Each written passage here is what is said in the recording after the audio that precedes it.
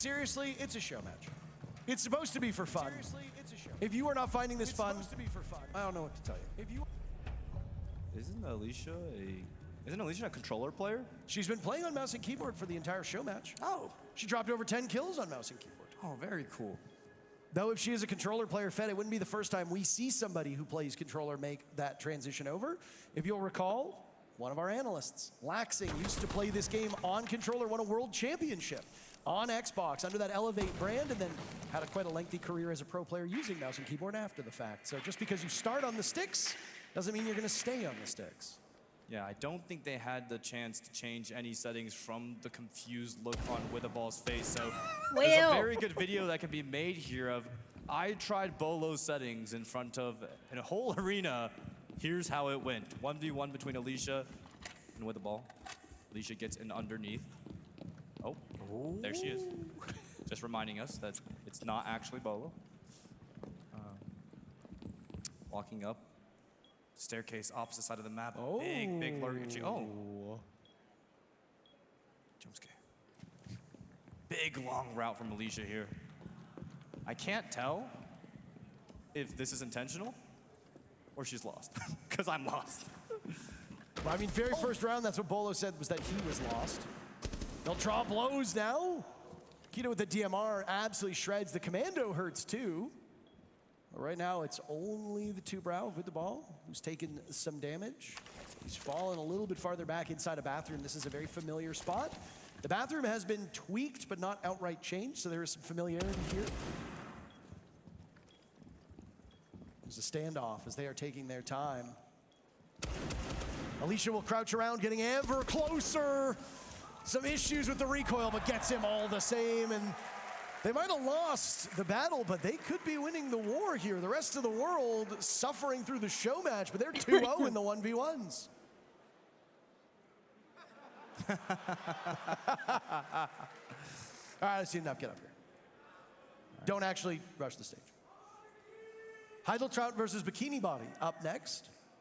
Do you still have faith in your Germans? Do you think that they had their opportunities, now it slipped through? Do you think the funny Swedish man? Oh. What the fuck? I couldn't see. This is Bing, and I'm on hold prone. Okay. Oh, I got Warden. That's not what I wanted to play at all.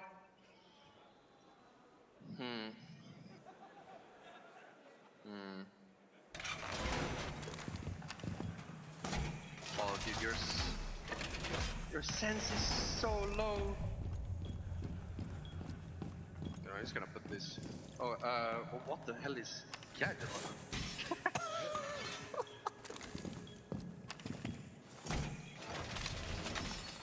Got this, buddy. Alright, now we wait. My nose is running. Morning, Will. Wait, can I get a I have a headset? freaking headache today. No. What did you do with your headset? Mine? I don't know. Bro, lock Okay. in. Ah, sorry.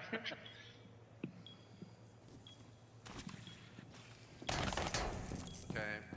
It's gonna come from there. What if I get a cheeky little... Yeah, no. We heard the problem solving, the unfamiliarity of a setup that is not his own, and a sensitivity that is that of a pro player and not a content creator will likely differ here. Everyone tried Bolo Sense for a day. Here's how it went. That could be one of your next videos. Keto gets a lurk entry into Infirmary. Breach is being opened, but Bikini does have the jump on it. Punch hole. Not successful yet, but probably would have seen where Keto was getting into. Or not Keto, sorry. Heideltraut. Right now, I think they're doing, this is the fortress we were. Yes, Heideltraut. The shield is sledgeable for easier entry, so you're not just vaulting into your death. To be honest, so far, I don't even see a difference. Nope.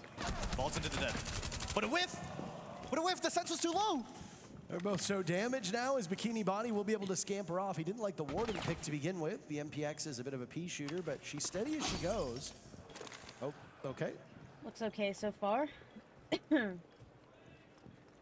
I'm not too impressed with the Furniture inside into the so shield far, will but lead I'm to your also not demise. in it, Bikini you know, running around in it. outmaneuvers. I'm just nervous for this reveal. All right, this is what it all comes down to. One last showdown. K2 and Bolo for all the marbles. At this point in time, we will use some kind of mathematics system so that those 3 1v1s. Mom says it's my turn. Your turn to what? It was not specific enough. Unfortunately, we can't follow up on it. That's unfortunate. The Germans won by 2 rounds. By the magic of math, the rest of the world wins. That's technically not correct at the moment. Right now, Does Bolo I'm here to play? answer all your questions. By the power of math, we've taken the 3 rounds in the 1v1s and we have Why split is them into 2 everybody rounds. So it is now in the technically a tie crowd game, and it like all comes down basically to like this. a Twitch chat? Like that's some need some shit German someone would say. efficiency. When does Bolo play? Or else, When does Bolo stream wins this start? 1v1. I fear Mom that says the rest it's of the my world turn. Like it's takes the literally show like back. a Twitch chat in the fucking crowd. They're just writing it can't down on a complain piece of about that. paper and holding it up. Sorry, yeah, it is. But does this speak to the Oh, beauty cool. of Siege, of how the individual matchups are won by the rest of the world, but the team matchup was won by Germany? Well, I mean, I think there's a joke you could be made about Europeans coming I am together to too. battle a common goal. I and just North don't have the Twitch Americans chat open. focusing on themselves. We've actually talked about it before offline, but that kind of falls flat when it's a North American and a European LOL, team in the grand didn't final. We even could be notice dunking on this NA a lot if rework they or did like they modern did at most map. of their live Yeah, events, this which is do rework very is poorly. ass. It's But total NA's dog actually done shit. pretty I well barely here can in even Germany, tell. so Barely can tell. no jokes, unfortunately. Like, Bolo the on barricades demo, look so different, once that's he about gets it. that scan onto the Jaeger, we'll get a very big advantage in this 1v1. That's why Vigil was It's a such huge prominent map, pick though, so, during like, to Reload, because rework Deimos this is just and then so call it a aggressive in the rework? 1v1s. Also, he has a TSM charm on his gun. I'm not impressed. I'm very unimpressed. What do you think that means? Oh, nothing. Probably just likes the logo as well. They don't even have a team in Like, I've yet to notice, other than the ingredients and the It's not even lighting, like- like, oh. what else has changed? Like, maybe, I don't Can't know. get down there. I don't know if that was the intended goal here or not. I think it's Let's keep only reading a the Twitch repel. chat, because they're probably going to agree with me. But I think he did spot the Jaeger. Yep, Jaeger is available to track now. So we'll be seeing Yeah, something Germans soon. working together has historically been an This issue. feels dirty in a 1v1. It does. But I mean, I suppose it's as good of a standoff as you're going to get. They know where each other are. Oh, this is great. Bolo, Why haven't I benefiting been from reading the real-time chat this whole time? You've got to be kidding me! We want ranked He does his 1.0 talking back. Yes, we outside the do. server, and in the most important round, I miss ranked 1.0. he does his talking That's when in you it. actually played Germany against takes your the rank. show match after not just winning the show match portion, but toppling Bolo in that very final 1v1. Front door is diff. I could tell a little Congratulations bit, to like, Germany. the colors popped more in the tile. Congratulations to K2. And on behalf But I'm not of impressed. all of us You know what here, I mean? I'm not thank like, you so oh, much hell for a yeah, wonderful nice major. We've got the rework. reveal Like, I'm panel just like, coming up after okay, this interview, whatever. and then, like, of course, your grand finals. But before we get there, I don't know. down on the stage, the most handsome man in all of CG Sports, Ian. Oh, I thought Cheers, you were going to say Bolo, Bane. but thank you very much. Hey, Munich, did we enjoy that? Keto, Sure. Bolo, listen.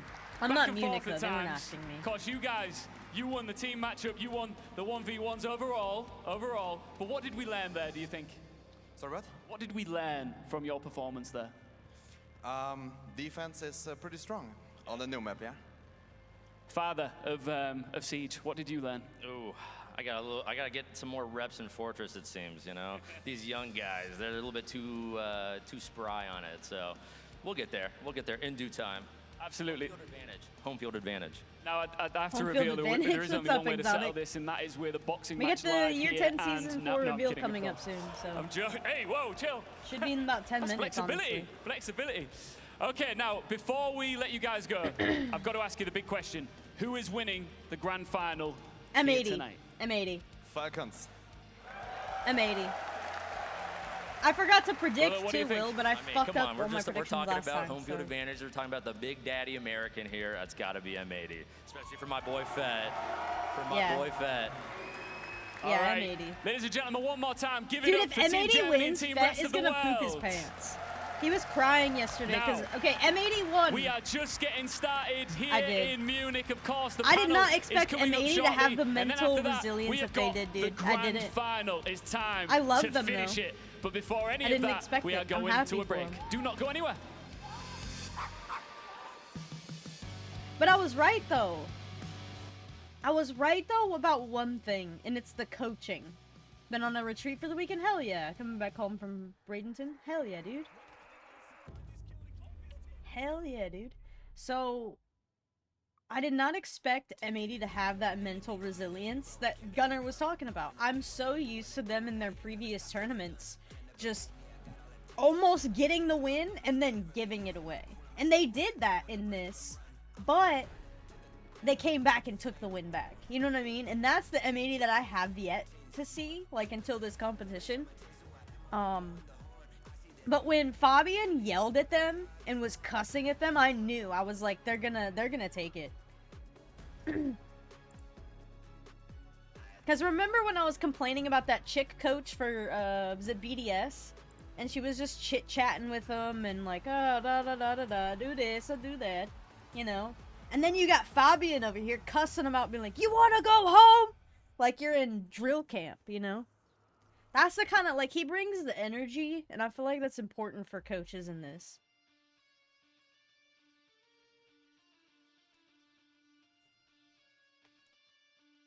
And I did, because Wildcard beat G2, and I thought G2 was pretty decent, but so bad, holy shit. But first, chatter, hello, Nito. And on a retreat? Hell yeah, exotic. My freaking head hurts today.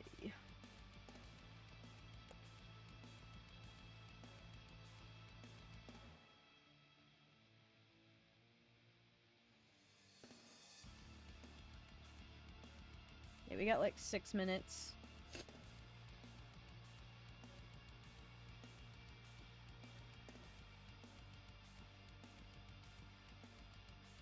Due to your network.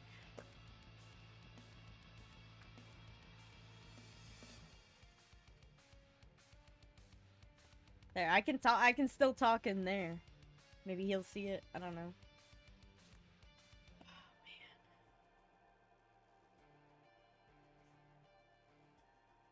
man. I'm hoping it'll go away with this Red Bull.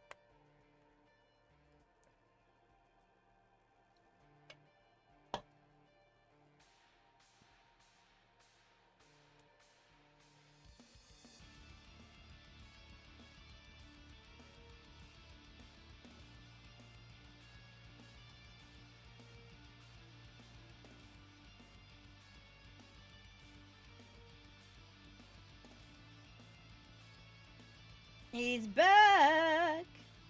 Who's back? Wait, is Jesse back? Is that who you're talking about?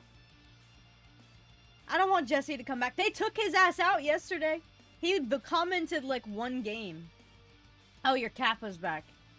There was a picture of Jesse on the screen. I was like, oh gosh.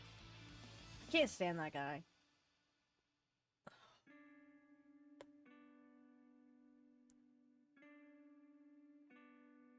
That chick, she does not bring the energy. Look at her.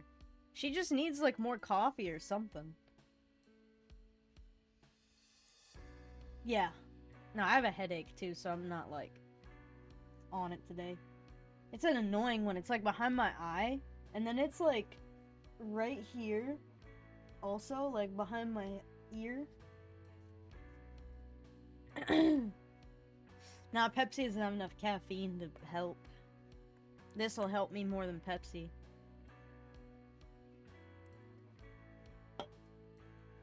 Classic Pepsi withdrawal. Let me look at the weather.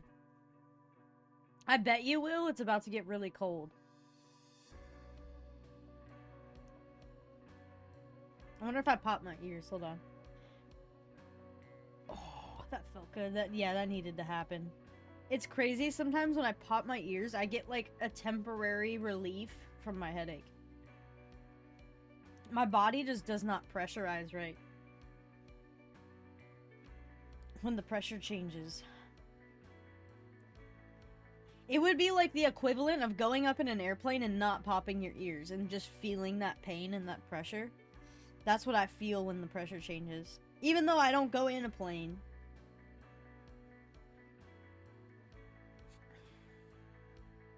Sometimes, too, after I do that, I'll have, like, popping, like, there'll be air coming out of my sinuses. It's crazy.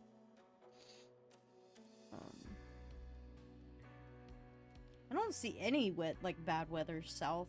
in the south area. Southern area. Let me look at this. 2-liter would help. No, it's actually gonna get warmer.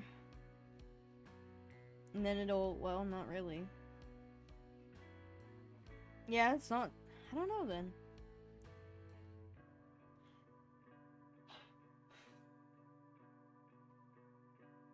Staying in like the 70s, 80s,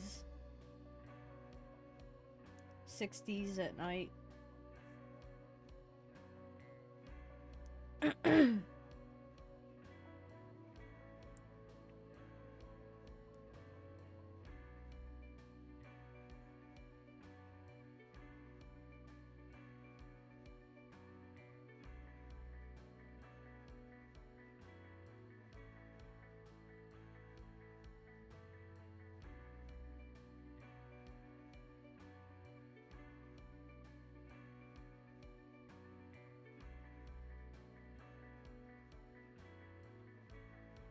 Did you hear about that DoorDash chick?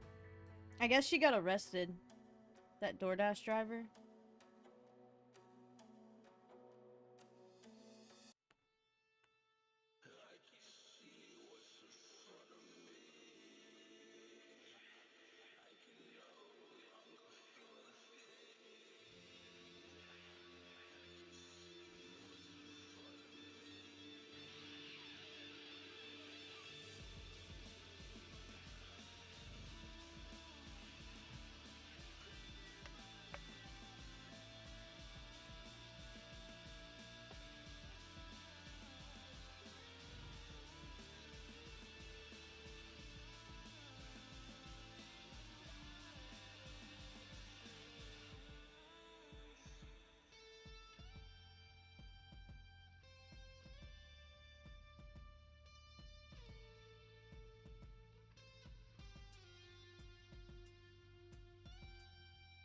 Alright. Is it time for the Year 10 Season 4 reveal, guys? I'm nervous. I'm really nervous.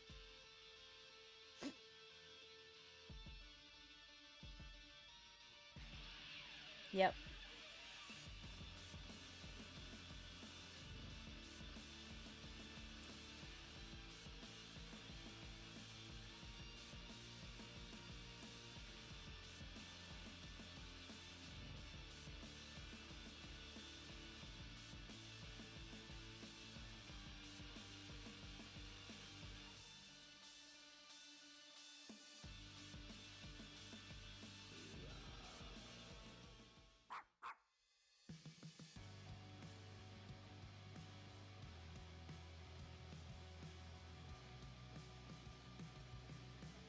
Should I get that drone skin?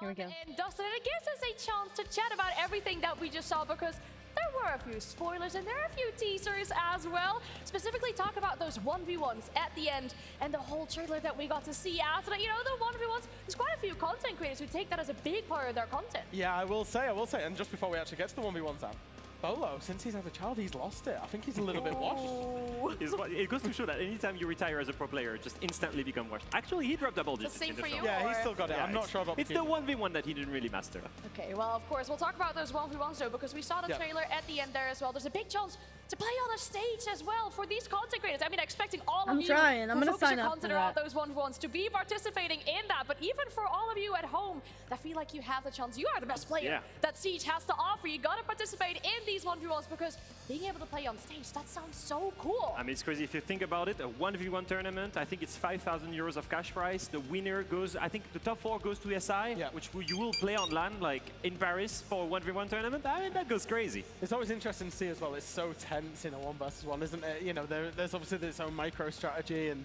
well, it's just down to raw skill fundamentally, right? Remember you never Reload? had that, so. No, okay, thank you, great. But we did see it at Reload. At right. Reload, it I was just going on amazing. to that. We saw how tense it was at Reload with the, you know, the bullets and the players, and you've got all your teammates behind you watching. That was, of course, when it was the full teams doing it. Yeah, very exciting stuff. We'll look forward to that 1v1 tournament. And then one other thing that we saw as well, we saw a reworked map being played out, Fortress. What are our initial thoughts on the map? Actually, do you know that all the way back when I was a pro player, no jokes about me being back, please, I'm already looking at you, but we actually thought about maybe adding Fortress to the competitive map pool. I remember that we voted for it back on the stream, if I remember well.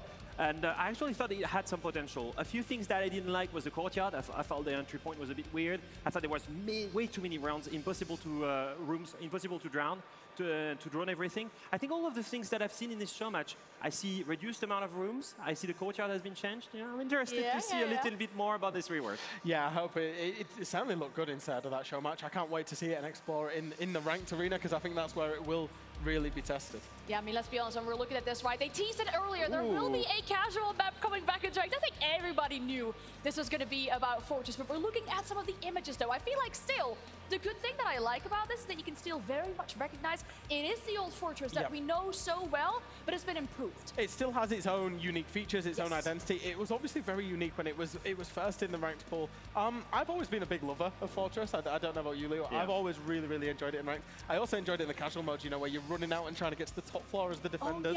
Yes. That's going to be really interesting, and I would hope to see some great strategies on it, especially now that we got a little bit more footage on the show match. I want to get my hands in it. Yeah, I think you're talking about like where you get on the roof, right, and you put all these like my magnets and stuff down, and you just like hold the top roof as if you're like the castle. It's such a fun strat. Yeah. It is very good. I mean, we'll talk about that as well. And then throughout this whole tournament, I feel like we've seen quite a few teasers and maybe spoilers as well of what is to come in the live reveal panel, which will be starting very soon.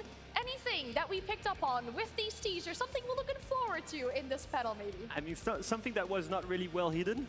A gigantic launcher for Thatcher. Can we speak about that? How can you hide a gigantic launcher? I mean, like, that's not possible. Just like this, you know, like it's kind of cooler than just throwing an EMP. I mean, I want to see what it does. You can see like in the teaser that it seems to be like able to target certain things. I want to know how much is there a cooldown maybe? How many charges do you have? How far does it go? Like those are the things I want to experiment a little bit. And it feels like a nice time to be taking a look at him, right? Obviously, you know, we've seen the use of Kaid, Bandit, all those bans. The way that bans now synergize in ranked, but also in comp play. Impact EMPs coming into the game. You know, Thatcher used to be the absolute king of attack. You needed it. Yeah. Now he doesn't necessarily feel as relevant, certainly inside of a competitive side. So hopefully, you know, whatever changes are coming, hopefully they're great for him. Yeah, I think it's definitely because of like the impact EMPs being added, right? That's maybe Thatcher's taking a little bit of a step to the side. So this rework is very nice to give an old operator that we know since the beginning of this game get some love. Yeah, I think the main thing is that right now it was a little bit less relevant because of these impact EMPs. The scope was kind of small. And I think that if you can target exactly where it goes, especially to counter Kaid, to counter certain bandit tricks as well, to target the jammers as well, but even all the things, imagine the banshees, or the things that you want to get rid of before and execute, just quickly throw the launcher and use it. At least that's the way I can picture how it's going to be played. I'm thinking of pro level, it might be really useful.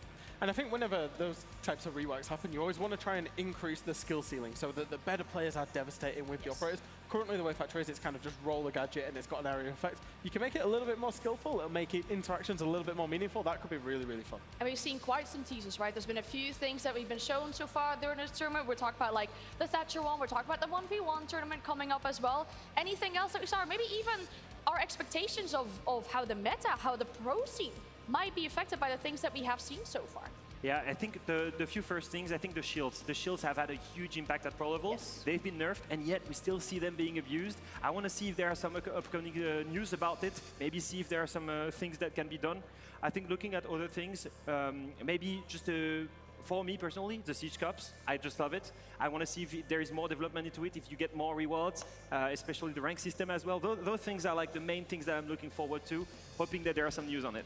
Yeah, I think so. We were actually speaking to Team Secret last night, who were saying we feel like we're leaning a little bit towards an attack-sided meta inside of pro play. So it'll be interesting to see how any balancing changes affect that, especially inside of pro play. And of course, with every reveal, we often get a little teaser of elite skins as well. I know there's a lot of skin addicts out there, so hopefully there's some really, Are you one of nice them? skins. I am. I'm a skin addict on every game, I'll be honest. I mean, in general, I feel like, you know, gathering with everyone in an arena like this one, seeing what the next season of Siege, and maybe even beyond that, has to offer. It's always a really exciting feeling just seeing like the game that we all love. What's going to change? What's going to happen to it? And every single time I come back from an event, all I want to do is just boot up. Yeah. Like, I literally now I bought a laptop on purpose so I can play during events because it just boosts my momentum. I just want to go and play in ranked with Jack. You sit here, you watch all of the pros for a week long, you watch them play, you think, oh, I can make all these amazing plays at home. You can't, by the way, we can't, we're not that good. But then you watch the reveal as well, you get all excited, you just want to get home and you just want to play ranked. I heavily relate to this. I mean, we've been watching all these players play the game for so long, right? We want to get there and we want to play this as well. You know, test server jumping in there, trying out all these things. So I've had a chance of seeing the content creators play with all this new and exciting content as well that is there for us to unveil very soon. We'll have a panel with us with all the changes coming up about Siege in the next season and beyond that as well. But before we throw to this panel to reveal everything about Siege, we'll throw it to Joshua Mills live on stage. Hey everyone. I'm Joshua Mills, game director on Siege. Just to start off, thank you all for joining us here today, whether that's in person or online. It's clear that you don't stick with a game for 10 years, practice and climb the ranks, or even build a career around it without real dedication and passion for it. So I want to take a moment to thank everyone who has spoken up and stood together for Siege's future. Whether you're participating in Save Siege or sharing your feedback through our other channels like R6 Fix, our community workshops, and player surveys, your voices have been heard and have had an impact. Many of you already know how much this game means to me and how emotional I can get about it. But that's just a glimpse of the love and dedication the entire dev team has for this game. Just like you, we love Siege. We mentioned in a blog post to the community in October that we were going to provide an update on 4 key areas that you, the Siege community, have highlighted. Anti-cheat, balancing, ranked, and the cadence of content. So before we dive into Season 4 reveal, let's talk about those subjects. Starting with anti-cheat. Now, I'm not usually the guy who gets to talk about cheaters, because seriously, fuck them. Let's go. Fuck them.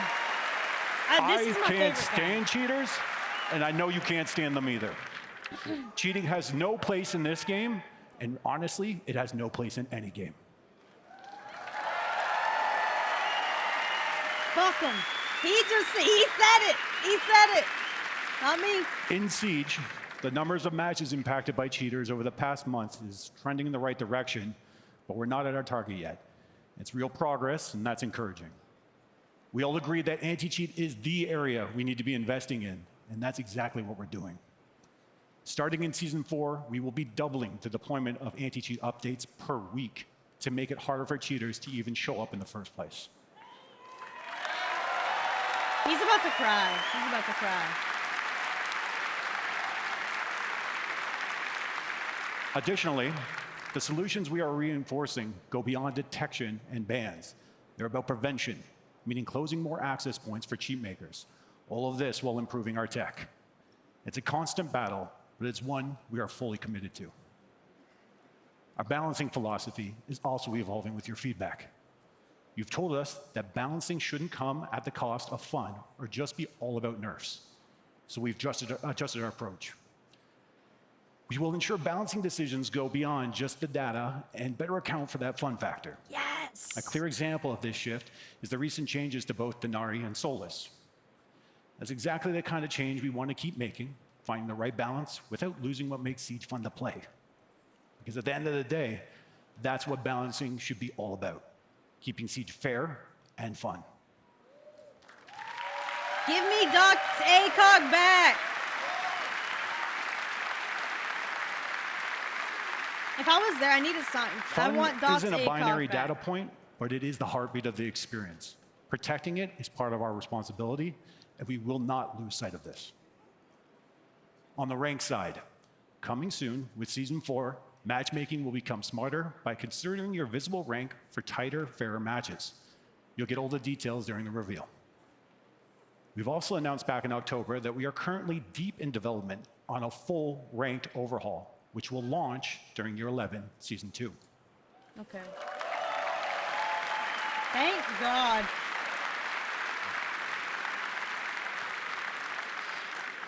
This overhaul aims to answer the feedback you've provided on Rank 2.0. It will introduce more transparency and visible skill tracking. As part of the ranked overhaul, a new feature, codenamed Top of the Ladder, will also be introduced. What is top of the ladder? It's a special playlist designed for the best of the best that will unlock each mid-season update starting in Year 11 Season 2. One of the requirements to gain access to this next level competitive playlist is you need to be a champion during the current season. This is a fully visible MMR competitive leaderboard for the best Siege players.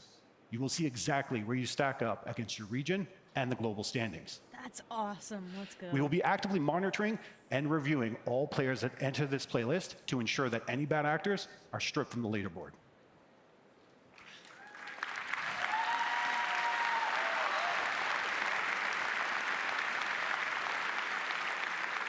Additionally, more aggressive security measures will be brought online when this playlist goes live to further secure it and maintain the competitive integrity. We will reveal more about this playlist at SI, but what I can say for now is that being champion is one thing. Staying at the top of the ladder, it's a whole other level. Broccoli! We briefly mentioned last month our plans to deliver bigger seasonal updates, and now we're excited to introduce the new Year 11 seasonal cadence. Let's be clear, this is not the roadmap, but a glimpse at how we plan on shaping future seasonal updates to bring you fresh gameplay and content throughout the entire season starting next year. With Year 10 Season 4 being a step as we move towards this new direction. It's important to note that seasonal operators and other key features are not present in this cadence update, but let's jump into it. Each season will be split into 4 updates, an update every 3 weeks, and each will carry more weight. 4 balancing updates will be introduced per season to match this new cadence. 2 major and 2 refined. We'll get into the details at the 6th Invitational in Paris. Those updates will follow our new philosophy and keep the season evolving and exciting. You'll also see changes to the rotation of maps in the rank pool. This will happen twice per season, once at the launch and once at mid-season. That needed to happen. We'll be introducing a new concept of targeted map updates midway through Year 11. Think of a redesign of a site in a rank map.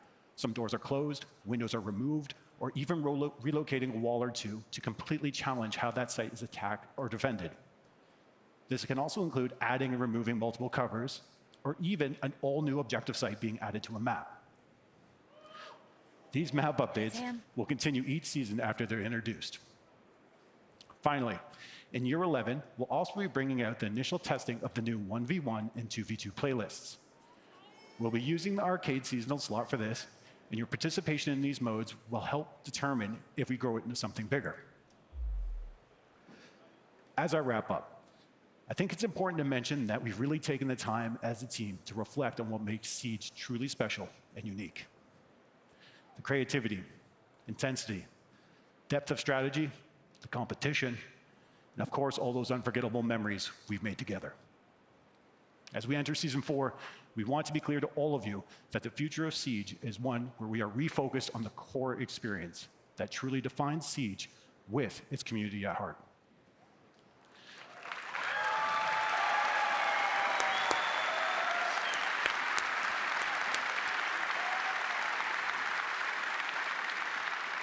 This is our legacy and a story we'll continue to write together throughout Year 11 and beyond. Now, this concludes my updates for today, but there's a lot more to come, and I'm already looking forward to seeing you all at the 6th Invitational in February, where we will unveil the full Year 11 roadmap. On behalf of everyone on the Siege team, happy 11th year anniversary, and thank you for playing. Is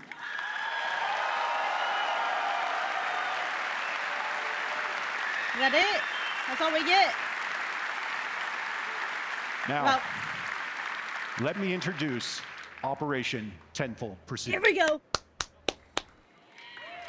Operation Tenfold Pursuit. All right, lock in, lock in. Here we go, here we go. What is the next month of my life gonna be like? Let's find out.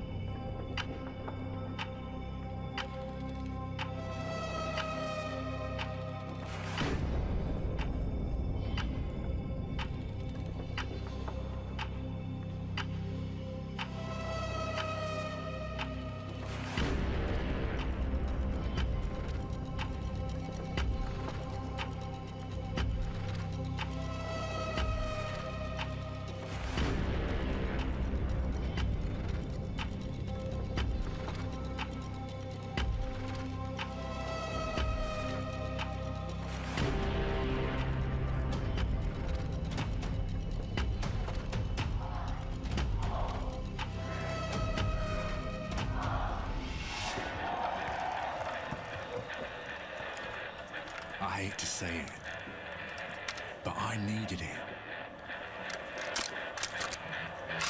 An upgrade was in order, but I had a request.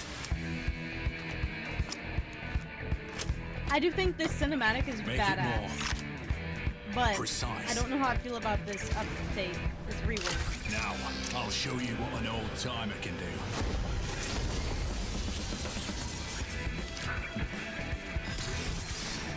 Hello, and welcome to Year 10, Season 4, and Operation Tenfold Pursuit. This is an important season for us because we set up an important milestone that we're about to hit. And this is also a season where we're addressing key feedback that we hear from you. We understand and we hear you when you say the important things that you want to see addressed are anti-cheat, gameplay variety, and ranked matchmaking. One of the important changes that's coming with Operation Tenfold Pursuit is a new operator remaster. And what better operator than to choose one of the originals from the cast of Siege. This season marks a historic moment for Siege. 10 years. And we'll be sharing even more details about how we're celebrating this at the end of the reveal. So stay tuned. This is GSAC Dedicated Officer Aya Smith making her final report on the Rainbow program. Rainbow's last mission is underway. Global stability hangs in the balance. How did we get here? Deimos exploited our blind spots. He used Nighthaven as a distraction. Stayed ahead at every step. We should have known he was one of ours.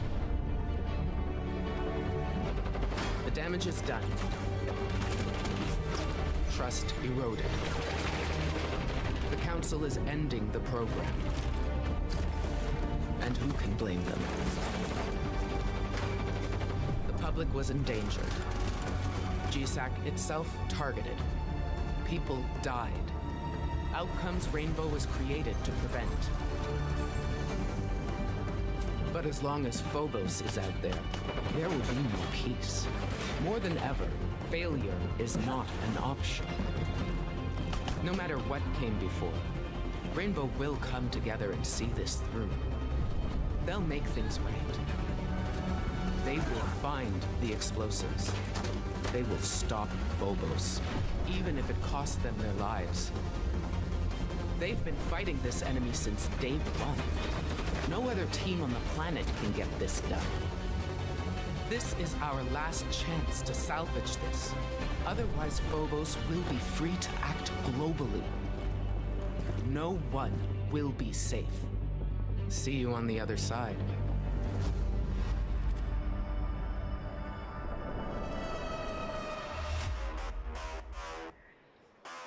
This season, one of the most iconic operators for Siege is evolving. After 10 years, even legends need new tools. Detected an enemy device. Thatcher is going to bring the EGS Disruptor to the field now. It's a device that has two components. We have the scanner on one side, and we have the launcher on the other side. The scanner is a screen that will allow you to see every gadgets that are electronic through surfaces. Okay, wait. The launcher part is able to project EMP charges to those gadgets. Enemy devices are dark. The EGS is a very precise gadget. You will be able to see and select a device and shoot it. Enemy device. Once you shoot a device, it will go down for 15 seconds and you can see the progress on the scanner screen. Thatcher is a Pathfinder. He has been around for 10 years, and there's a lot more than laser sights now. We are remastering him so he can be relevant for another 10 years. Enemy devices taken out. Even after this rework, Thatcher will remain true to himself, and he will be one of the best options for support. We're bringing a new gadget and also a brand new weapon. The brand new weapon is a DMR, the PMR 982. It's a DMR that focuses on shorter encounters. It has high damage and has the ability to open line of sight from afar. Thatcher will be the first operator with 4 primary weapons. You will have the L85, the AR-33, the M59, and now the PMR. This new shared weapon will be available on 4 operators: Nuke, Ivana, Capital, and obviously Thatcher. Battle Pass owners will be able to test out the new PMR 2 weeks in early access. After that, it will be available for everyone. This is just the beginning. Moving forward, shared weapon across multiple operator will be one of the core pillars of the gameplay updates in Year 11. We have a brand new weapon, a brand new gadget, and now to round this up, we have a brand new Elite. This Elite skin bundle will be available as the season launches.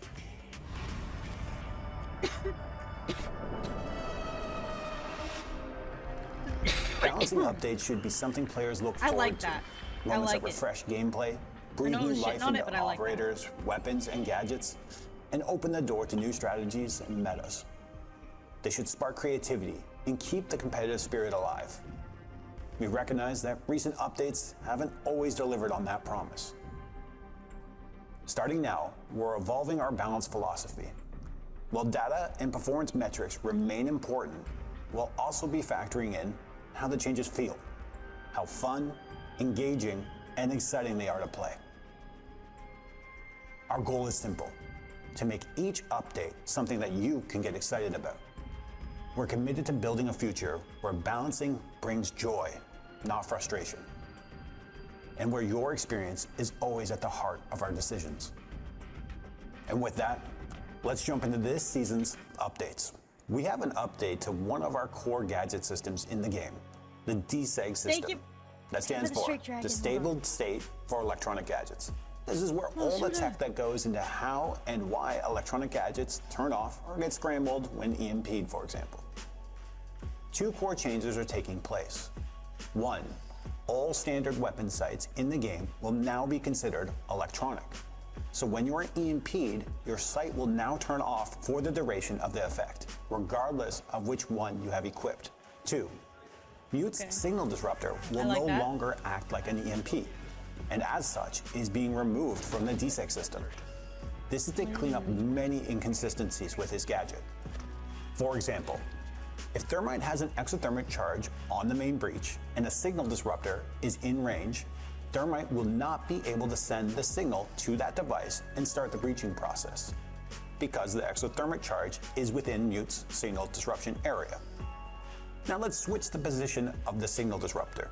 Thermite is standing in range of the signal disruptor, but his placed exothermic charge is not. When he tries to activate the breaching process, it will fail, because the communication is disrupted on his end. This was not the case in the past. It used to be that only the placed gadget could be disrupted. Now both the source and endpoint of the communication signal can be disrupted. That's a good change. This also means that if a gadget does not use a communication signal, it will be unaffected by Mute. Because to put it more simply, he no longer disables electronics. He disrupts the signals electronics emit and receive. I will know With this Hibana's change, he will in fact be countering a few less gadgets. So he will be receiving 2 additional changes to help offset that. First, he is now a 2-speed, 2-armor operator. Second, the radius of his signal disruptor has been increased. Now before I move on from the DSEC system, there is one more point of consistency we're adjusting for. But this is for Aruni's surrogates. When her gates are EMP'd, they will now trigger the re-enabled state logic. So they will be disabled for the duration of the EMP, then require to be shot to turn back on, as if you had triggered the gate by throwing something through it. Castle. Castle's update is something I think some might sleep on at first. I know what it is. But I'll tell you one of my strategies for using this change in a moment. His panels are now electrifiable. Throw a Kaid Claw within range of one, and you just fortified that panel from ranged assault. Personally, I'll be using this to hold the second floor R6 room as Kaid when defending bunks on layer. No more ash charges coming in from the window and display are gonna break my teammates' armor panel, protecting me while I trick and breach. That's badass. But why are we adjusting Castle? A part of the sight adjustment last season for our defenders was to allow us to start tackling the true issue with many of them. Basically, without a magnified scope, they are not compelling enough to be brought into your lineups, and that simply won't do. So, we are looking into new ways and listening to your feedback on how to improve these operators so that they can have more of an impact without using scopes. Hard breachers might be one of the most important roles in an attacking squad. You need to coordinate with your team to breach key walls and set up angles which allow you to start stripping away the advantage defenders have when the round starts. And because of this, we are looking to give our hard breachers a little attention. Yes, even Ace. who is surprisingly happy to step aside and let his counterparts share in the spotlight, because apparently he's been carrying the hard-reaching team for some time now. Let's start with the man that literally started Thermite! Thermite. Thermite will be receiving 2 changes. Okay. He will get an additional exothermic charge, bringing him to 3. He will also be receiving a secondary shotgun. Yes! Maverick will be receiving 3 changes. His breaching torch will no longer pause to cool down and reload. He will also be receiving frag grenades.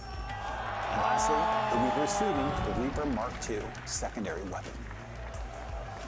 Ace has humbly accepted 2 changes. Okay, humbly. In exchanging for slowing down and becoming a 3 armor, 1 speed, he will also be receiving his own set of stun grenades. Lastly, Habana. Habana will be receiving more changes than the rest. Reduced recoil to the Type 8-9 assault rifle. She'll also be receiving the PMR 90A2 that Thatcher's getting. Claymores will be added to her secondary options, and her external launcher will no longer need to be reloaded between shots. That's it for balancing for now, but we hope you like where we're going with this adjustment in our balancing philosophy, which will of course still continue to grow and evolve as we gather your feedback and look towards the future.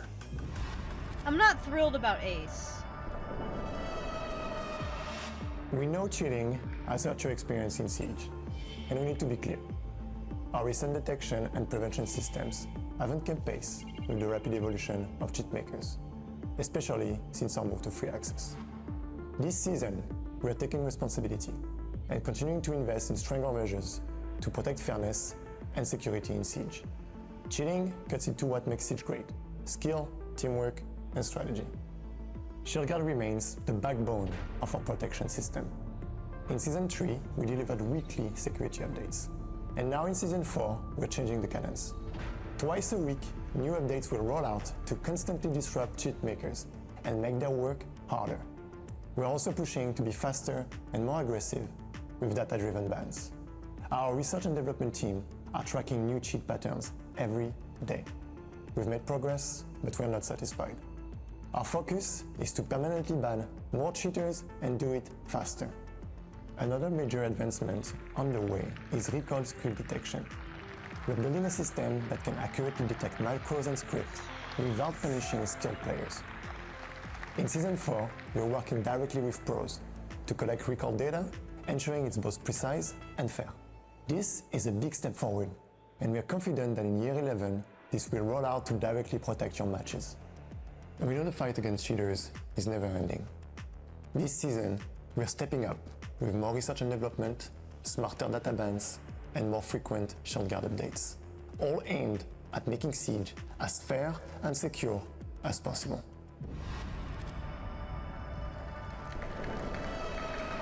Another big feature is coming to the Esports tab. While the Esports tab is great for staying up to date on everything that's happening in the scene, we also want to make it rewarding for you to jump in and be active. So we're bringing the predictions feature to the game. With predictions, you can make your picks, decide who's going to win. Every time you're right, you can get rewarded for it with alpha packs and skins. Jump in, make your predictions, and get rewarded for it. At the end of the day, the Esports tab continues to grow just like our esports scene in Siege. While we've been working on our matchmaking tools over the past while, we've heard you, and we need to continue to invest in our matchmaking. That's why this season we're bringing visual rank matchmaking to the ranked playlist. What that means is that it will find players relevant to your skill, sort them based on the difference of your visual rank, and make sure those that end up in your match are as close as possible to your own visual rank and skill. For example, if you're just starting your season at Copper 5, you don't want to be matched against players who've been playing already all season. You would like to match with people who are of your skill level, but are also just starting the season similar to you. And for those who are pairing up and making a squad, we'll use the highest rank within the squad. We want to continue to invest in the matchmaking of ranked so it's fair and competitive. Season 4 will be a great time to jump into ranked with the improvements to the matchmaking. This season, for training and onboarding, we have something for both newcomers and veterans. And for those that like T-Hunt, the Carries Legion are your new targets. As a map learning tool, being able to navigate maps and take gunfights is really important when you're trying to learn where are the staircases, how am I supposed to move around this map, and where are those danger areas. Now the Carries Legion are all over the map. You got and more they move, training now. They roam, they take Now those you're fine. gunfights, they might even throw an impact grenade. So keep your senses alive and There's take those nothing he said gunfights that one you at a time. interrupted. In this mode, we've offered some new quality of life as well. You can get eliminated, quickly respawn to get back into the action, and change operator This at is any just training time to updates. I compare don't care too loadouts much and about weapons. We know that this training tool means a lot to players. That's why we're committed to continue to invest in it and make sure it's the training tool you need to warm up, take gunfights, and climb the ranks. I will say they've In done a Season good job 4, at we have keeping this bot updated. teammates coming on both enlisted and field training. They play the role of both Teammates, attack wait. and defense, giving you a full 5v5 match. Bots are an important role for welcoming new players into Siege. Playing on a full team and understanding how gadgets are placed, how operators interact, and even how to enter into a building. These are important first steps for players before they enter into PvP. And for players looking to customize their experience, now you can turn on the location of cameras, staircases, hatches, and more directly from the pause menu. We're bringing the mini-map to bot matches and training tools. Minimap is a great way to understand the layout of the different rooms and be able to navigate throughout a building. Whether you're a newcomer or a veteran preparing for your next match, we have something new for training and onboarding in Season 4. Testing grounds. Coming up this season, we have a brand new playlist, the Testing Grounds.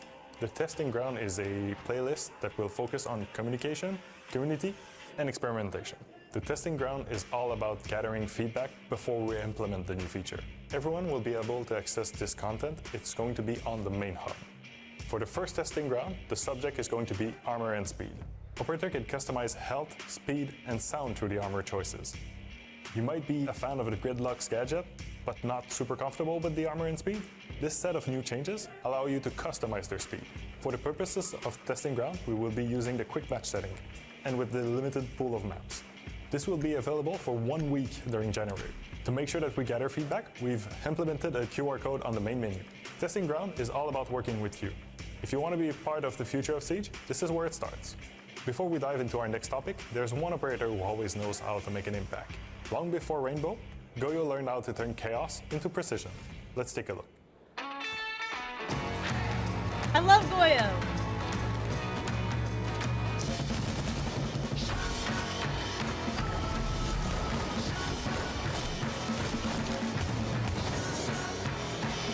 Wait, was this when he came out? Wait.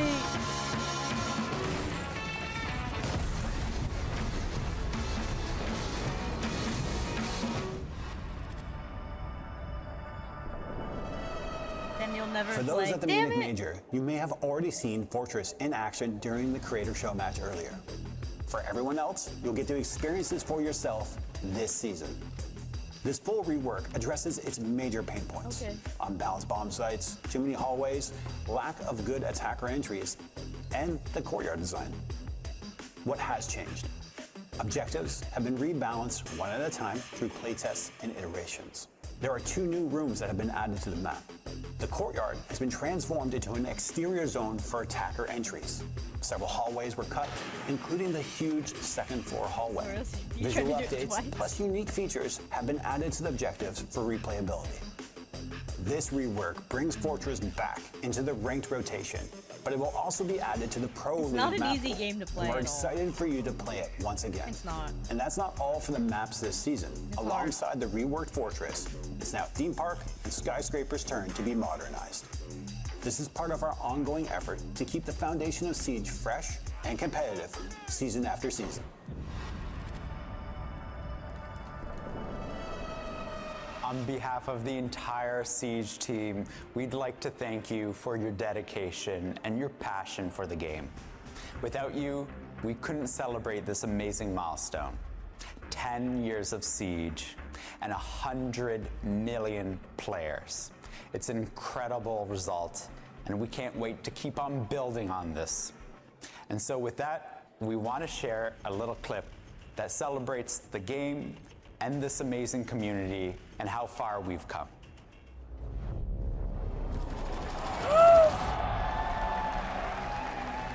It's the OG Siege intro.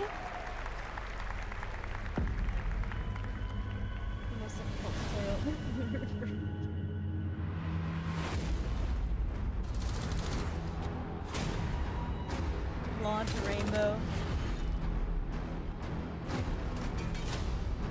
Frost and Buck.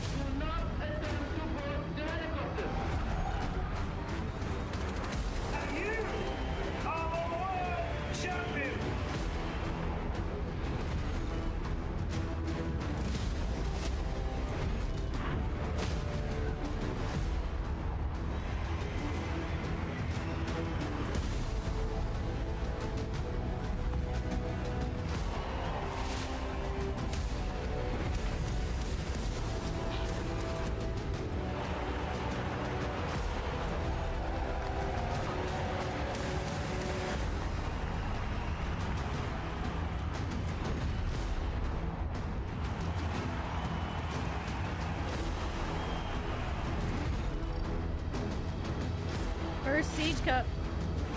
I remember I played in the first Siege Cup. Year 10 will introduce Siege X.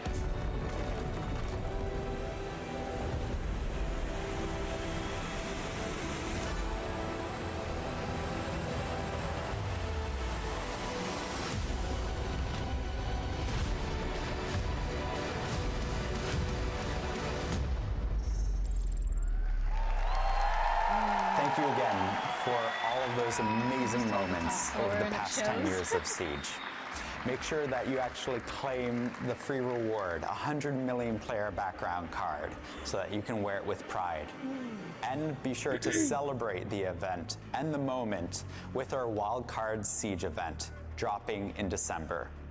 This event will have callbacks and Easter eggs to some amazing moments in Siege history.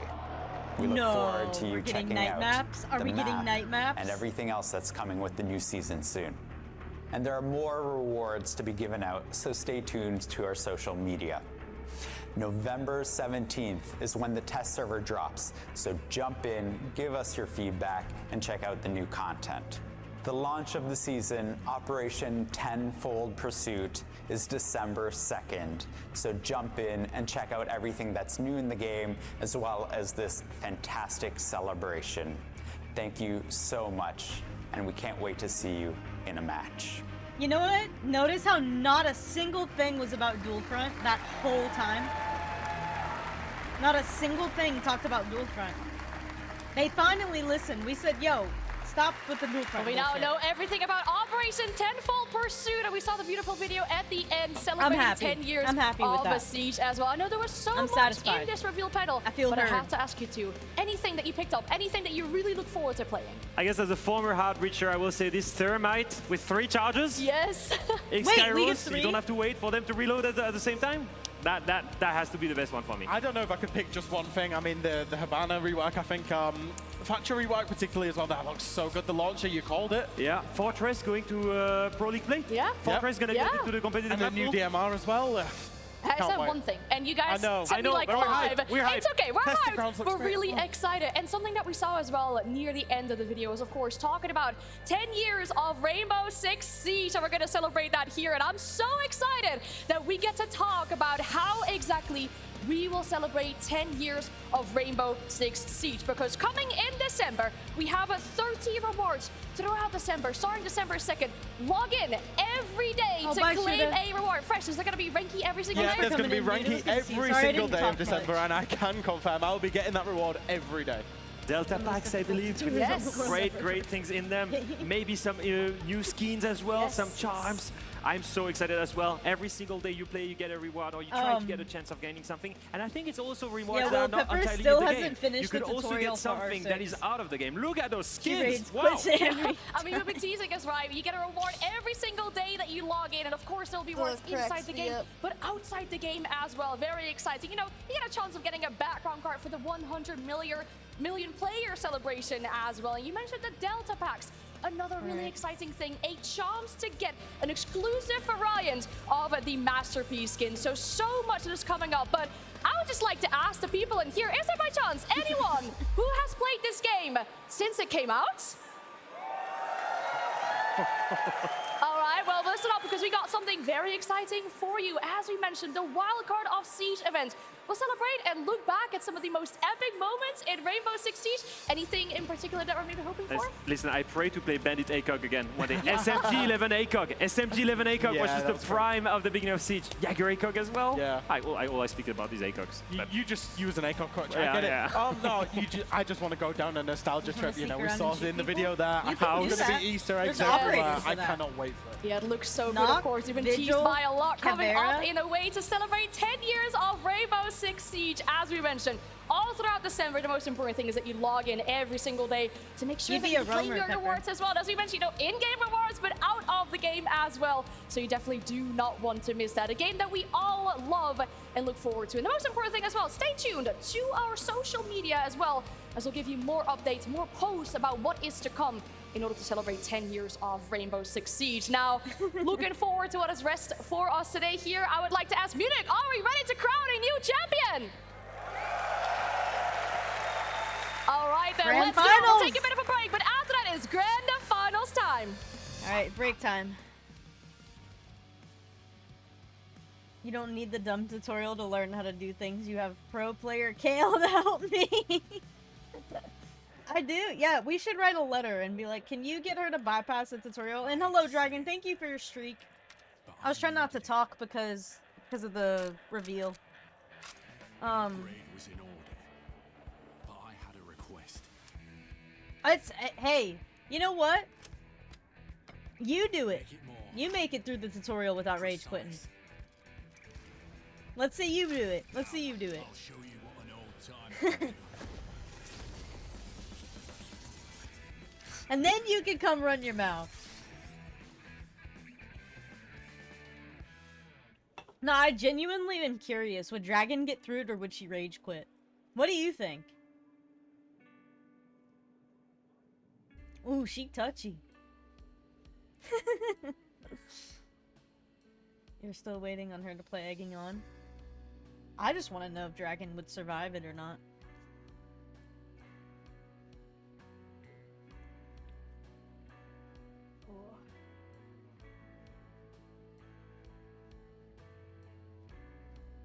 She wouldn't, she all talk. Oh, so she has played it.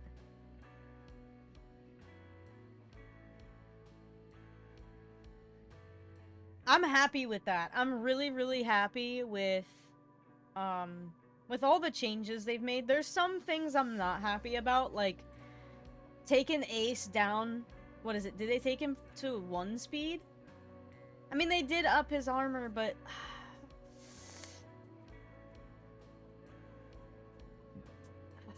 I guess I get it. Like, he's got a really good gun. He's got a really, really good device.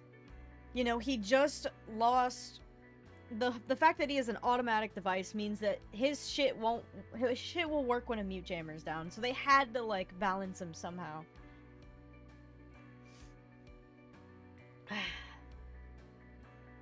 It just sucks because I never get to play Ace anymore because he's always banned, and now they're just nerfing him. But dude, my migraine is killer. Should we do some predictions? There's a best of 5, so there's about to be 5 games. I forgot to put my predictions in. I'm gonna try to be way better about that for the next Pro League matches that we have. I believe there's some towards the end of November. Ha ha ha, Dragon. Let's see, how many hours has Dragon played Egging On for? 0.9?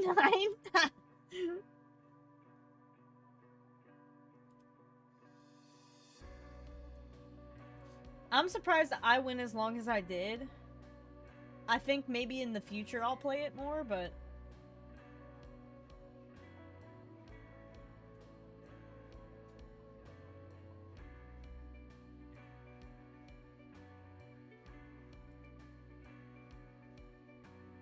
Is he playing Graveyard Keeper? No, it is funny that she's got 0.9 hours.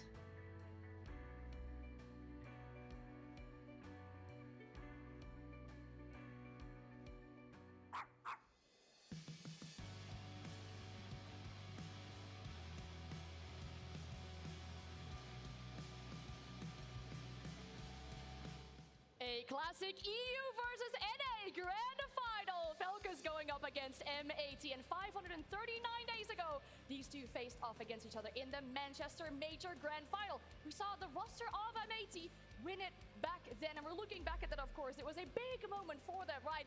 5 maps, but they defied the odds. They won the championship there. All the way through the lower bracket by dropping a map almost every single time at the beginning of the matches. They came back every single time, battle tested, full of momentum. Jack, looking at this roster, so much energy. Yeah, so much energy. They Look find a knack, said it earlier, they find a way, they find a knack to win, and they've had to show a lot of mental resilience. They've had to show a lot of fortune. They've had to actually show the camaraderie that is required of a team to go far. When you've got the adversity, when you're down 0-1, but still manage to find a way to win. We'll take one more look back at them winning the Manchester Major Trophy. Of course, a big event inside Rainbow Six Siege. It was absolutely huge for them. So close, but they got it done. This is the pain for the EU fans. We're showing you it twice today, but yes, they did. And it was a true underdog Cinderella story. You know, Hot and Cold put together ultimately a team of misfits to join Beast Code. They all came together. They qualified for the Manchester Major. Even at that point, that was a little bit unexpected. Bye, love you. And then they progress, and they go all the way to the final. In fact, Hot and Cold, he's managed to win the Manchester Major, but as an IGL, he also took a team of misfits to the 6th Invitational with Unwanted, Leo. That player had to reinvent himself. He got dropped by Dark Zero first, then dropped by Space Station, and then he became an in-game leader. And ever since then, he is the king of the deep runs. He's taken different rosters all the way through to ultimate amazing finishes. Hot and Cold, such a good IGL. And his glow up as an IGL, we're going to show you around here, which is just absolutely so good. His teammates provide him great information, and he makes the perfect call. The site is going to be Skyscraper. It's round 1. They're attacking onto a really hard map, and it's Karaoke and T. Now check the information that they get. You're going to see the drone go up dark stairs, go on that lamp here, spot the Fenrir gadget, and they notice, look at this, Jack, there's no one on the bomb site. So if they're not on the bomb site, well, where are they? Another drone enters in the exhibition work office side of the map, and it spots 2 players, Leo. It spots the Clash, as you can see there at the back of your screen, and the Mute in the foreground. So if there's nobody on site, and then there's 2 players off site, what does that mean? It means it's a roam, and therefore, Hotton, he calls a rush. The rush with the Grim on the karaoke window. He's gonna send his bees, and look at the Goyo. He cannot do anything. He's stuck with the bees, and it's the same thing for Azami. They're all stuck in the Grim bees. If you look at this, afterwards, they send the Amaru in from the window, going all the way up to the black stairs, and the Blitz going into Geisha is gonna go and challenge the Azami. Yeah, the Izami ends up getting killed here by the Blitz, but it's not just the Izami, it's the Clash as well. Because Kino, when he's on the glass, he knows the Fenrir trap is above him on the door, uses the Gon 6, uses the Smoker's cover, and goes in, and he holds top black stairs, killing the Clash. Why is that important? Because the plant is going down from the Grim, and he's covering it, gets a double kill, and look at this. The post plant is perfect. The Capitao and the Grim are on the karaoke window. They can use the utility, the Grim Bees, the fire, everything is there. Nothing can be done about the diffuser. Yeah, absolutely. The plant's going down. Like you say, there's the fire, there's the utility, but there's a double peak. There's one player upside down rappel on the top of the window, one player on the rappel at the bottom of the window. They swing at the same time. They secure the round win. Now, I'm not sure who's better. It could be Hot and Cold, but also they've got a great coach with Fabian as well.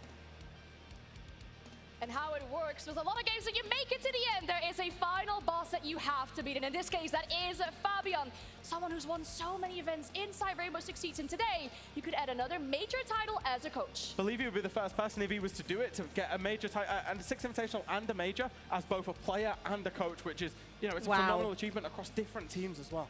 What's crazy to me is exactly that. He did it with G2. He also crazy improved PSG talent. He comes with M80. They had 2 years to attend STR events. They never went to a grand finals. With Fabian, they're doing it. We heard his tag timeouts. They've been absolutely amazing. This guy is probably the final step they needed to go and maybe grab another major trophy. But they have to take it up against Falcons, though, as we see here in front of this EU crowd, the remaining hope for EU. Falcons will be taking it up against M80 in this match. And when we talk about this roster, we talk about the final hope, of course. They can win a trophy in front of a home crowd. They have looked absolutely flawless the entire event, barely dropping any maps. That's the Falcons that we know and love. But they have one flow to try and problem solve, Jack.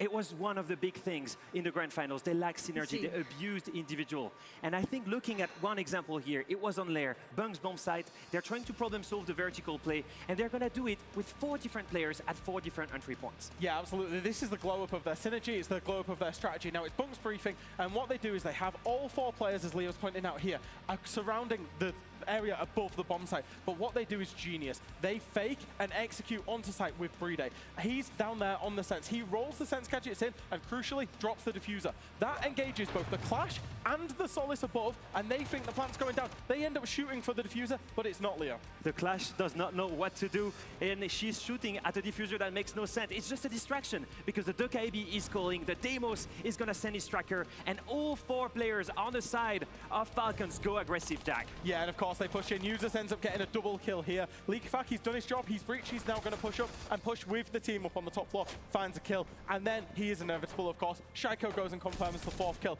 Now that is just to prove to me that Falcons, yes, they've got the individuals, but they've increased on their philosophy, on their strategy, and of their team play tenfold.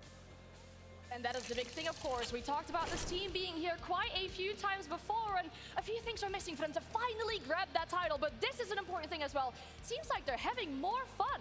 Yeah, I think it was the big thing. In the past 3 grand finals, the pressure was there. We could feel it. Leakifak was the only one hyping everyone, and it felt like they had so much pressure on themselves. That Look at guy them looks now. like They're Peter having from fun. The Chosen. And especially, we heard it, all the barking, the howling during the games. Everyone is getting hyped up.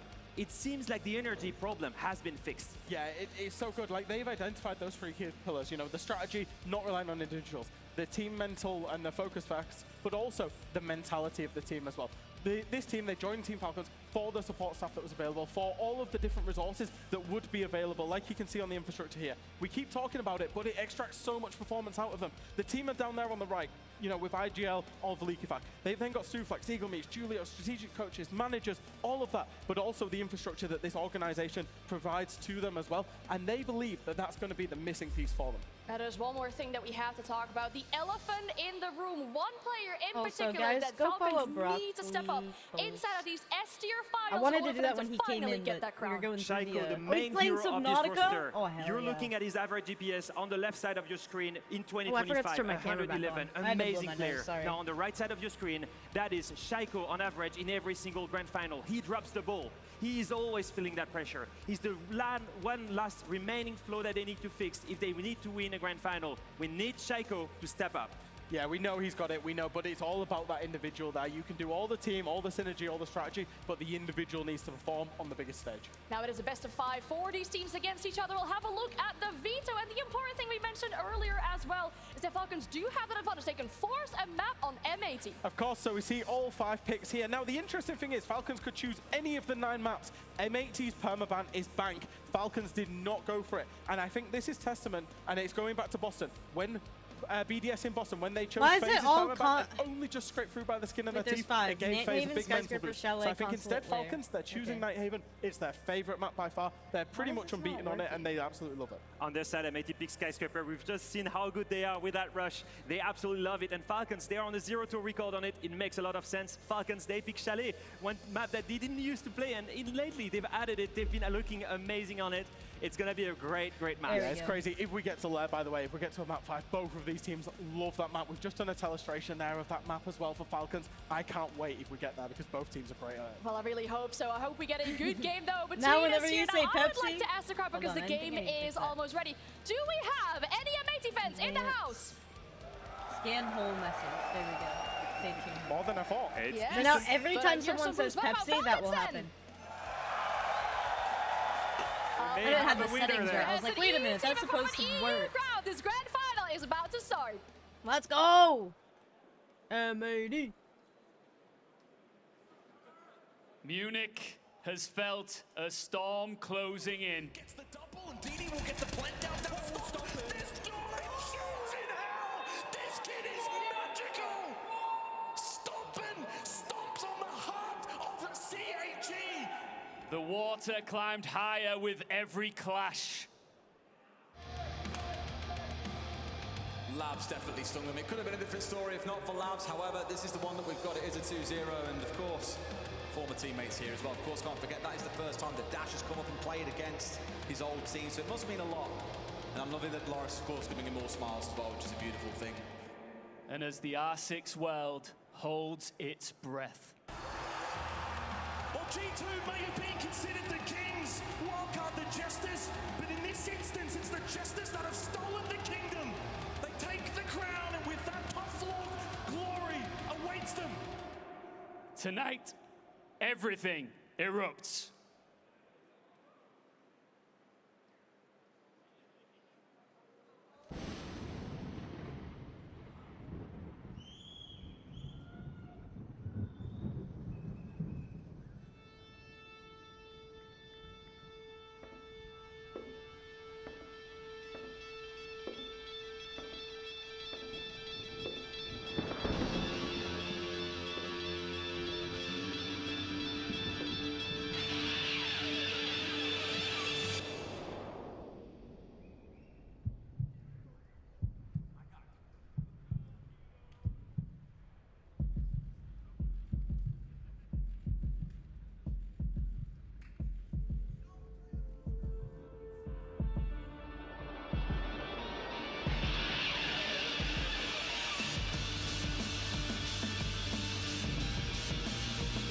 This is cool.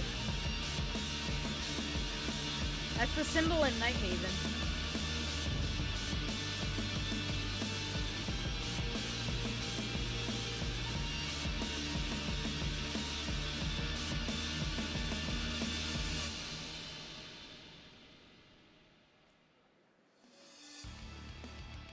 Munich, this is it.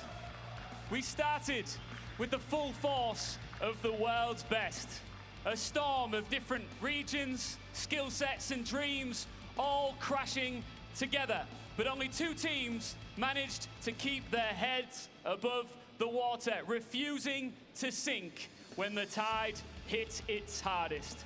One, desperate to finally seize the moment. The other, kicking down the door, demanding the world's attention.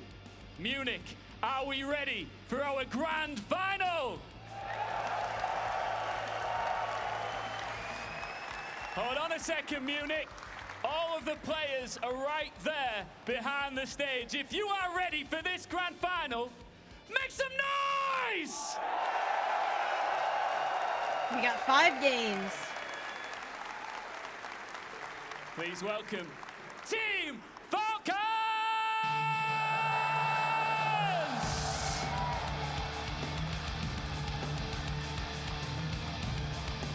Falcons arrive unbeaten, unmoved by the storm around them.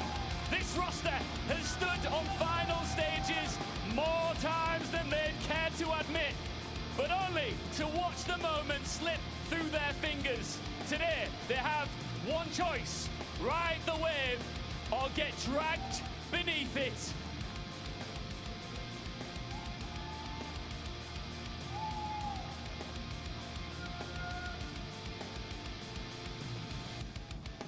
They're going to have a lot of support, but their opponents have won over this crowd too. Please welcome M18!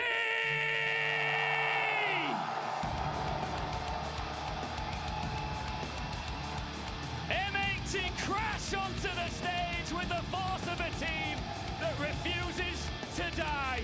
They sank the reigning world champions and lit this arena on fire. NA's last standing roster feel like a family unit, built and ready for this massive occasion here in Munich.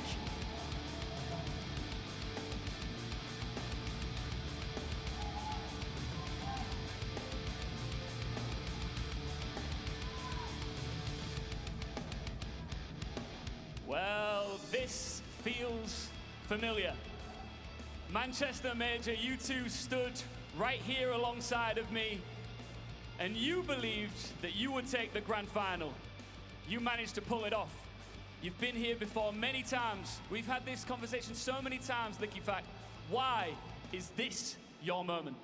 I think during this major we showed that we are a different team, and today we'll take our revenge from Manchester. Revenge would be sweet, but we've seen from yourself and your team, you don't go down easily. No, I mean, you've seen throughout the entirety of playoffs, we don't give up. It's a long BO5. It's you gotta be mentally resilient, and that's what we are, and that's why I think we're gonna win. Gunnar, Liquefact, any last words for one another? Nothing. Nothing? Good luck. All right, shake hands. The reason the tension is high here is because this, of course, is Championship Sunday. It is the grand final. I just want to do a quick check with this crowd and test who they think will win this event. Will it be M80? Or will it be Team Falcons? The only thing that is certain here in Munich is it's time to finish it. Water with an undefeated run through the Munich Major. They took the final step towards another Championship Sunday, lifted by the chants of a conquered crowd. M80 delivered another cannonball, this time sinking the ship of the reigning world champions. Holding firm as the horizon darkens, one last crashing wave stands in their way of another shot at lifting a major trophy. I think the only thing I have to say is that we're gonna smoke them. It's not gonna be close. What happens if I lose? I guess we'll never know.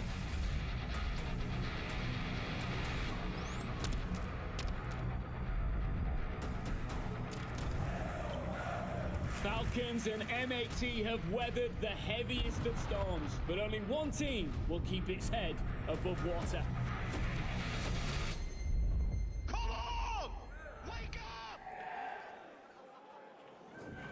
This has probably been one of the best events we've had for competitive Siege, and something tells me today is going to be no different. I'm Des, this is Tim, and we couldn't find a German, so we had to bring in a Frenchman to come for this one. Leo, welcome to the cast.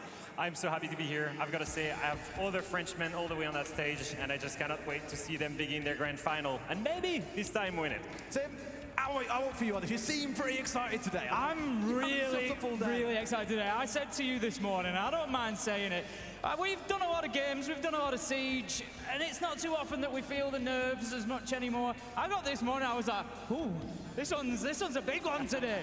You know, I know how much this game means to both teams, to everybody at home, everybody here, and there's a lot of excitement around it, not just for them, but for us as well. There's just so much riding on it, right? Kino's the only one on the stage not to have won a major. He wants to get that accolade. We've seen over the last 18 months or so, Falcons have finished second place time after time. The comeuppance for M80, there's just so much in it, Leo.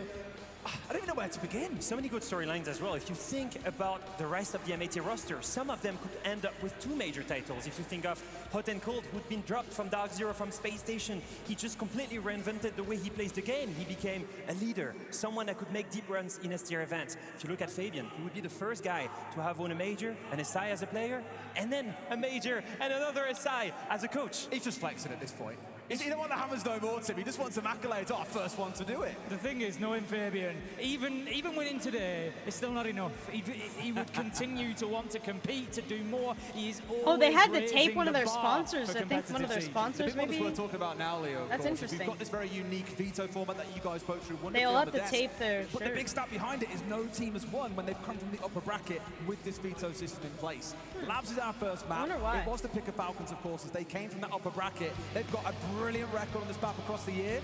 Does that mean M80 are going to start slow? I don't know. I mean, it's been a consistent issue with M80 though. Every single game in that lower bracket, they lose the first map, and afterwards, it's them coming back into it and winning 2 maps in a row. Well, we don't know what's going to happen. We've got a good few hours to find out. Here in Munich, we are ready for the final. We're ready to head into Nighthaven Labs.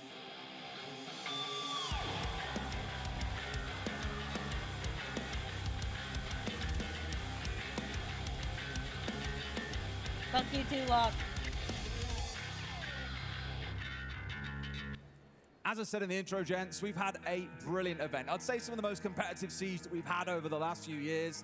And I want to see this one going all the way. It's a bit of a late start for us, but you know what? We'll be here till 2 in the morning if we have to get this one done. Leo, what are you expecting coming out of the operator bans? I think looking at this map, especially, you've got to think of the 2, Bennett and Kaid, and the other side, the Hard Reachers. It's always the same story. And as I say this, with the Thermite on one side, Kaid on the other, this map rivals almost like Clubhouse, you know? You've got to do your bridges first, get the first initial control, and then think of your execution. Kaiden Bandit Bat is just the usual, right? And it's just going to happen again. And Thermite and Ace, that leaves only Hibana and Maverick as the hard breacher available here for Falcons. It's a very classic ban face team. We've seen this double hard breach, this double electro bro ban so much throughout this event that only feels fitting that's the way the series should start. Yeah, it's pretty much, you know, as expected. We know that Falcons are going to come in here and be really strong on that Even Labs. That is the other expectation between these two. M80 have got their work cut out, and I feel like, of course, coming in from the upper bracket, that's exactly what Falcons want. Come in here, grab this first map, set their stall out, really send a message to M80, let them know that nothing is going to come easy for them tonight. The big one for me is they need to win dominantly. That's a big one, because there was an issue last time they did that. They came from the upper bracket, they played Chalet against FaceClan, and they struggled to beat them, even though it was their main pick against the permaban. I think here they need to win in a dominant fashion to start off the right way, to have the momentum, because mentality is a big thing in those run finals. There's two schools of thought around this, Lee, and I'm really keen to hear where you stand as a Frenchman. Someone said to me, I actually want Falcons to lose these events. They've got it, the taste of blood, ready for SI to go and win it there. Some want to see this as their warm-up win to then go to SI and do two back-to-back. Where do you sit? I absolutely believe they need to win this if they want to win SI in Paris. Can you imagine losing this grand final? 4 grand finals in a row that you cannot close. That will break and shatter a team's mentality. You need to win here. You need to prove to yourself. In these big moments, especially, you can prove to yourself you can make it. I think there's, you know, an even bigger factor riding on this for Falcons, and that is, I've commented a couple of times throughout the tournament, it looks like they've done a lot of work around that mentality. We've seen them when they've been behind, when they've been under pressure, still laughing, still howling, still having fun. And that's something they've struggled with previously, is keeping that energy up in those tough moments. So if they've done that work and it doesn't get them over the line, where'd you go then? It's a big, big amount of pressure. From speaking with Liquefac, I can tell you they did that work. They've done it. They've got a psychologist. They've also, you see them barking and hyping each other every time they get a kill. That's been something they've tried to implement every single matches. Speaking with Liquefac, it's been a real focus for themselves. Well, doing the best here to get through. Y10 have done it in pretty quick fashion. 60 seconds down, and Shaiko with a slightly misplaced edge up there onto the Kiba instead. But he's asking questions coming into the catwalk doorway. And as you can see, M80 are not backing away from that. Tim, we have seen so many scraps over IT throughout this competition. It feels like the most important room on the map. Yeah, it's always going to be your first target, is IT and Connector. You want to, effectively, a lot of the time, get both of them, so you can apply that pressure from both sides. As it is, Falcons are really focusing kind of garage catwalk and IT. They just want to come from this south side, push up, and force that Azami out of elbow, which is exactly what's happened behind that shield of users, just slowly forcing his way along that top, and those defenders having to move back. You can see the next step is taking Garage, and as you see, this gunner gets the first pick, and he's also isolating the Monty here. That could be enough, though, keeping him under threat, and sure enough, there it is, taken down. The distraction of the player down below inside of control, but also from upstairs is enough to bring down the shield. Gaveni does hit the deck in the process, though, Tim. You could call it a 5v3 for M80 if you want, but it does feel like they're holding on pretty well here in round 1. That gunfight is really important. They needed to control the roamers, and that's not done. They get away with it. 5v2, M80 in perfect control. Gunners, Lurk has won them the round. M80 now just need to mop things up and close this one out. They need to make sure that there's none of those big moment plays from Brede and Shaiko, who are the ones left alive, looking to push in from IT, trying to get on to catwalk door. Shaiko, we will see Gaveni bleeding out. That was from a long time ago, though it's not impact that he's having right now. 25 seconds left to go, Des. Falcons, they've got to make a move. It's got to be now. They're really struggling to get the push through here as well, but M80 are being so patient. You've heard them speak about resilience, Tim. Resilience often is the sister of patience, and that's exactly what they're showing. Shaiko down to 15 HP, Brede on his backside.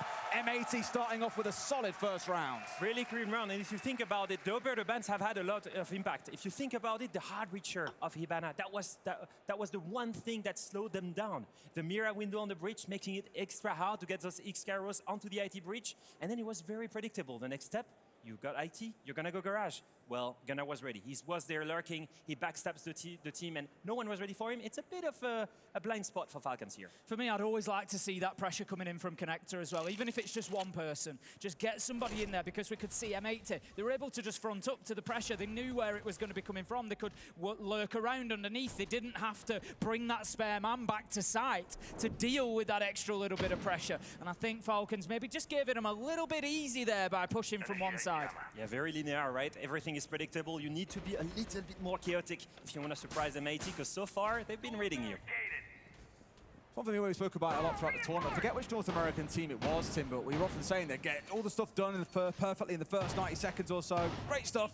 And then they come towards the actual PvP side of the game, as I call it. Still And thinking things of letting started your to hair fall grow down. and I feel color we've it seen that from like Falcons. that And one we've already picked it commentator. up, saying for Labs is a map that they have lost barely at all this year. A brilliant record on it. As things went in round one, it's not the best to tell, but we'll give it a couple more rounds before we really get a full assessment on how things stand. We're down to the first floor here, Leo. Yeah, you can already see the win condition on M80's side. They are going to abuse the intel with the Pulse and the Valkyrie. Their first goal is to hold top floor, layer their backing, go back to the bomb site, and play the C4 off of that information. They want to time burn as much as possible and get the advantage using their utility. So one of the big answers for Falcons here to that is going to be getting IT control, opening that external wall, but also down to basement, getting something, at least some form of breach, I feel, on that double wall downstairs, and make sure that the Pulse isn't able to play comfortably underneath on those verticals with the Nitro. You've got Kino above with the shotgun as well. That is M80's game plan. Hold on from above and below. Psycho's got a critical role here. As the IQ, he's the one that's responsible for clearing Gunner and hot and cold, making sure that none of his teammates die to C4, die to some kind of utility. In fact, it might be important for him to be the one that's going to be hunting the Pulse downstairs. It's a very, very similar setup to the previous round with how they've approached it too. Almost to the second, in fact, Tim. 60 seconds in, IT's open, Sharko's asking questions on catwalk door. Not a lot of change so far, but there is more map to work through, as we know, because the site isn't up on that top floor. Yeah, the big problem for Falcons at the minute is Gunner underneath. He's kind of running around with a freedom that they cannot afford to let him have at the minute. So that's going to be something later in the round that they need to come to an answer for. Falcons getting them into position now to use those hard breach utility, get walls open, starting to clear utility as well. Shaiko on the black eye cams just taking those down. 1 minute 20. Falcons have done a lot of work against utility, but not a lot of work against M80 in terms of the man count. It's been really so. M80 is still in control of the pace. They didn't fully give up top floor. Not a single player is dead yet. And their win condition, the C4, the Valkyrie, the Pulse, everything is still there and alive. Do they know? Oh, surely he knows about Kino being stationed just around the corner. Double reinforced walls, pretty much a giveaway there that someone's going to be holding in the area. Liquefact looking through the verticals and hoping to find someone, but all you're inviting there is a Kino flank on that shotgun. He's playing it so patiently, but Solotov, MVP of the tournament so far, strikes first, Tim. I think Falcons are going to try and play outside of these Nitros by going for maybe a little bit of an off-plan spot. Liquefact goes in, absolutely slams Kino. That gives them a bit of space. Freedy manages to pick up hot and cold. Surely an opportunity now for Falcons to consider pushing into side, finding a bit of space and putting the diffuser down, but Liquefact, he's going to hit the deck. He's down but not out. 3 versus 2. Gunner's still downstairs as well. He hasn't moved from tank. He hasn't joined diffuser for the flank. They're committing whole hog to this C4 being what denies it for them. Alley-oop up top on towards Freedy, but doesn't quite finish him off. Enough that he's down to half HP, but that should now get stopped. They're not going to be able to shoot him. Yes, they can. Gunner stepping to the side, getting the diagonal angle. He's still here, Tim. He's like an angel of death from above. They bring it down to a 1v2. All users can do is stick it. And a 4v2. Give it over to M80. The dual UMP setup, the two players, one retakes upstairs. They get the information on the plant and manage to deny it. Despite the C4 failing, still, they get exactly the zone control they needed. Falcons getting punished by taking only the zone control they wanted, but afterwards giving it up for the execute. As soon as Liquefact dies, the top floor is empty, and then you can just take it and deny the plant. What a sad way to end the round. It showed a lot of patience, I think, to stay downstairs with the Pulse as well. Confident you could deny it. And even when the first plan went wrong, when they didn't get the C4 kill, being able to get that kill just for a few side steps to the left, wonderful stuff from M80. Yeah, Gunner did a great job downstairs. Falcons, I think. It was a 5v2. I didn't even realize it was that bad. Yeah. Falcons, I think, will, look back on that round and think, that's why we've got to go and clear the basement. That's why we can't, they tried to kind of leave him out in the cold. The plan was, look, let's just plant up on a desk. Let's plant somewhere away from that Nitro. But they haven't accounted for the fact that it's going to open up a Thank you for your freaking tier 3 at 7 months. Let's freaking go, Dirty. They've just learned a harsh lesson there. Let's is that you cannot leave them downstairs. You cannot leave them above. Sorry, you I need got a to headache make sure that you today. maintain control. I like to appreciate call these kind of rounds a mental crusher, right? You're 5v2. It's the beginning of the map. It's also the one map pick where you have a massive advantage. It's supposed to be the one where you have a crazy win streak and M80 struggling to win it. And yet they have the better composure and they have a better understanding overall of every single win condition. They always play to the right play, and even in the 2v5, they understand the only thing I needed is to play around time. Speak a lot about resilience and pressure. Nothing like chalking the mental like losing the 5v2 team. Let's see how round 3 plays out now. But going towards the kitchen site, we've seen a few really duff executes on this site so far throughout the competition. Just teams not playing in on the window. They make it a little bit simple to hold crossfires. Come on, what do you want to say? I'm going to scream it again. Please sort out kitchen window. We saw Palu have a great performance from just behind that kitchen counter, in behind the counter and the window. And the reason it's a power spot is that you can't get any vertical angle down onto it. And that's why I say you've got to have a presence on the window. It was failed against Palu. I think he hit 3 kills from there to end up winning a 2v4. It was brilliant from W7M, and it is something that Hot and Cold is shaping up to do again if he is allowed to. So Falcons recognize it this time and deal with him, not like he tried to ignore Gunnar last time. Make sure that you shift them out of that position. You can see Falcons still spreading around, trying to get the initial control. The Dokkaebi, I think they're trying to rush the bomb site on the top floor rather, and it just does not work. You've got 2 roamers upstairs, and it's still holding the control. Oh shit, I didn't know Dokkaebi did that with Scopos. That's cool. Dokkaebi team, they play it to the absolute death. It's great to push in, especially with the Deimos. And even though we've seen the Dokkaebi going down, Shaiko answering some questions about his performances in finals, Tim. He's off for a 3K to kick things off in the round. It's a 3v1 Diffuser, a triple kill to close out the last round. Will he do it again? In the blink of an eye, he's just one of those players that we know can turn rounds on their head. But I Brings feel like along the someone's behind Deimos, him his upstairs. favourite operator, and we see exactly why. Diffuser is roaming around. He was one of the power players in the last round. He was able to take that top floor back and fight He back. almost, he Can could have do it had again? that. He's got a Monty up in his face. Breeder doesn't need to take an engagement He's baiting here. him, He's he's just going to baiting him. keep this pressure. He's just going to keep feeding this intel. He's going to bully him into positions. He wants to get him away from behind this kitchen counter. That's what he's working to do. As it is, he doesn't need to. Solotov's there, and Falcons close out the round. What a round from Shaiko. Much more composed, and you're right. I was going to say that about Shaiko. There's this big question that you guys spoke about, you know? We get into I would have finals, rotated DPS out of there down and by just about gotten 20 away points from compared to what we used to from him. Monty. Is this the day we see him go massive? It's the kind of rounds that do so much for your confidence as a player. When you go on that stage early and you get a triple kill like this. Speaking for experience there, are we, Leo? Speaking for experience, it makes the whole Do you remember Leo difference. getting a triple kill? I've played a lot of ranked with Leo, and let me tell you, he gets a lot. That's not what I'm counting, Tim. He gets a lot of triple kills. Let me tell you. I will say that on stage, you need these kind of rounds to get that confidence up and running, especially for Just woke Shaiko. We up. said it before, right? He's been the one player on the side of Falcons that has been a bit lacking that confidence in grand finals. And look at him, the This first two-tap pick here, is beautiful. and then he's gonna use that to line up the second 2 kills, and then triple kill here. Perfect play. As you can see, Falcons, they're only aiming for what they need, right? Every single time, you don't see them clearing all the way top floor. They're just aiming to go, hit the site strong, keep the control, and it's been punishing them the first 2 rounds, but here, the man advantage was just too much. When I think back to old school Falcons, Tim, often what we'd see, especially when the Ana was meta, for example, was Shaiko was off by himself on the attacking side, doing his own thing, and the other 4 all looking to push in together. We're not seeing that now. The team has changed a lot over that time period in terms of play style, but at least here, like you say, it's still quite narrow what they're trying to focus on. Now, it's been a real crutch, that Monty. They've been abusing it to try and get the initial control, and despite that, it's been quite slow. You see M80 removing it. It's going to force users onto another kind of shield.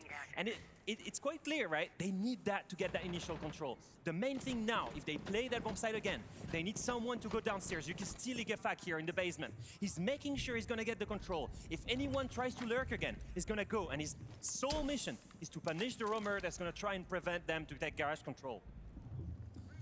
Going to have Ligefak straight in then into the map, just looking to get through, as you say, onto that quick control, looking for those early fights. I think Falcons certainly could be doing with a strong start, getting themselves that first round in round 3 will have done wonders, I am certain, for the confidence. As you say, Shaiko as well, getting himself really into the action. IT wall is being breached. This time for me, from Falcons, I want to see something from that other side. Top blue, connector, give me something. We speak about the Buck working through the map there to clear things out, but look at the bottom right corner of your screen. Hot and Cold is set off towards Vending, like almost far away from this one with a C4 in back pocket, all those cameras out as well, and there's no IQ on the other side. They don't have full knowledge. He could yet be the X factor that secures this round for M80. It seems to be that they want every single time to have a clear secret win condition. One guy that can win it all. They understand. If you just give everything to Falcons, they will have a perfect execution. You always need an X factor against them, something unpredictable. And that thing that's unpredictable so far, that's Hot and Cold, all the way hidden on that basement stairs. I think back to when we used to cast them years ago, Tim, and teams would, on Clubhouse, very mistakenly, turtle up in the basement. And we often used to say, look, they're hitting sight with 70 seconds to go, and you just can't stop their full 5-man execute. So on with Leo, you have to disrupt them early. They got Shaiko down, they're taking Solotov off before he can use any of that gadgetry. This is great. The main thing is, you only have Garage and IT right now. There's no back pressure. Where's the Aqua player? Where's the Connector player? The only thing that the guys on site have to watch is towards that side, and that's why they're getting picks. The big problem for Falcons here as well is they've lost Solotov on the Capitao. Huge utility loss. Not going to have the fire arrows, not going to have the smoke cover. Going to have to start brute forcing this because it's all coming from one position. They've got hot and cold. He's going to be a nightmare. He's repositioned himself underneath. He wants that kill. He wants to follow up with a Nitro. Falcons are not doing a good job of recognizing where the dangers are. He's been sat on vending stairs all game, and this is what I was saying. Leaker-Pack cleared the west side. He's been sat on the east side, not giving a care about what's going on. Of course, it's used the C4, but it doesn't matter how he got the kill. The fact is, Tim, he got the kill. It's a 5v3. M80 looking good, and they are not stopping on these flanks. Hot and cold, repositioning and finds another in the round. We said that he might be the X Factor, and that's what he's just turned into. Diffuser picks up the last, does he? The second to last. Gunner is going to manage to finish it up. And that is a flawless round for M80. They are going strength to strength. And what this screams to me, Leo, at the minute is obviously the team are playing it fantastically. I think there's been some serious work from Fabian here to be watching how Falcons play this. Okay, guys, do you guys want to keep playing like this for me? At least one of these 2 rounds? You can speed it up a little bit, you know? Let's play Dokkaebi, let's play Demons, let's fucking fight him, you know? They're doing like a... They're just doing retake or fall back, you know? I feel like we speed it up early round or we speed it up mid-round, out of time, you know? Because right now, we are just reacting on what they are doing, you know? I think we should just like out-tempo them a little bit. And that's it, you know? Bring Dokkaebi for the Valk and for in general, bring Demos and fucking fight them, you know? Let's fucking fight them. If you want, you get another round, it's fine. You get another 2 rounds, perfect to win the shit, okay? Let's go, guys. Let's go fucking go, guys. Okay? Let's fucking go, guys. Let's go! Every single round as well. Every single round except the kitchen. They usually play like full pussy, just fall back to not give us kills. Yeah. Well, I think we all heard it in the arena that time round as well. Julio wanted a bit more pace, a bit more speed from them because it has been very slow, very laboured so far, Leo. Yeah, he's spot on the reasons why they're losing, right? The way M80 is playing, either it's a time crunch, they're delaying, layering, and falling back. Either there is that X Factor. The Valkyrie, he said it. There's one way to problem solve this. Bring the Deimos on Shaiko. Bring the Dokkaebi on Solotov. Bring those gunners up. He knows he has some of the best players in the world on that roster. They can go and hunt the roamers. They can go and go aggressive. The main thing here, the Valkyrie is still there. Hot and Cold is still there. You still need to go and get aggressive and get that pick early. Well, look at the lineup as well, right? We're seeing the Dokkaebi and the Deimos again. We saw them back in round 2. But now, rather than bringing along the Monty and slowing things down to a snail's pace, we're looking to go fast, Tim. Use us on that blitz, looking to run them down here. Yeah, I think that's what's needed from Falcons here. A little injection of pace, a confidence builder. You know, get in there, do something a little bit different. As I said, for me in the first 4 rounds, it looks like M80 have come in heavily prepped for playing labs. They knew they'd be going here. They knew that Falcons would take this, you know, given the opportunity. So they are well prepared. They know how Falcons play it. They know what they're going to be doing, and they are exploiting those weaknesses. So Falcons, they have to adapt. They have to do it quickly and get themselves a couple of rounds. It's not the end of the world for Falcons yet. We know they're going to be super strong on the defense, but they still want another couple of rounds here. Yeah, Julio said it. If they win the next 2 rounds, it's completely fine. They're going to be on their strong side afterwards. They're going to be 3-3 up. It's going to be fine. The main thing here is to prove to themselves, if they bring the pace, if they go high speed, they can win those gunfights. That's the main thing here. Because if that sole win condition is winning gunfights by going completely crazy and high speed, but you still lose the gunfights, then it's just useless. You have no answer.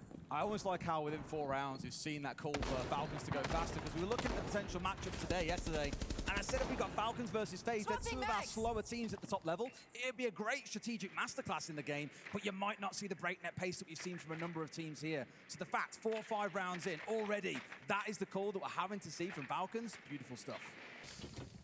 1 minute into the round, just keeping a close eye on users at the minute on the blitz. We know that he's going to be that kind of X factor for them. He's going to be the one that can run these players down as and when they find them. He knows that he's coming up against the Azami of Gaveni, Someone can have my not Pepsi, I don't drink soda pop anymore. Alrighty, Alrighty, Camo. M80 is playing the late game so well. Look at this. Only Gunner is still roaming. The rest, they went back to the side. They're making it to the way that Falcons cannot play a single gunfight. Only Gunner has been a target here. And if he can fall back to side or even stay up top and still be one of the hidden roamers, then it's going to be a huge win condition. If you look at this, the Deimos strike the Legion. No one knows about the Goyo upstairs. They've been so focused on this Azami and the frustration it's creating, and sure enough, there he comes, Gaveni, getting rid of the one. He's had all this pressure on him, and has still got a kill. And now Gunner strikes as well. They call for speed, Tim, but we've seen nothing but a dead stop train. Again, they're being punished for the same things. As Leo said, they ignored Hot and Cold last time around. He hurt them. This time, they haven't picked up on Gunner. He's been able to hit them on the flank. 4 versus 3. Falcons still have an opportunity here to be able to get themselves back into it. They're using that smoke utility to give users the space to be able to push in. He wants to aggress, but the Nitro's going to put an end to it. Right now, M80 seem to have all the answers. Users manages to find one and a second. It could take a hero moment, Des. With a pistol? No way he gets an 8 with the pistol, right? Diffuser's down behind him. Brede had it in pocket. That ain't looking good. We've got 30 seconds to go. They've got hatch control. One on the other side of him now as well. Again, M80 is setting up for a crossfire here to not give users any hope of getting this one done. Final 15 seconds then, the Blitz continues battling, but it's so unlikely. He knows he's just going to have to try and throw the diffuser down and see if he gets away with it, but this is exactly what M80 have been waiting for. The challenge is there. Diffuser manages to pick up the final kill, and Diffuser, he continues on what is a very strong game for him so far. M80 has been so good with the strategy. All right, time to They run to the recognize that there's restroom no again. high-reach tool. Only 2 high-reach tools for Falcons. They recognize they need to go back to the bomb site. Don't give them anything. Might But make at the a same tea time, too. Gunner plays it perfectly. He managed to stay up top, completely hidden. And in that way, Gaveni plays towards the side with the Azami. And the other side, Gunner can then come back. It's the hammer and the nail. You've got 4 players on the side that can hold it. And then the Rumor can come and backstab. I don't recognize my Falcons there. They're not. Did you say your Falcons? Yeah, my Falcons Where there. are my Falcons? Where are they? Frenchmen? Where are they? I don't see them being flawless in the drone, in the intel gathering. How can they let someone through all the way up top? How can they rely on individual prowess to win? It's not themselves. They fixed all of these issues, right? The problem is, Leo, what they tell you and the reality can be 2 very different things, because from what I've seen so far, Tim, it's only map 1 of a best of 5. It's only been 4 or 5 rounds. I'm seeing the Falcons that look a little bit scared, almost like they're afraid of making a mistake and costing them a round, in which case the whole team is then making a mistake and they're losing the round regardless. I think at this point, you don't want to talk about it too early, but we're 5 rounds in now, and I think you start looking at this and it's like, does anybody really want to say it? Or, you know, it's kind of like Falcons, look, they've struggled in finals before. They've come in. This is a little bit uncharacteristic for them. And you start wondering, is it the size of the occasion? Oh, maybe so, but look at the confidence coming out from Diffuser and Gunner. 14-2 between the 2 of them. They're straight on the Soulless, onto the Vigil, looking to really cause havoc here because Falcons are giving them so much room to play with. And they are playing the map brilliantly. You heard them speak about it during the timeout. You know, Julia was reflecting on what he's seen. They know when to fall back. They know when to get a pick. They know when to make the moves on Falcons, who are looking a bit timid, Leo.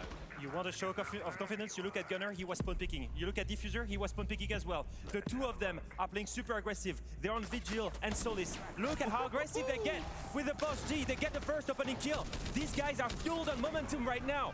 All right, that's 2 at least starting to get things back, but can they win this out? We've seen them in the 4v2, making a 4v1. This time round, surely they can step up and get it over the line. Falcons really starting to build some momentum. Hot and Cold left all alone. He's on the Warden, he's got the Nitro, he's got a few tools to his advantage, but there's 2 minutes on the clock. There's almost no way that he's able to hold on. Shaco's going to take out the Nitro as well as taking bodies as well. He did the same to the smoke canister yesterday on Lair. It was a beautiful thing to watch. A much smoother round and arguably more of what we expected. I got to give a shout, by the way. We've got a couple of streamers over here. You've got Fair, obviously, for M80, sat next to a bunch of the guys on the right. And as each round goes either way, they're just erupting in different tempo. It's brilliant.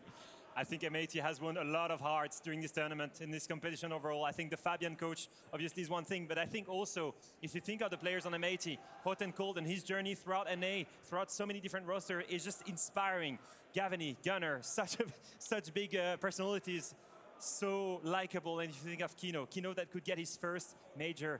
If you think about him staying on M80 for 2 years, being on the bench sometimes, coming back, always being the single players that stayed for so long, this roster is so likable. We spoke about it this morning. I was just like, obviously as an EU caster, I want to see Falcons finally overcome that triple grand final failure. But there's something about a bit of an underdog, a Cinderella story, if you might call it that, Tim, of a team that won a major. They were scattered to the high winds. They've come back together under a new banner, and with every interview, you're hearing them speaking about resilience and confidence and belief and trust in each other.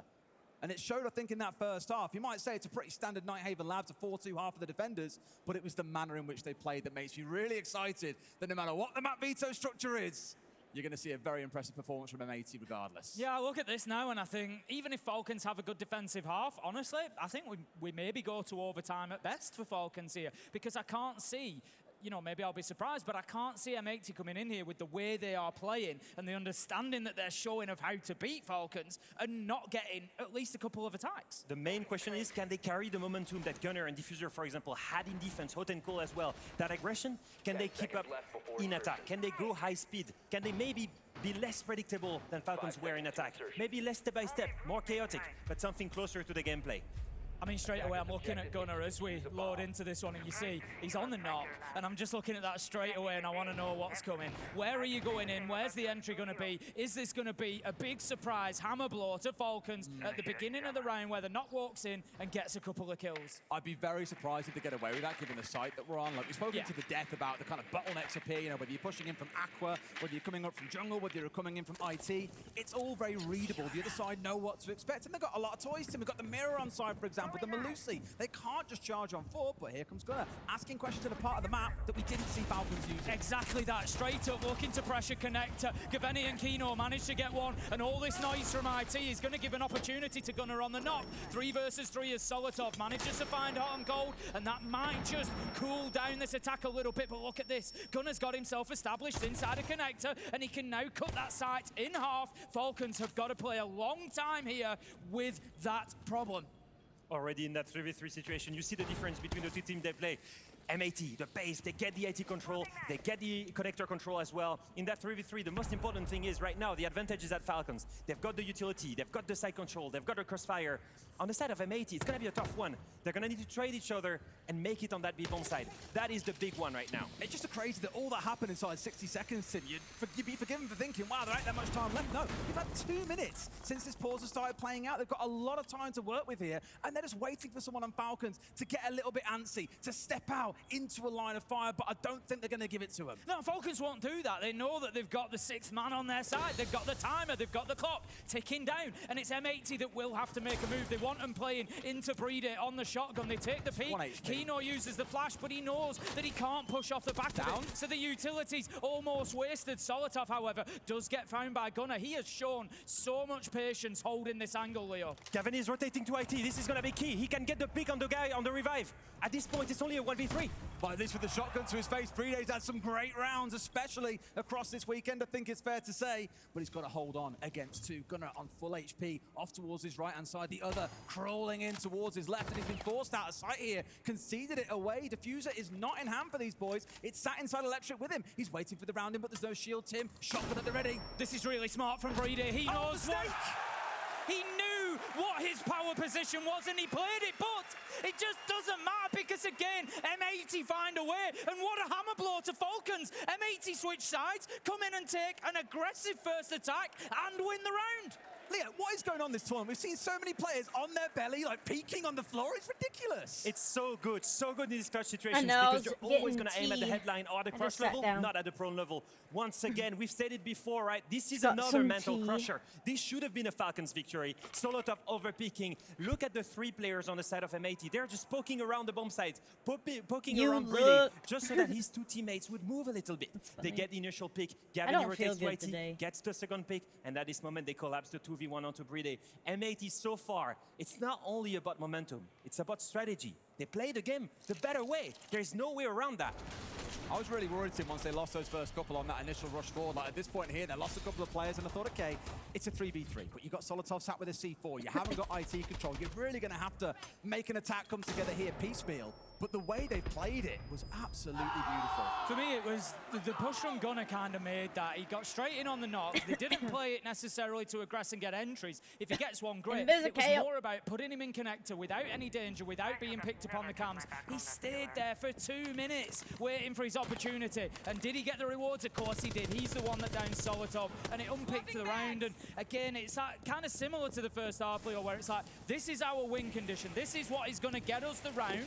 And Gunner Gunnar cut inside in half was that. Oh boy. Same thing, the Bliss is sent on the bomb side already. As you can see, they're rushing on the anchor, getting the first pick. They've got rid of him at that point, and this is what they thought they'd get away with last round, and now the problem is they've got to work against the verticals. Not that they care. Hardcore's inside the tank and getting this one down. He's been forced away. Leakafak steps out and finds him. Confetti's there for the trade. It's back and forth between these two, as Solotov trading him out in response. Oh, look, boys, we're here again in another 3v3 with more than 2 minutes to play. And another kill from Gunnar. He's 11-3 right now. They understand if they play the fundamental game, Falcons will be the better team. They need to play at high speed to beat them. And so far, that blitz has been the main key win condition for M80. Falcons back into it. Look, Falcons had to dig deep there. That was a big round for them. If M80 had gone in there and just bullied them out of it like that, got themselves onto map point, you start getting really concerned for Falcons. But they stood tall. They found the answers when they needed to. Leakafak's kill was a big one because it really broke the momentum of M80 getting in there, getting the diffuser down and having site control so quickly.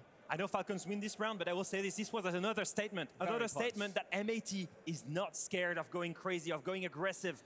M80 controls the pacing even when they lose. It's one of those where I'm wondering which way does it go next. I'm sure Falcons are thinking the same. Is it another fast round? We see him finally slowing down here and giving us a second to collect our thoughts. Oh, thank you very much. Is it really that way? We've got a separation vertically between all the fans here? Some up, some down. I'm pretty sure it's arena wide, but again, to come back to it, M80 are sat at 5-3. This is this crucial round that we saw from Speak about, Tim. M80 win this one, they're up 6-3. Falcons have to fight back for 3 rounds to keep it going. They get this next one, they've got a bit of momentum. 2 rounds back-to-back, 5-4, then they can catch up the North Americans. I will comment again what I have done on Falcons because it is going to be a key thread throughout this match, and that is how do they deal with the pressure. This is it. This is the big test. And we see the energy is still up. They've had 3 down, but they are taking their victories. The voices are there. They've not gone quiet, and that's what we've seen in the past. So, Falcons, can you now turn that energy into a couple of rounds? It's all on the shoulders of one man, Leakafak, the IGL, currently 2-8. He's suffering in that match, and he has to deal with a change of pace on the side of M80. Look at that lineup. They're gonna play slow, traditional, methodical. Gunnar is not lurking her anymore. It's on the gridlock. You've got Gavini on the hard reach, and they've got Hot and Cold on the Capitao. It's gonna be a slow take, step by step, getting the initial control, getting that ID breach open. It's a clear change of pacing, and for Falcons, it's one more thing. Again, M80 is unpredictable. Well, they're looking very confusing right now. They're like, surely they're all sniffing around IT, right? And sure enough, they are. The impact's trying to be used to try and keep this one closed up, and they will at least towards the bottom, but the top has been opened up, Tim. They can play this game for a while if needs be. I think they've got 10 left. Only one more impact available to be able to deny them away. Yeah, they are going to get that wall at some point, but it's just about time here for Falcons and just trying to put M80 on the back foot a little bit. But as we've seen from M80, they are not scared of using the entire round if they need to do so. Diffuser working underneath at the minute, using that Leakafak roll on the book, but using it against them. Get in there, try and find that vertical pressure, but more importantly, remove those power spots. Take the floor from beneath their feet and force the defenders to move. And that is the right call. If you look at Falcons, do you see a lurking Valkyrie? No. All 5 are on sides. It's just fundamentals. It's just utility and crossfires. But they've given up everything. Pressure. Starting to build. Gunnar at least asking for top Aqua here as well, making sure they know they're under threat, so they can't play the vertical. They're hoping that will let them get a bit of pressure upstairs. All 4 of them trying to flood this top floor. Kino at least gets rid of 1, and at this point it looks like Falcons are a bit scared for their life, Tim. They are, but they're doing a good job of holding the other side of the attack back. They do have Catwalk here to M80, and they're waiting for their opportunity to push forward. As it is, Hot and Cold has actually left there, and he's come to join his teammates at top blue. That leaves 3 of M80 all stacked up together with only 1 in IT. Big problems now as Shaiko manages to take down Gaveni. Falcons can focus on 1 position, but they're losing gunfights. Aquino straight in. He's looking to try and get the diffuser down in behind the bomb chassis, but instead waiting out for kills here, trying to bait Falcons in. They've done so good at getting side control and forcing the Frenchmen back. Shaiko and Bride, the last 2 left standing in this 2 versus 2, Tim.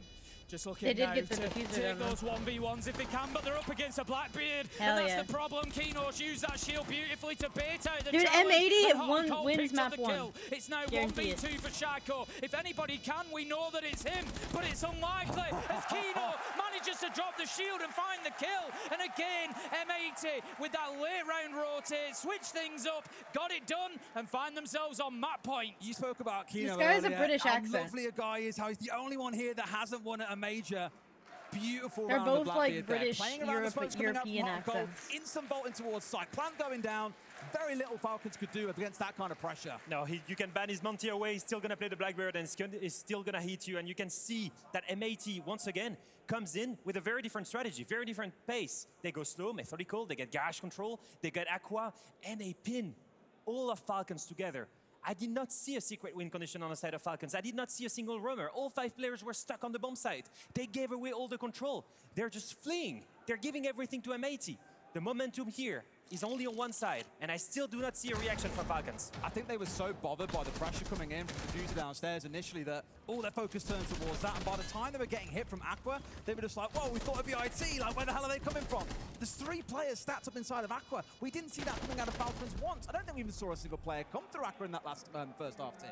Fabian and M80 have read Falcons like a book so far coming into this. They have got the perfect plan on how to deal with Falcons on one of their best maps. You know, we know that they are phenomenal here, but M80 have just got all the answers. It's like they know what they're doing before they do it. They know where the weak points are going to be, and they are exposing them and punishing them. And every single round, just like in Manchester, you keep on feeding the beast. Gunner on 11 kills, the lurk, the fragger. You don't want to see him in full confidence because he's gonna keep on leading that team to victory. He has one X factor. I'm still looking for Falcons. Well, we'll see if they arrive at some point. It may well be in map 2, it could be in map 3, it could not be at all. An M80 win certainly hasn't been something that's been an unpopular opinion. Both teams have all been coming in saying it feels 50-50. Either team could take it away. But from at least what we've seen on map 1, a map the Falcons have been so dominant on all year long, I might be on the M80 team here. I might be thinking about this one, so I can see how they can do it today. Just going to, again, Gunnar in that lurking position, just waiting to watch up the hatch to see if he can pick up an entry. He's got himself into the map very quickly with that sledge straight into basement to start working underneath and to undermine the Falcons' defense. I'm really worried about Gunnar right now. He's all the way down, and he can. Hey, he's fine. He's 11-3. Yeah, Don't worry about him. No. But I'm worrying on the side of Falcons about him because he's also, again, the lurk on that backside. He's all the way in basement. He's going to come up those stairs and try to flank. Solotov is responsible for that with the Guma. It's the most important thing now is to get the top full control. But you see M80, they're stalling right now. They have none of that. It looks like they want to hit site directly and not even try to get that flow control. But I just think how much pressure is applying here, Tim. Like, just by virtue of knowing he's down there, they're having to keep an eye on him. They've got to have some, there's no intel down there. They've got to have a player watching it at all times. That, like in the last round, starts to distract attention there and leaves gaps open. 1 minute 30 left to go. Nobody else from 80 inside of the map yet, and that's becoming the problem for them, as Leo said, stalling out a little bit. It seems like they, don't know where to go. Where do they need to push? Where can they find a little bit of space? Gunnar is going to try to work his way up those stairs. Kino is the one to open things up with a kill onto Solitop. Double Gets kill. a second beauty on the glass, taking down Shaco. 5 versus 3, and all of a sudden M80 go from stalled to top gear. They're flying through the round with a minute to go, but Users manages to get Gunnar. The Diffuser was going down, but Falcon's fighting back. And Diffuser's actually come off the plant here as well. Knows that he needs to go Gunnar, but you ain't stopping Users in this round, Tim. What a comeback he's had. He was 0-3 earlier, 8-7 now. It's a 3 versus 1, and it's still a 3-round deficit to climb through, Leo, but this is looking promising. It's also just next all to the his way head. on the back of one individual. It seems to be the only win condition for Falcons so far. They're outclassed in every single other department, but they can count on having some of the best players in the world. But I need to see that strategy come. I need to see them win because they think better, because they act as a team, because they've got the best strategy. I still struggle to see that so far. Yeah, relying on the gunfights is only going to get you so far. And it's just about time, I think, for Falcons to wake up here and continue fighting. Use that as your momentum now. We'd often say that's your third choice bomb site. Storage is never the primary choice. They've now got an opportunity. They can go back down to the basement where they've already won. It was a little bit close. It was a bit tooth and nail. They had to hold on against that rush in from M80. But I think you go back down there, you double down, you get yourself down to 5-6, and you're 1 round away from overtime with the top floor available. Falcons, there is a path. There is a path to redemption for them here on Labs. The way M80 is playing is a nightmare to call against, by the way, because they keep on changing the pace. It's either really high speed and rush on the bomb site, either full clear, step by step, and really slow. You're trying to adapt to them, and you call a full extended room because you think they're going to clear you, and they're going to rush the bomb site. They're really playing games here, and as you can see, I like to see the adaptation from Falcons this time. They bring the Solis, the Valkyrie, the information to have more information on whatever M80 is going to be doing. On the side of users, you see the Clash here to stop any kind of rush, and you can see Solotov and Legion. They're going to get aggressive more. They're trusting they can win those gunfights. I think back to recent finals that we've seen, and often the teams that are the ones that come out on top, Tim, are the ones that can go between that mixed tempo very quickly. Slow, fast, slow, fast. It leaves the other side sweating. They've got no idea what's going on. Are they about to rush us? Are they being nice and slow? Should we dare have a look on that angle and see if someone's there? Before you know it, your head's being snapped clean off. It's, like Leo said, a nightmare to play against here. Now starting to focus on getting the main wall opened up. Looking towards Kino, though. Of course, he's seen quite mixed use of the fuse, sometimes for the shield, other times for that gadget. And downstairs here, maybe seeing that you've got a Clash to try and move around. You've got the bulletproof, the barbed wire, so on and so forth. Gadgetry may well prove to be plenty useful. You have to trust Yuzus to hold the bomb site here with the Clash. That's his role. The rest of the team, they need to win the round upstairs. Either by burning enough time, either by winning those gunfights. And as the clear comes through for M80, you can still see they hold a lot of ground. Even looks like the Y10's cleared out as well, of course, with the use of those tracks coming out from Gunnar. And then everything else really is about smashing in towards site or getting the main breach opened up, which at this point it has. I believe we've got something else being opened up by the Havana at the same time. They're starting to get themselves set up, Leo, again, certainly not in a rush. There's a lot of prep work to do before they hit site. And it's a very slow take, and you can see they only, once again, taking limited take. That's why Gunnar is on green lock. What they want to do is just take above kitchen, set up those flanks, and after that, just hit the site. Don't bother full clearing that roam. Just take exactly what you need and start your execution. Over halfway through the round, we are yet to find ourselves with a kill. It's Falcons playing that passive game once again, just relying on their ability in the mid to late round when that pressure does come to be able to fight back and win those gunfights. As it is, M80 have used this time well. They've opened hatches, they've opened walls, they've cleared utility.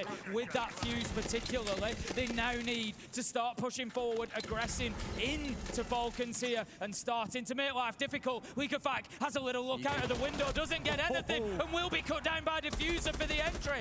And they've got rid of second as well. Gunnar and Diffuser pairing up again. Such a big tournament from these two, and it's only carrying on. A 5 versus 3. They've done all the work they need to with the utility. We're going to need something special out of Falcons here to hold on, Leo. What a great decision from Moten Cold. He could have chosen to just keep the control they had and go for the execute. Instead, he called for the full clear. They get the 2 roamers. They kill them. Now, with the 5v3, 30 seconds left, they have everything in their hands to go for the execute. It's going to be Kino looking to be the tip of the spear. Gets himself down into Exo. Utility expended again. Shaiko manages to cut down Diffuser from behind him. That could be a big kill for Falcons because it takes away the shield support. Shaiko with another Nitro onto Gunnar. 3 versus 3 pre-day. Finds an answer onto Gaveni, and all of a sudden Falcons find themselves in the driving seat. They can start picking up the pace here. They can start getting aggressive. That's what they're going to do. And it's that man Shaiko with a triple kill in the round again to bring his Falcons back and to keep them fighting. In the big moments, you need big players. And M80 needs to win this next round. That Shaiko is the big player. Once again, on the back of one individual prowess, they bring the round back. And I keep saying it, they need to win it by strategy, but they do it by individual prowess. Over time, I hope we don't. The one thing that we're doing well is we're picking them fucking apart slowly but surely. But fuck me if you do that again, D. We cannot give up these fucking frags. We just giving them back one frag after another when we get into the manpower advantages. So we slow down even more, and then we reset ourselves and we go together. That's literally the one thing that we're missing. Composure, composure, composure. Play together. You have won the rounds early together, we win them late together. For each other. Let's get this fucking done. Let's go. Always composure. Bro, you are good. Composure, composure, composure. Enjoy the moment, guys. Because we are shitting on them. So keep that up. Yep. Look, if they go top, I think that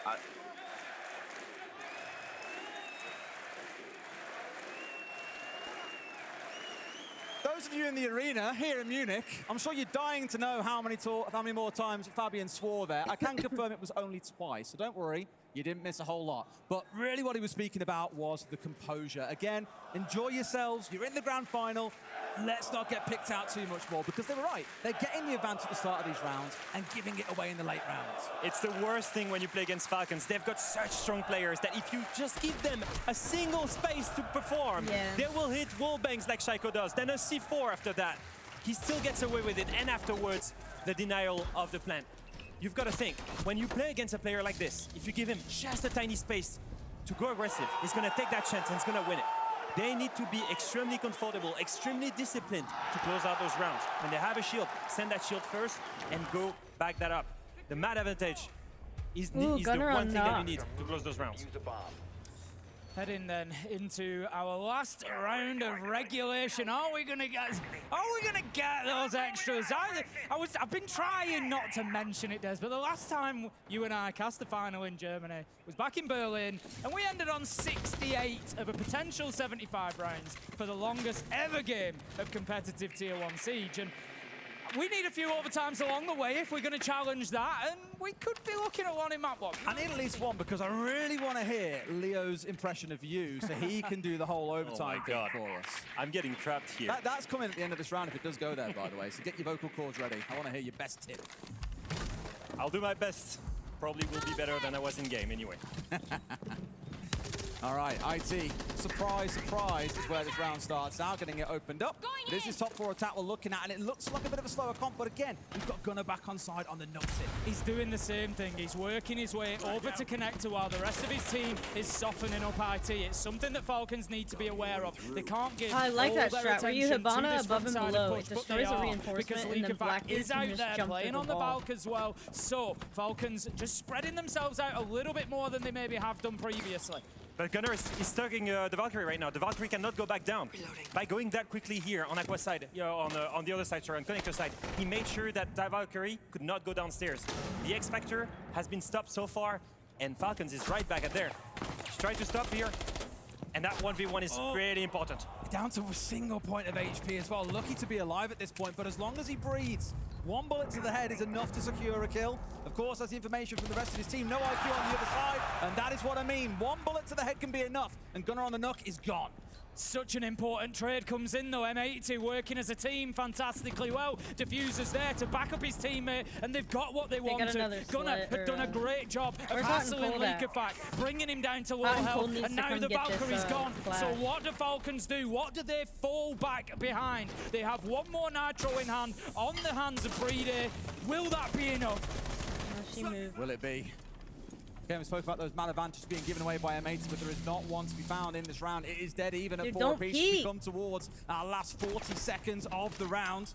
So used to be a bit of a headache, of course, on this clash in the previous round, but now can't do an awful lot about it as Kino starts his march on forward. Solitov fighting hot and cold. It's a 4v3 for the Frenchman, Tim.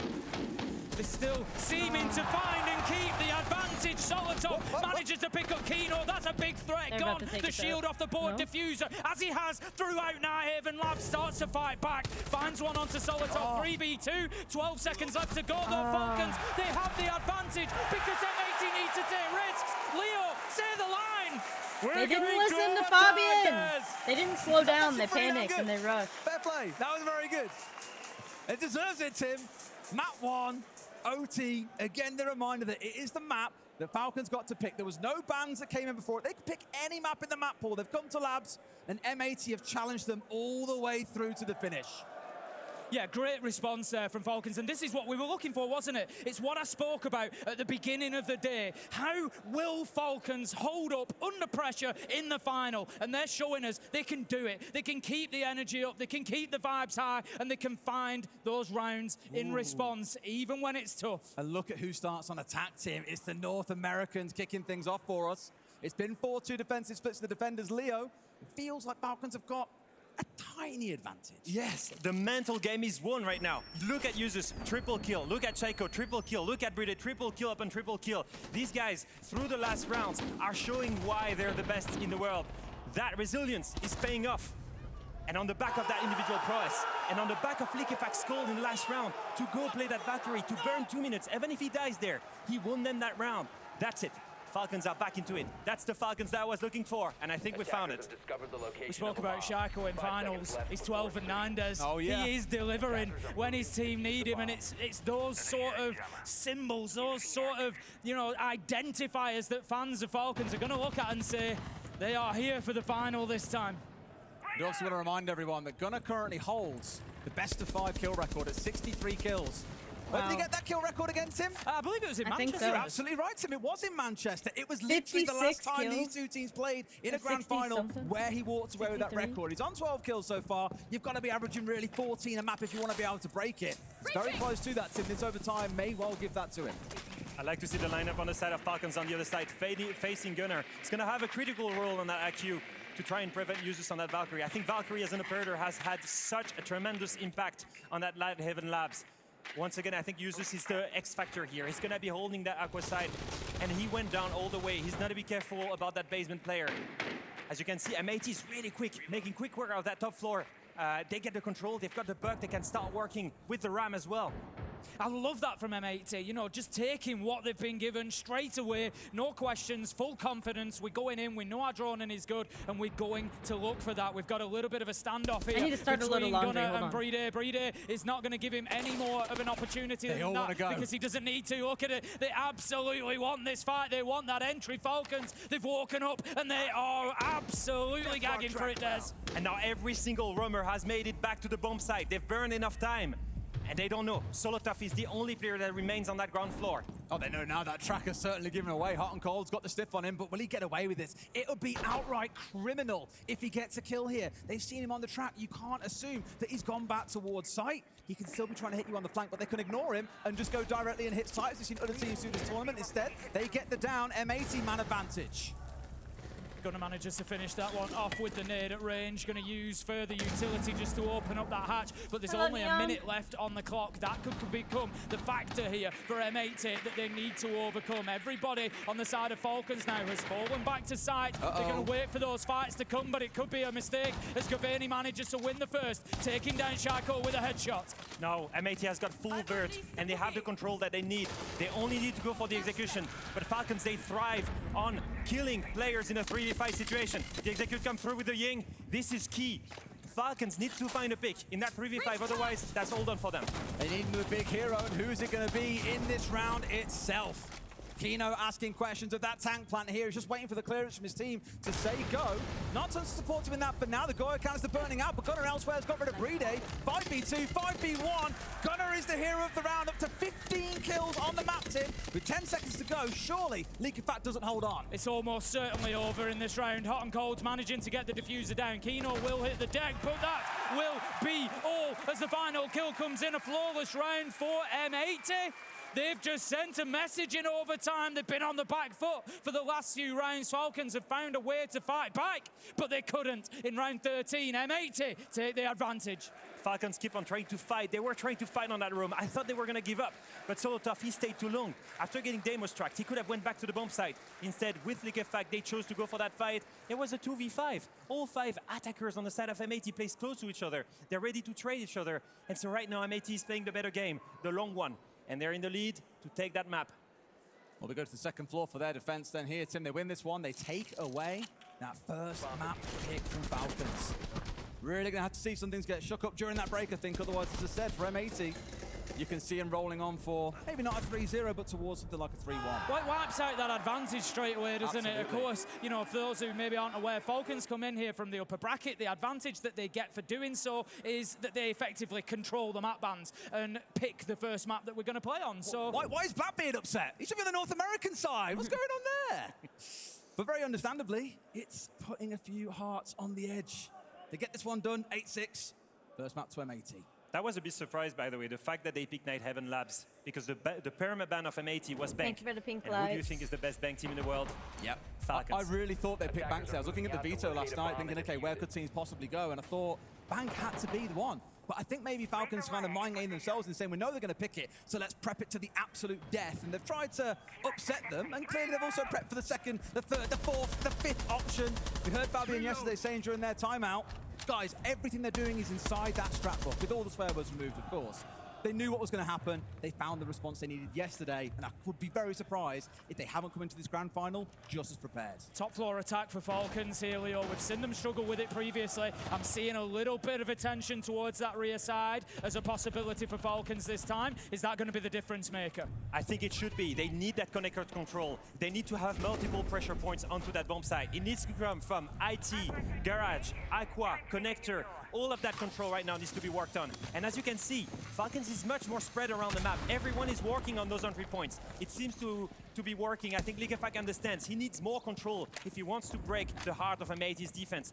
There is no big X factor right now. They're all turtle onto the bomb site. All 5 players with the clash. They understand now. They need multiple pressure points, and they're working on it. Now just waiting patiently to see what comes. Spoke about the control feeling with M80. They've had the read of these rounds, the slow, the fast, whatever else have got to change. Falcons are the ones that I really want to see go quick here. And Dockerby being on side certainly helps. Both phone calls now in back pocket for Liquefact. It's going to have to come out soon when they start this first push forward. I think they've managed to just dip into electrical there, M80, and clear out that air jab just to provide a little bit of extra safety for Hot and Cold so that he can get back. Nitro goes out. It's going to be the second one that we see shot out in this round, I believe. So that leaves us still 5v5, a minute 15 left to go. No entry yet. Don't think anyone's playing around with trying to knife C4s anymore, Tim. Not in a grand final for sure. The pressure coming in on towards Shaiko. Doesn't win it out. Diffuser gets him down. That's electric clear for now. Into an air jab, and there's a trade in from Solotov. Now watching out for the clash. Who's got to get out of here? Just about manages to escape. Hot and Cold down to half HP. Liquefact is going for the backstab. That's what they needed. He gets a kill on Garage. At the same time, that clash is stuck in IT in a 1v2. He's so screwed. At some point, he's got to go down. Kino's certainly falling. Gunner on his 15 kills has got to go nuclear here in the 2 versus 4. We've seen these 2-man advantages lost before. Solotov in for one. Hot and Cold another. Liquefact takes it over. And Tim, you can say this line. We're going all the way to 15, Des. Just a dream start here in Munich. For the neutral, at least. I'm sure both sets of fans are going to be on the edge of their seats watching these two teams. They both have chances. They've both had mistakes. Opportunities have slipped by, and they've both been able to fight their way back in. It now comes down to one round, Leo. Good. Just one round. I kind of don't feel good One today, round in Neon. defense. It used to be the strong side of Falcons, but so far, M80's game plan and attack has been absolutely flawless. It's going to be a tough one. Are they going to go for a rush? Are they going to go for a slow take? Is Falcons picking the right battle? All of those questions needs to be answered in the final round. They absolutely need that map. Otherwise, it's going to be another of those mental crushers. And I'm really happy to see Falcons so far win a round on the back of strategy and team play. That was something that I wanted to see, something that we've waited the whole game, and I think that round was one of the best examples of that. Well, fair to say, Tim, Munich are still very much firmly behind the EML team. And that's what they need, I think, going through this one. They battled their way back in. It was a slow start for them, where normally we'd say M80 are a team that starts slow. They came on this one like an F1 car. They were flying off the starting line. The Falcons have fought their way back in. As we've all said, this is what really matters here. This could be the round we come back to look at in 3 or 4 rounds, in 3 or 4 maps time, saying what if it had gone a different direction. They've went for the safe strategy. Look at that lineup. This is the perfect turtle. But do you see an X Factor? Do you see a Valkyrie roaming around? No, they're gonna go for a turtle. They need to play this perfectly. They need to layer their defense. They need to keep as much control as possible, because if they end up giving all of this, if M80 manages to get all of the pressure points around the bomb site, M80 will have the advantage. They will need to bring the fight to M80 at some point. But picking the right time is the real answer to the victory here. Ready and waiting. Solotov going dangerously low. Taking a number of shots down from, I want to say, like a kitchen window to me. I think it was Diffuser potentially catching him out. Certainly not finished off, though, and as we saw from Liquefact a couple of rounds ago, 1 point of HP can be enough to get a headshot. Yeah, you know it can. That's all it takes. It's just that one bullet. You can still have that sort of impact. So Solotov, yes, he may have to dip back, and this kind of plays into what Leo was saying. The more damage they take like that, the more sort of defensive that Falcons have to be. For now, they managed to keep that RT wall closed. That's good. It's slowing M80 down. There's still plenty of time for the North American side, but they need to be careful that too much of it doesn't tick away without removing those key barriers to getting in to the big positions like IT. That looks might not be the best to work with. And Liquefact still has one impact. He won't go for the impact trick, but that's fine. He's burning enough time. Instead of the Valkyrie, look at this. That's completely fine. All they need to do is make sure that that bridge is open. They don't necessarily need to come through. They need to make sure that no one retakes IT. They will come through Garage later, but it's still an advantage to Falcons. They've got the control they need, and they need to slow down M80 on that electrical take. But it certainly doesn't hurt being able to get inside of IT, so I can only imagine they'll have a sniff around that and make sure they can definitely get in.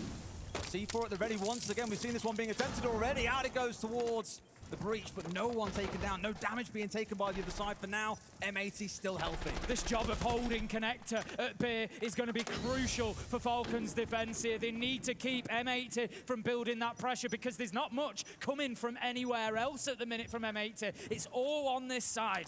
This is the one big battle, the one about Connector and Electrical. You can see all the pressure points are given up, but Lekefak is all the way back. He can come and backstab towards Garage at the same time. Lekefak's underneath him at the same time, though, but he needs to get involved in these fights, really, here. We need to see Gunnar challenged onto, otherwise this can only go from bad to worse. Lekefak being so patient, and he's missed his chance to get his kill. And now they know that he's there. That was their X factor for the round. You're speaking about no player being an operator that could do it, but there's 2 kills back. Gunnar carries on, 17 kills on the map.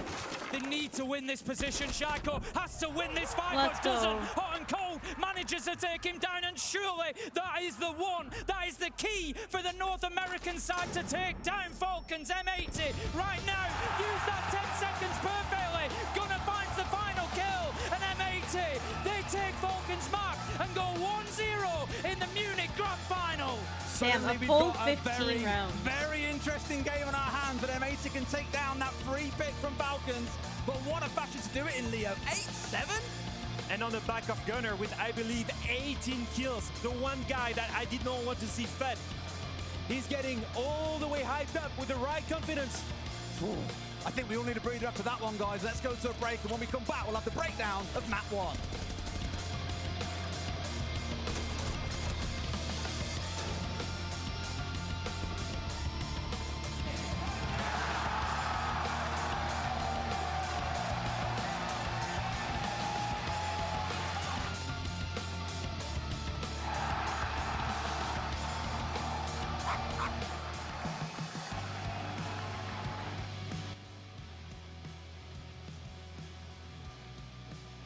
Maybe I'll get myself some soup. I think I need something.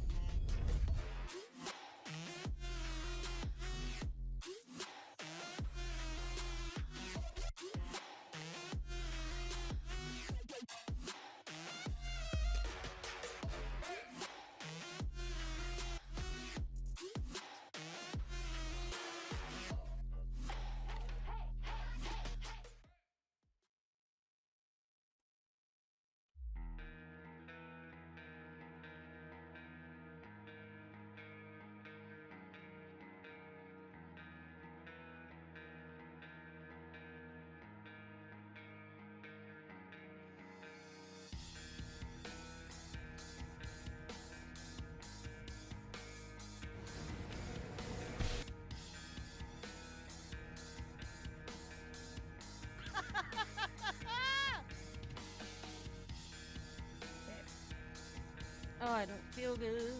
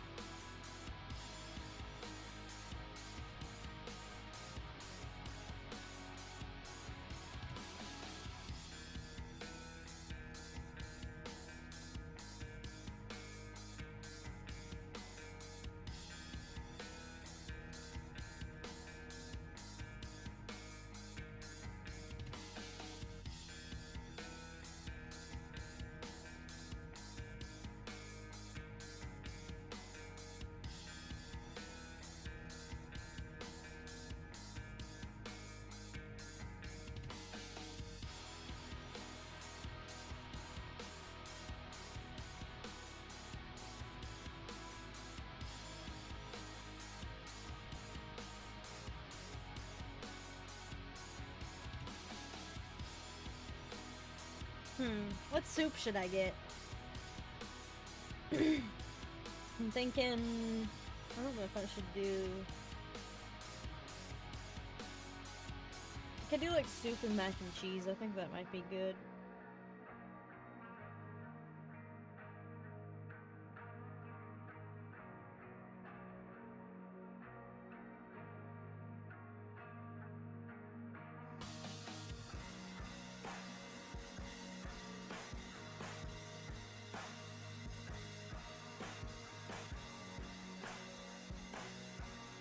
Maybe I'll do cream of chicken and wild rice. Or tomato.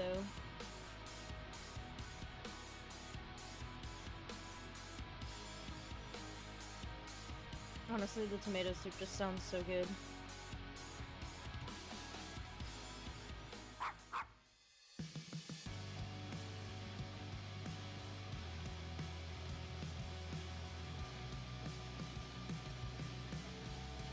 You guys know Night Heavens like the palm of your hands. Yet we need to talk about the early game. That was tough. We couldn't recognize you guys.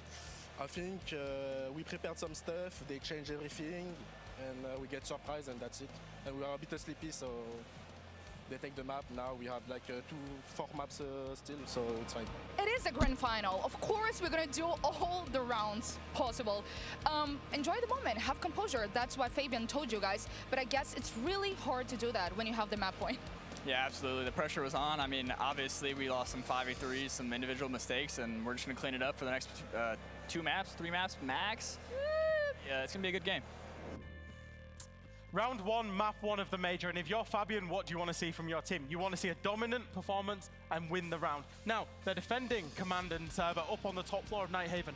They've got a Monty pushing up. This is users on the catwalk stairs, so what do? Well, they actually problem solve it, and it's Gunnar that focuses on trying to find a pick. He's getting a little bit cheeky walking down the hallway, but what's impressive to me is the teamwork and the mini plays from M80. As soon as Gunnar gets this pick, his team push off the back of that. They are going to smoke off the door for Shaiko and Azami, keep a barrier off the door, and make the mini play. What does this do? Well, it allows them to retake the catwalk in numbers together, make those mini plays. They now actually get a freeway crossfire onto the Monte. You've got Gunnar from below. You're going to have the Azami from the top and also the Mira with the C4. The user, there's basically nothing he can do. He's stuck on a shield, gets taken down. And then we've now got Gunnar. He's known below. Leaky Fack will try and get a kill onto him. Again, what are M80 doing? It's all about the mini micro team plays. Gunnar's going to challenge. At the same time, Horton's going to run down the fish stairs and go and find that kill. And once again, this is M80. They haven't focused on macro strategy here. They focus on seeing what their opponent is doing, making a little mini play, and most importantly, showing the right behaviors, doing it together as a team. And that's one of the key reasons they won map 1. Now, the desk are going to break it down further. Thank you so much, Fresh. I want to start for M80 on this series. You were joined by our analyst from NA. I bet you must have liked that first map, though. But the big thing is, that was Falcons' map pick to force on M80, but yet M80 were so ready for it. I mean, they had such a good game plan. It was all based on reactive plays. They wanted Falcons to make the mistake, and we saw that immediately going into round 1, then round 2. It was reactivity after reactivity. I mean, there was the beautiful 2v5 after round 2 that Hot and Cold and Gunnar were able to pretty much bring it back. They weren't worried on time. They knew that they were going to be able to stop it because they have the C4 below. Amazing down on the top floor player from Diffuser. He gets 2, but now look at Gunnar downstairs. That's the player. He is going to miss the C4, but he doesn't let that deter him. He looks for a new, different angle to be able to get the pick, shuts it down. But where did Diffuser go? He retook upstairs because he downed the player that was supposed to be covering him. Once he retakes upstairs, Gunnar plays his life, Diffuser gets the next pick, and now it's a 2v1 scenario, no time on the clock, nice little shot through the floor. Then we go into their attacks. Reactivity is the name of the game for M80. They get the down. There's still a minute. They don't need to worry. They get the down. They play around it. They know that Falcons is going to be able to go for a pickup onto him. They get the pick, and now there's 2v1. Gunnar makes an amazing play call to go for it, and honestly, without that play call from Gunnar and Gunnar the whole game, they would have lost. Let me just go without saying, Gunnar is so fucking good. Yes, he is. I mean, we're seeing it right here on the screen. screen. Would you look at that in the head-to-head against Shaiko? I mean, Gunnar said it, right?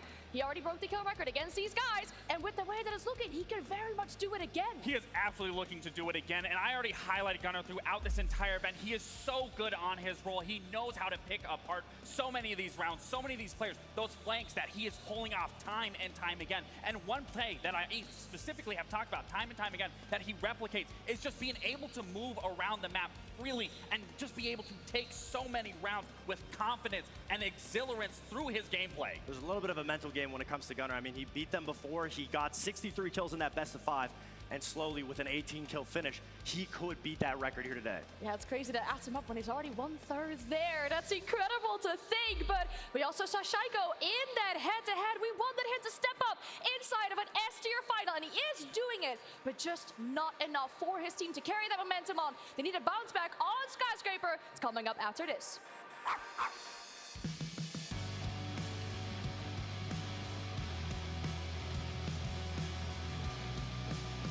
Probably got a couple minutes until map 2.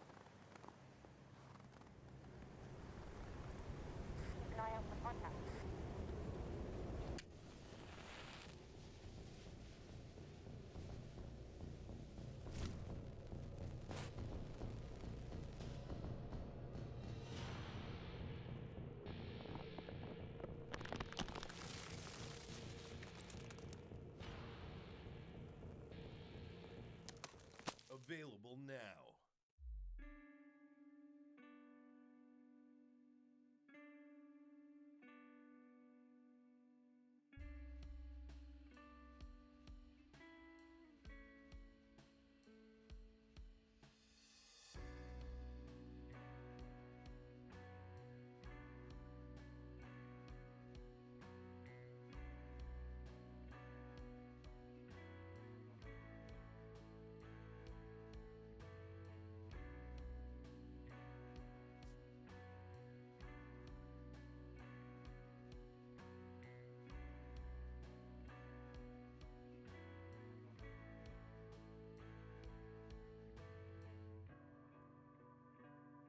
I ordered some food.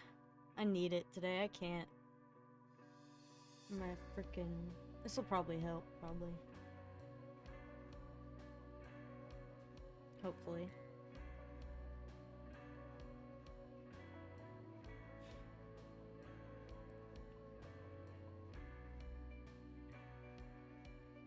I got one of my drops for today.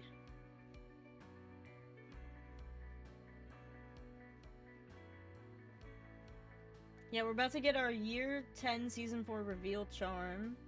And then, ooh, new Mozzie outfit? Oh, heck yeah. Let's go.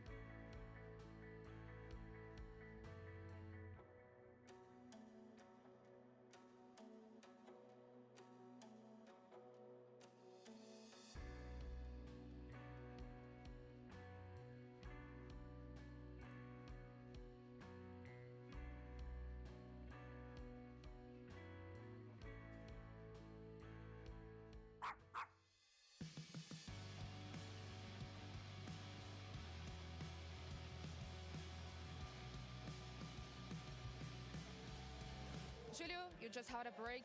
Why do you feel the need to tell your team right now after a hot loss? I think we know how they play, how they like to play, and even that we know, sometimes it's hard to deal against it, but now we know better, and we are more prepared for the other maps. I think the mental is still good. 8-7, close map, could go either way, and it's a best of 5, so yeah, just keep doing what we're doing, and yeah, I think not that deep. You have the momentum, and that's all you could wish for right now. How do you work that with your team? I mean, we're going into a very hard attacking side of the map, well, it's not hard to attack on map, rather, on Skyscraper. So honestly, the momentum doesn't really matter in this match. There's two great teams. You saw how close that game was. We should have closed it out earlier. We didn't. And why is that? Because they're as good as we are. Genuinely, this is the two best teams in the world at the moment, and every single map is going to be close. So momentum doesn't matter. It's all about the mentals. Well, we love to hear that respect from Fighter. These two teams going up against each other as the best teams in the world at the moment. And they're going to show it here on the second map as well. It is an 80s map pick. Here we go, sorry.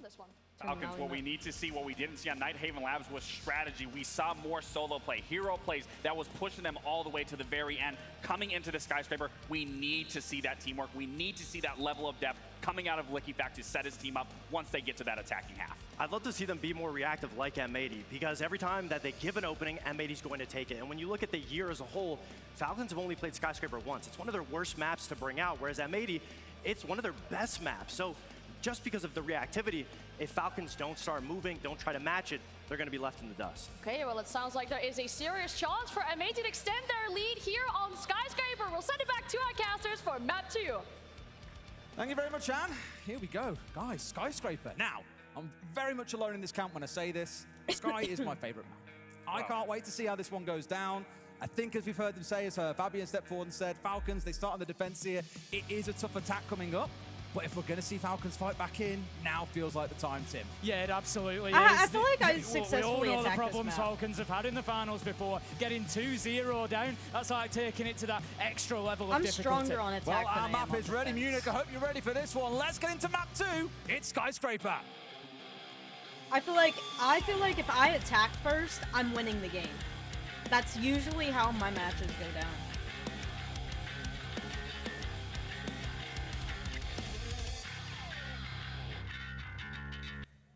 I feel like I'm able to clutch more on Falcons on the attack. defense side to have a strong Like, I start. can That's what 1v5 we all expect, day on right? attack. They need It's rare something. that I They do need that that on momentum back. defense. And Fabian said it best, actually. It's all in the mental. One thing I'm really excited about is the fact that, I say excited, it's a thing to be aware of more than anything.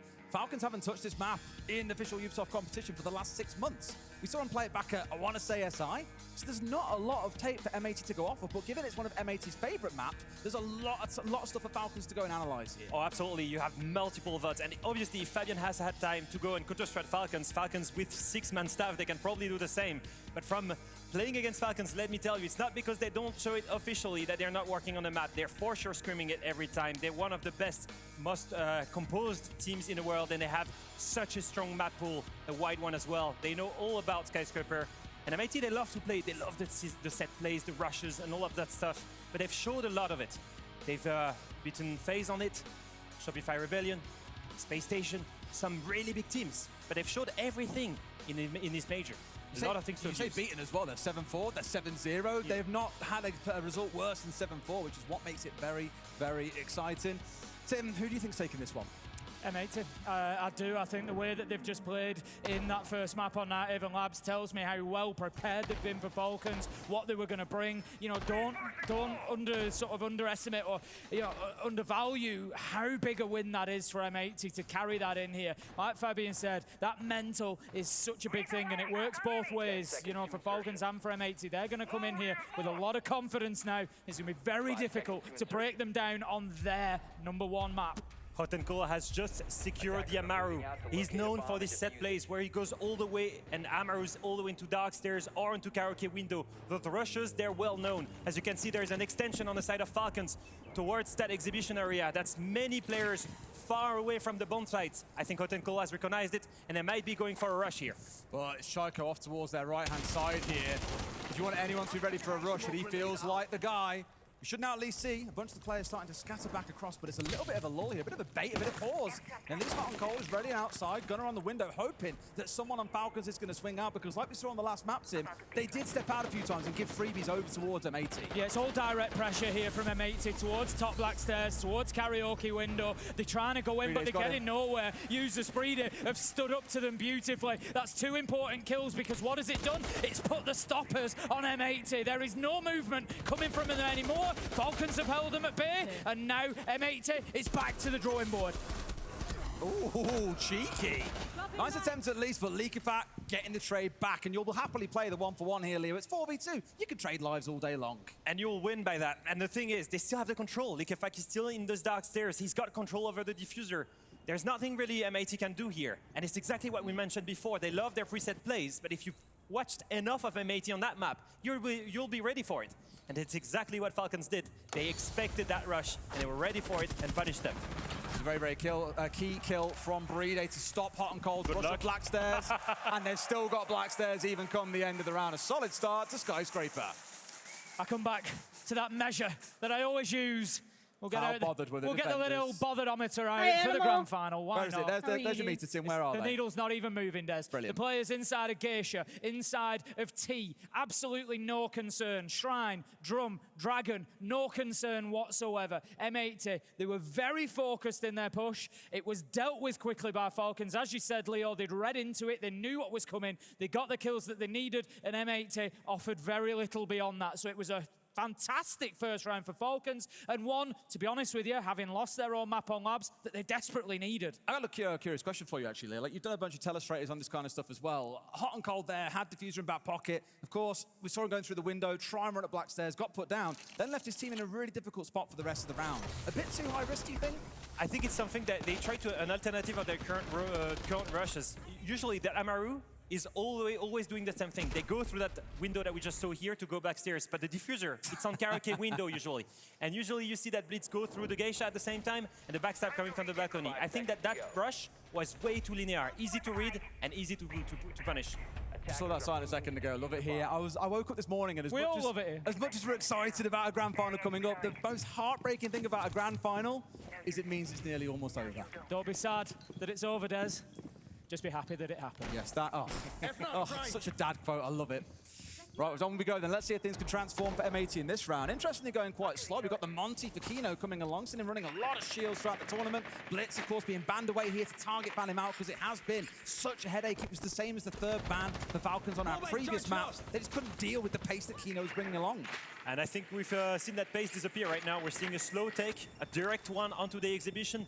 Usually they will get Diffuser down in that bedroom with a shield. You can see it already happening. The shield is trying to gather some information on the ground floor. The Buck will be sent there, and his job is going to be to remove the stronghold, remove the few players in critical position on that A and B bomb site.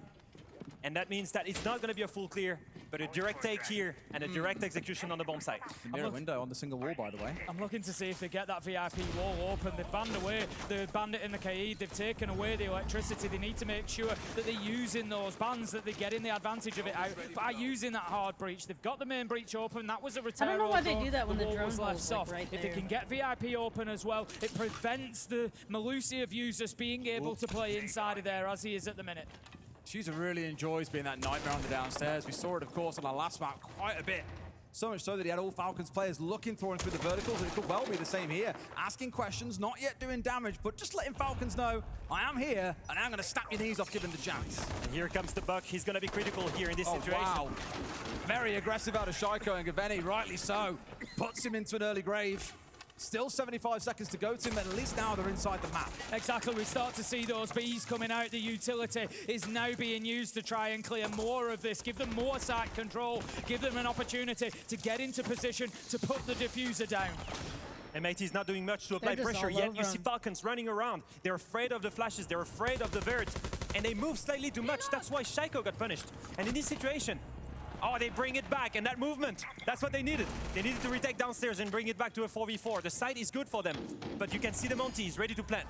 Problem is, they're ready to plant while you're being surrounded by enemies. Doesn't always feel like the safest play to take. They need a little bit more in this round, M80, and they've got to figure it out inside 30 seconds. The Monty still pinched in here. One outside on balcony with him in the form of Gaveni, and Diffuser is still below, but not a whole lot they can do now that we've got Kino on his backside. That's the shield down. One more goes down in Gaveni. It's just Diffuser left standing. He's got to win it all on a house push. Yeah, it looks like Falcons will come away with the win here. Solotov is going to be picked up.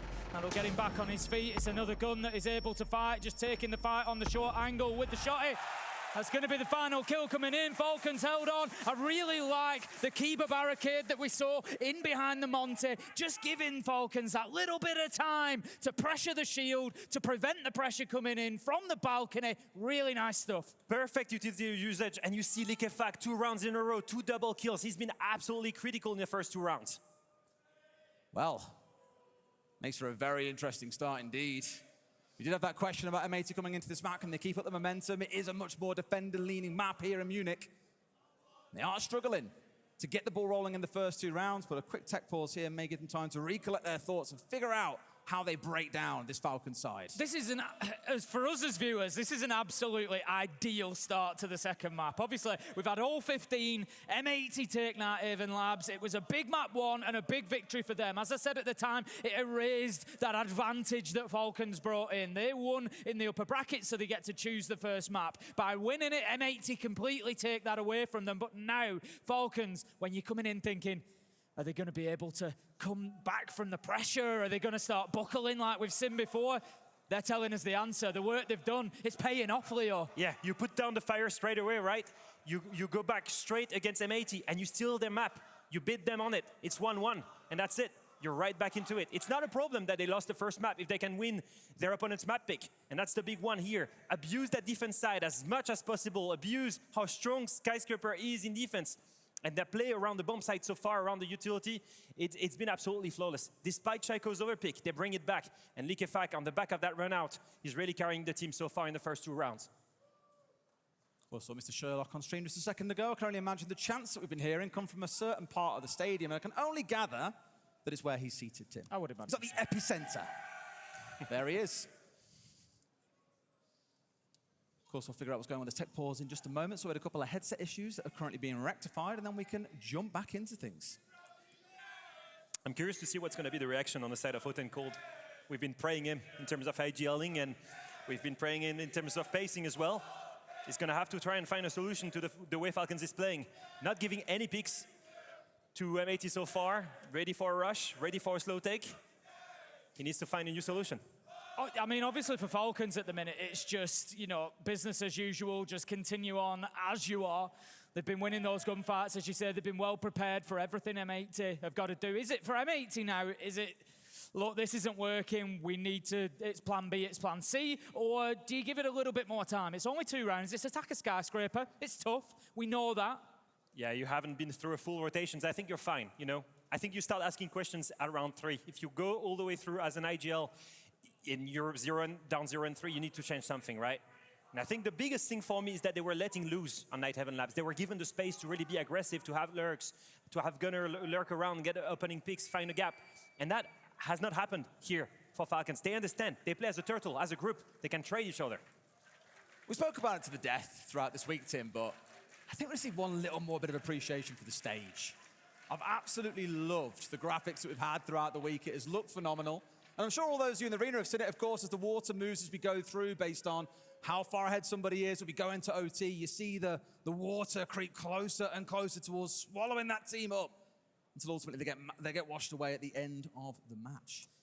We can't forget the trophy either. Oh, it's What's this tech pause for? It's a very easy thing to say as people working in the esport. I don't understand. We do have the we best love trophies Siege, so in it's the easy world. to say, but there is no, I don't think there's any question that is, I think, the best esports trophy I've ever seen.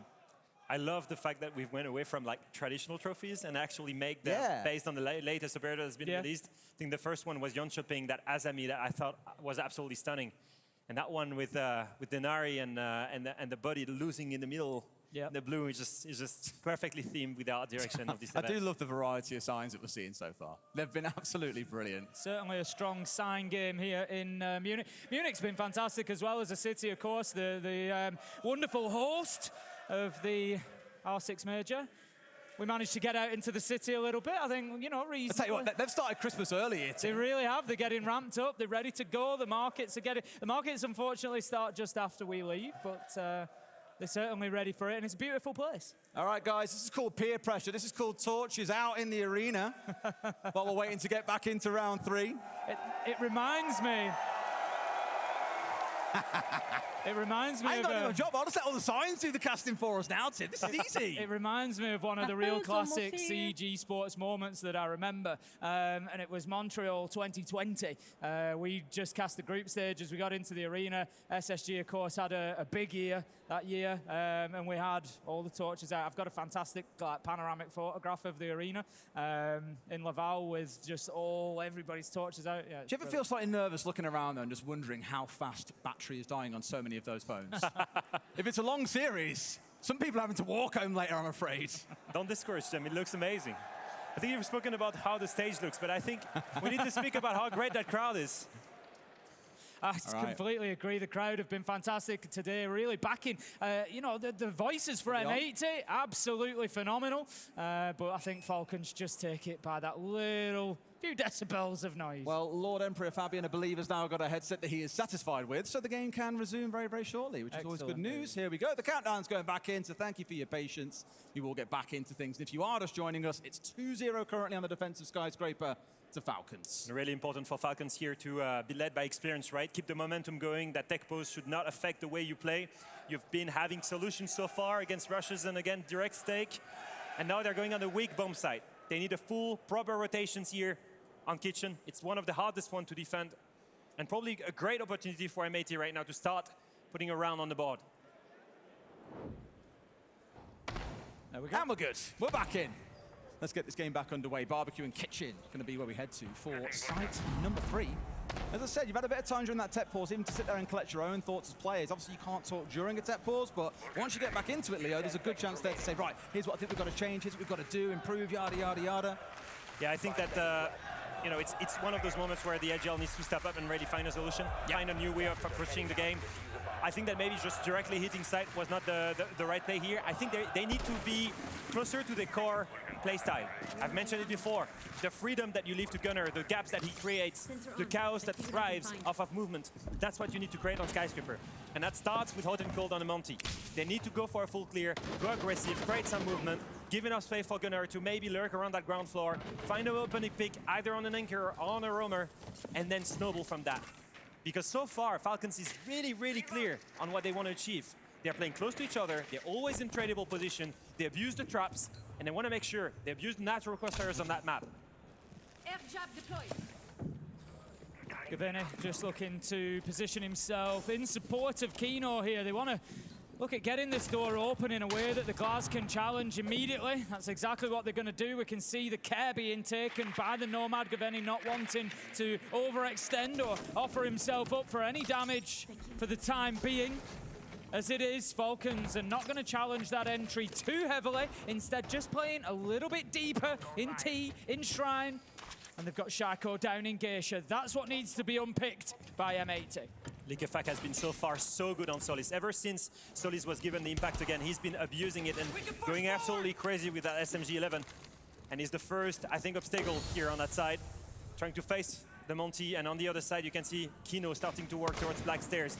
They will need to look to collapse all at the same time. That Fenrir is a real trick.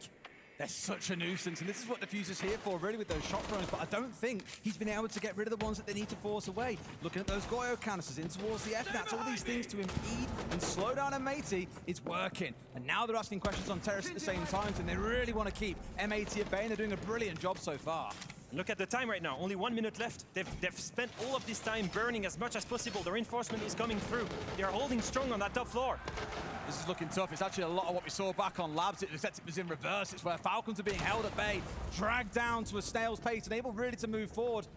Hot and Cold, the one who can ask some questions with that Monty shield in front of his face, and Gunner gets rid of Shaiko, finds his first kill on the map. The best of 5 kill record is still a dream tip. Yeah, that's really important for M80. They've cleared Geisha, but it will also now apply pressure to the rest of Falcons up on the top floor. Breede, he recognizes the danger, and he's trying to come and support Solotov. He needs to move now. He's a little bit too late. Kino escapes that damage. 25 seconds left to go. M80 not in sight yet, but they do at least have a good top floor presence to work from. Solotov has got the perfect lurk. No one knows he's upstairs. He can now backstab. 15 seconds left. He can go for it. Breede was the distraction. Here he is at the backside, but he misses. He whiffs. Surely no! Gunner putting him down, and that was the golden opportunity for Falcons. Breede swapped out by the North Americans. That was good. And a critical couple of missed shots has given M80 their first rounds. It is fine margins like that that determine a tournament of this scale. Solotov has been so solid for Falcons throughout, but in his moment, he just couldn't find the shots that he needed. It was target rich. And that is a difference between a 3-0 and a 2-1. I think we've all been there when you walk in a room and there's 2 or 3 players, you're like, where do I shoot first? And then you're just dead. Yeah, but as a pro player, let me tell you, that is a really rough one for your confidence. He was already not having a best map on Nighthaven Labs. He will need to come out strong. We have got a call in ready with Mr. Jackie Chan himself. Jack, what you got for us?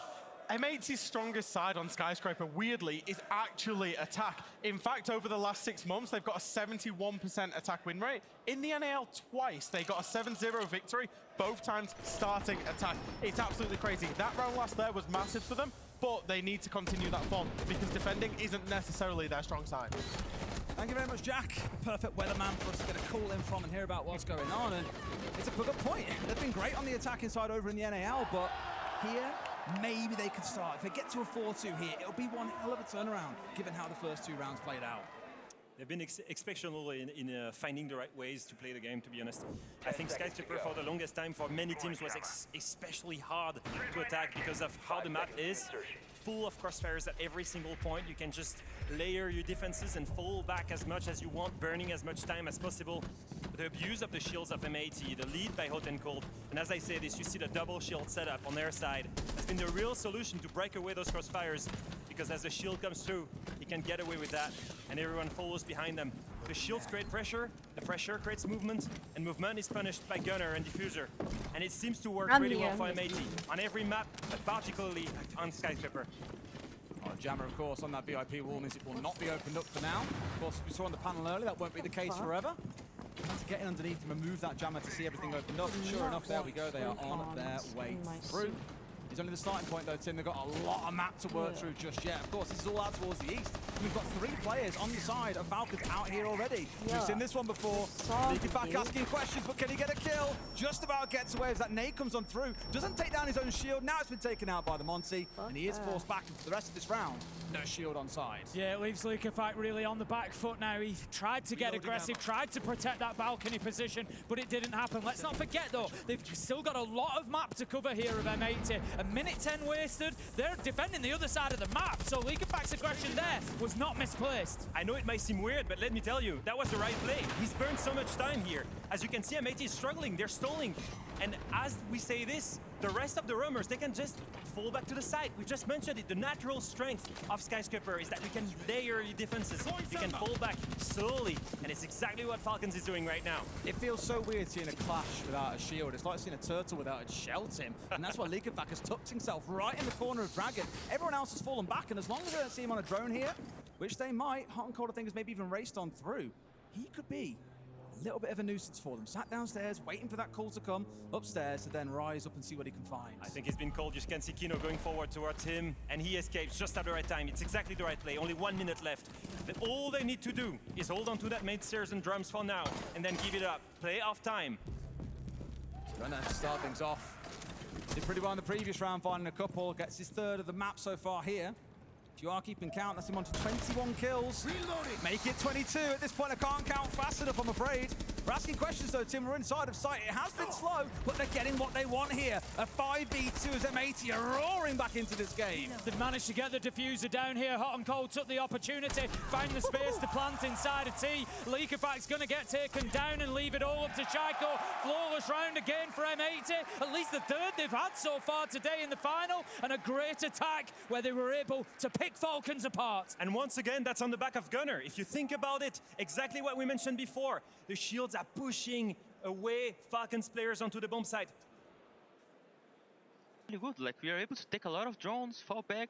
I feel like just the mid round, let's put more utility. Like, we can play a zooming drone, we can play some goyos, you know, and then we just map them. And late round, we just like hold a position. You know, I feel like we are trying too much. Like this round, we are just full moving. They're just holding us, you know. So keep up. Like, okay, we got 3 drones, 4 drones, 5 drones. Just hold. Like, put more pressure mid round. In late round, if you want to retake stuff, it's fine. But otherwise, just play, guys. They're about to switch it up. Leaky got 10 drones and we just died, you know? Yeah. So see how we're going to win M80 is about to switch it up and do like a rush pressure early round. In mid round, more utilities, okay? So Goyos, Azami, shit like this. For me, on the fist, we should still play around my headset down. Brede, you want to play Clash? Or you feel play... Julio once again spot on here. It's the same thing we were mentioning, right? They're pushing away the Falcons player. Gunner's on the backside, on karaoke window, punishes any kind of movement. And Julio said it best, we're moving too much. That pressure of the shield is creating movement on the side of Falcons, and that gives away all of the stronghold. I love that. Another Heimlich, these guys are choking. Little sign in the back. Not quite there yet. It was a very close first map. Things are dead even here so far, and we are seeing M80 fighting back in with that attacking prowess that we spoke about. That's just on the back of Gunner rappelling, by the way. Just him. On the backside, the lurk or the gap that he's looking for, given to him by Falcons moving too much, rotating too much, not picking the right fight.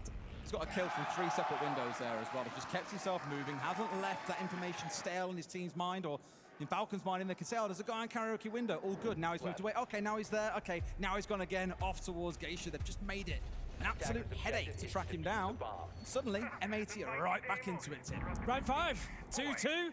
As you say, M80 battling hard for their position. They've already won Nat Haven Labs. They want to keep that advantage. They want to keep the pressure on Falcons. We know from their attacking prowess here on Skyscraper, a 4-2 is still very possible, so Falcons need to make sure they don't let this one get away from them. They're going to go over now to the office and exhibition site. They're going to continue that rotation, and I think the big thing for Falcons here, Leo, has got to be avoiding those freebies, avoiding giving themselves up to M80 through movement. This time, Solotov goes big, manages to pick up Gunner. A great start for Falcons. Choosing when to fight, that's the real thing. Solotov here decides he's going to fight for that Geisha control. He gets aggressive, gets the fur pick. And even here, look at that confidence. From the same player that whiffed hard in one of the most important rounds, that confidence is still there. The resilience is there, and his teammates are here to back him up. As he should be, he's our highest rated player at the tournament coming into this series.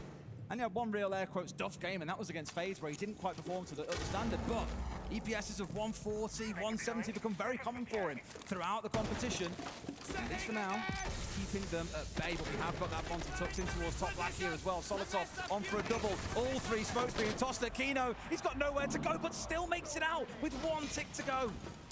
Look at how much they're fighting. It's the right play. They've decided to take on the fight. They've gotten the kills that they needed. Look at them. They're all rotating back to the bomb site. They know they won the round just based off that advantage. They need to keep it now. Go all the way back to the site, set up the right crossfires, and close out the round.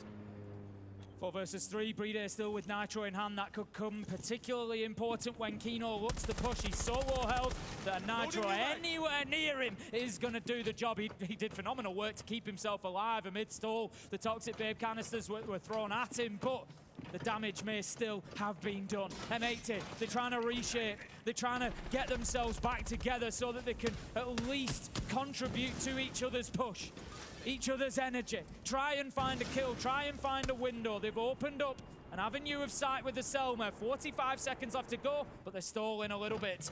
The problem is, it's very one-dimensional. They know where it's coming from at this point, Falcons. They've got C4s at the ready. There's not too much that can surprise them. A nade might certainly help, though. Brede's down. Great find, and the C4, of course, offers nothing. It's a 1-for-1, a 3v2 with only 30 seconds to go. And Shaiko gets the first kill on this map. He needed that, and he gets a second one. Shaiko's right back there on the scoreboard. And a big, big difference in this defense. Look at the initiative from Falcons. They took the fight when they wanted it, and exactly how they wanted it. Solotov gets the pick, and that gets them the round. That's the control of the pace we were looking for. Falcons needs to feel confident. They're on the stronger side. They need those rounds, not M80. Falcons 3-2 then, and at least keeping themselves that advantage. The big concern for me here, if I look at Falcons, they're doing fantastic, but it's going to be how do they do on the attack. I know that we've said that M80 are stronger on the attack than the defense, but that's not really what it's about here. Skyscraper is tough to attack. Falcons have still got to get it done. And that's the main thing, right? M80 have, maybe they're good in attack, but we don't know what Falcons, right? And so they need as many rounds in defense as they can get. You probably heard me say it a million times on email, Leah, but there are 2 halves to a game of Siege, and that's what we need to see what happens when we get into the next couple of rounds. After this one, of course, we'll switch sides and we'll see how Falcons fare on the attack. For now, they've got to hold on to Carry, Oki, and T. M80, seen them slow down a little bit across these last couple of rounds, and it has given Falcons room to maneuver, fight back in, pick up a couple of kills, put the brakes on the round for M80. See things go a bit quicker like we saw back on Nighthaven. And they're going straight back to what worked before. The double shields abuse to push towards drum and main stairs. Now, if you create enough pressure, you're pushing the Falcons player all the way into Geisha and Karaoke. And then with Gunner on that Karaoke window and Geisha window, he can get those picks. It's exactly the same setup they used on the kitchen bomb site. And they are going to try and exploit that again. But first, they need to problem solve the roamers. You can see the strong setup here. The Mute Jammer, 2 players invested there. Trap operators and the Legion and the Mute. And the Ela downstairs. 3 players on that side, actually. It's almost the identical setup to what we saw earlier on, mind you. You've got Brede sat on black stairs, waiting to see if anyone pushes there. Shaiko dancing around site itself. They've heard no real attention coming in on towards site window itself. So for now, you kind of hold the perimeter and not give up too much ground, but it does enable Yuzu's, Likifak, and Solotov all to hold down Exhibition Office Team. No one's really been moved so far inside these open 60. It felt like Kino was really keen to go there, but they hadn't got the Selma charge onto the office wall to disrupt the defender inside of there, so he just backed off a little bit. M80 waiting their time. They've got plenty of time left on the clock, still 2 minutes, and they've started to soften up this defense a little bit. We see the Twitch drone of Gunnar just removing that utility from behind the wall, just removing the Gusmot mine so that the shield can go in safely. They're doing a good job of laying the foundations, but it feels like they're also giving Falcons a bit of an opportunity to move away safely. And just like last round, look at how Falcons are staying here. They don't want to give up their control. They want to play. They want to fight. They understand they need to keep that pace. And look at this. They need to control here. They need to go aggressive. They're holding.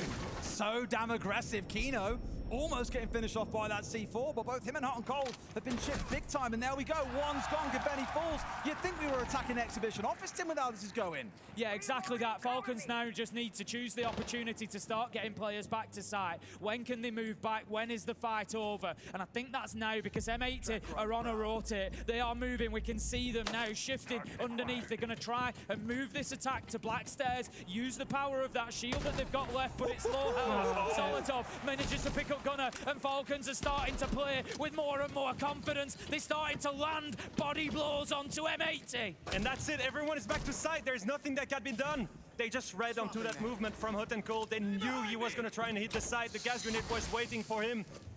What's the answer here? Honestly, as an ideal, no idea. Only the 2 left standing here with a lot to recover. And with very limited time, doesn't feel like it's one they should be able to get over the line, but you can just never say never in Siege. Diffuser's really got to work some magic. It's going to be a flawless round coming out for the side of Falcons. Man, this is a close game. Another huge round from him as well, Tim. Round 6 is always such just a like big one yesterday, to how they were win just as well. trading You back carry and that forth. momentum forward into the second half, and what a better way to do it than not only with a floor. I know flawless already kind of speaks to dominance, but that was true dominance from Falcons. They had every gunfight. They had every bit of the map in their control at all times. M80 in that round, they had nothing to go on. The last 2 rounds were exactly like that. The last 2 rounds is the reaction from M80 going back from a 2-0 to 2-2. And they make exactly the right call. We will choose when to fight. We will not let them into the map. Despite them bringing 2 shields, look how strong Falcons was fighting. All of the C4s, the clash of Likifak the round before, just putting it down outside. They wanted to play aggressively. It worked out. Now they're on the weaker side. They need to prove to everyone, can they attack on Sky just as good as M80 is able to do it? Brede getting his own chant now. What I love is actually when we first saw him join this team, he had like a ridiculous stage. Back then we were using a different rating system. We had like a 2.39 for the stage, which is basically unheard of. And I don't want to say he's got quiet, but he isn't quite the player that we saw historically in terms of being the clutch master, the one that you just knew was going to fry everyone with an SMG. The last couple of days though, how do you stop him? Watch out, there's no Brede Slender on my Sorry, watch. I can't stand with the French. To be fair, I was going to join Leo. I was going to say, look, for as long as I've enjoyed Siege, Brede has been a real kind of hero player to me because I look at the way he plays and I love it. The understanding, the depth that he uses inside of the sights and his focus on the objective and all the roles he plays. Brede has always been a player that I've enjoyed watching. Obviously, through the years, the roles have evolved, and now he's one of the last remaining hardcore, hard support player. As you can see him on the Monty or playing the Hard Witcher, or always stuck as the anchor, the sole defender of the bomb site. And he's one of the best players, if not the best hard support this game has ever seen. And despite that, despite his age, the longevity is there for sure. He's still able to clutch, still able to hold the bomb site and that Monty as well. Oh, God, don't kiss his ass too much, God. See how much further he can go then. Of course, being on the shield and of course being top planter at so many an event, he doesn't get the chance to be the one racking up the kills, but I take your point, I'll concede. See how this half goes. The first round of this one is a crucial one for me, is to see and set the tone for how things play out from here. Hopefully, not quite as slow and laboured a start as we saw back on Labs. We see Falcons racing out the gates and that F1 car that I compared M82 back in that first map. That's what we want to see, but of course the North Americans do not want to make it easy given this lineup. They're trying to open Geisha Wall. I was just about to say they've opened it, but no. We're going to see the successful trick there, and that's big. Gunnar is the one playing in that position inside of Geisha. He's 5 and 4 at the minute, 18 kills in the last game. He is serious hot property in terms of this M80 team, so keeping him safe, keeping him in position is going to be a big part of this defense, but how about that? Users manages to move in, finds a kill through the soft wall onto Gaveni. Leak of fact finds Kino. Diffuser has an answer for M80, but still they find themselves behind, and Diffuser and Gunnar are both super low health. Falcons, this is surely a round that they can win. They so sorely need a kill though, right? They can't let it carry on with this man advantage. There's not tons of utility on the side of Falcons to work with outside of those Grim Bees. All the fire, all the smoke has gone from Solotov, but if it's got them to where they are now, it's not a bad spot to be in. Still 60 seconds to go, Leo. And that Geisha control is really a problem for Falcons. They still haven't problem solved it, and you can see M80 choose. They want the fight to happen here. And Liquefact choose to ignore it. It's such a right play. Look at this. They're gonna go and hit the bomb site with the diffuser. They completely ignore Geisha. The plan is going down. And it's too late. Hodinko has given up the bomb site. He's trying to slice over across here. He gets rid of one. Can he stop the other one as well? If he gets rid of Liquefact, no, he cannot. If he gets that kill, maybe it's winnable. Gunnar, with a lot to do here in a 1 versus 3 post plan, secures 1. But he's got to get 2 more, Tim. He's on the hunt. He knows that there's one around house stairs. He's guessed correctly that they're going to look to head downstairs, maybe try to just hold off from below. He knows there's another in Dragon. He's got the intel. There's just so little that he can do with it. He's going to try and play that diffuser game. Just tickle it. See if he can bait them out. But he cannot, as Users manages to find the kill. And that's going to be 5-2 for Falcons. And that was M80 close. now He almost on the had back that foot diffuse off on their own map. Liquefact is so good, so damn good with those calls. The fact that they could not open Geisha ended up being a strong thing for them. Be doing it, like, or actually it's not what we are going to be doing, it's what they are going to be doing. If you look at how they're playing this, they're pulling us, and then one guy coming from behind. They've looked at our strats and how we rotate, and they're going to be doing it accordingly. So don't allow ourselves to get pulled too hard now. I'm not going to leave. I also think that we need to play that Ella for the shield, or maybe even an Echo if you feel like it, but we need to fucking fuck with the shields, because that guy's going to be running with the Monty, and he's just going to be walking. Yep, we do T hard office fight. Put them in the crossfires. That's what we need for this, guys. Play together, less solo shit. Let them come to us. I don't think they can execute on the map if we let them do that. And then we can layer. So traps, we can play Goyo, we can play Smoke to fuck with the Monty. Goyo is great for it. Just fuck with the Monty. Come on, guys. You think you're gonna play Siege? Heck yeah, French fry. Fabian, for those of you that don't get a chance I'm locked into this game right now. I'm not feeling great calling today, more for the crossfires. He's very much aware that they're going to have all this tape on them. They've done all their analysis. Of course, Tom's top is off in map 2. We're only in 2 of 5. You should. Watching this definitely makes me want to play. I wish I could play like this, More the same calls that we heard during group stages as well. Play together here, communicate as a team. It's been about a month since we last played. Show that resilience. Did you watch the season? Throughout the Munich Year 10 season 4 reveal? And the same problem arises from one side to the other. I think have to face the based off what they've said, it's a big problem I think to solve. Siege might be alright. I'm really surprised that we don't see more often a triple shield ban. They could have tried it, but now it's too late. With the Deimos ban, they cannot get rid of all shields, and they will have to face at least one. And their counter is going to be to play into crossfires and bring the Ela as much as possible, because when that shield is getting stunned, then he is vulnerable. I can't say I fault them too much banning away the Deimos from Shaika. We've seen, it's actually left open against him an awful lot this competition because of how strong shields are, and he's had a great time with it. Well, this is, you ban the Deimos. Oh, well, he'll be on the Twitch or the Nomad. Or, we've been down this road. Yes, you've got to take things away from him because he will just, utilize them so well.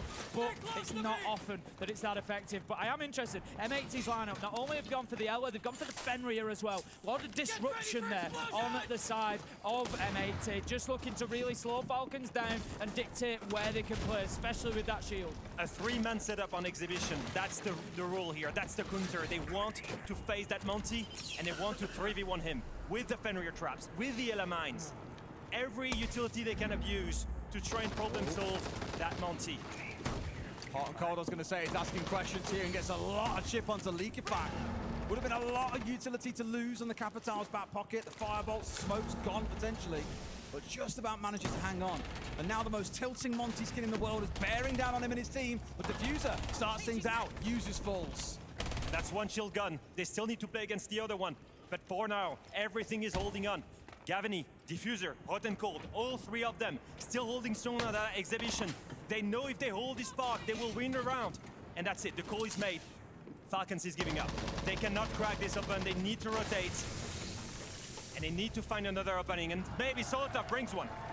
That gets them back into the round.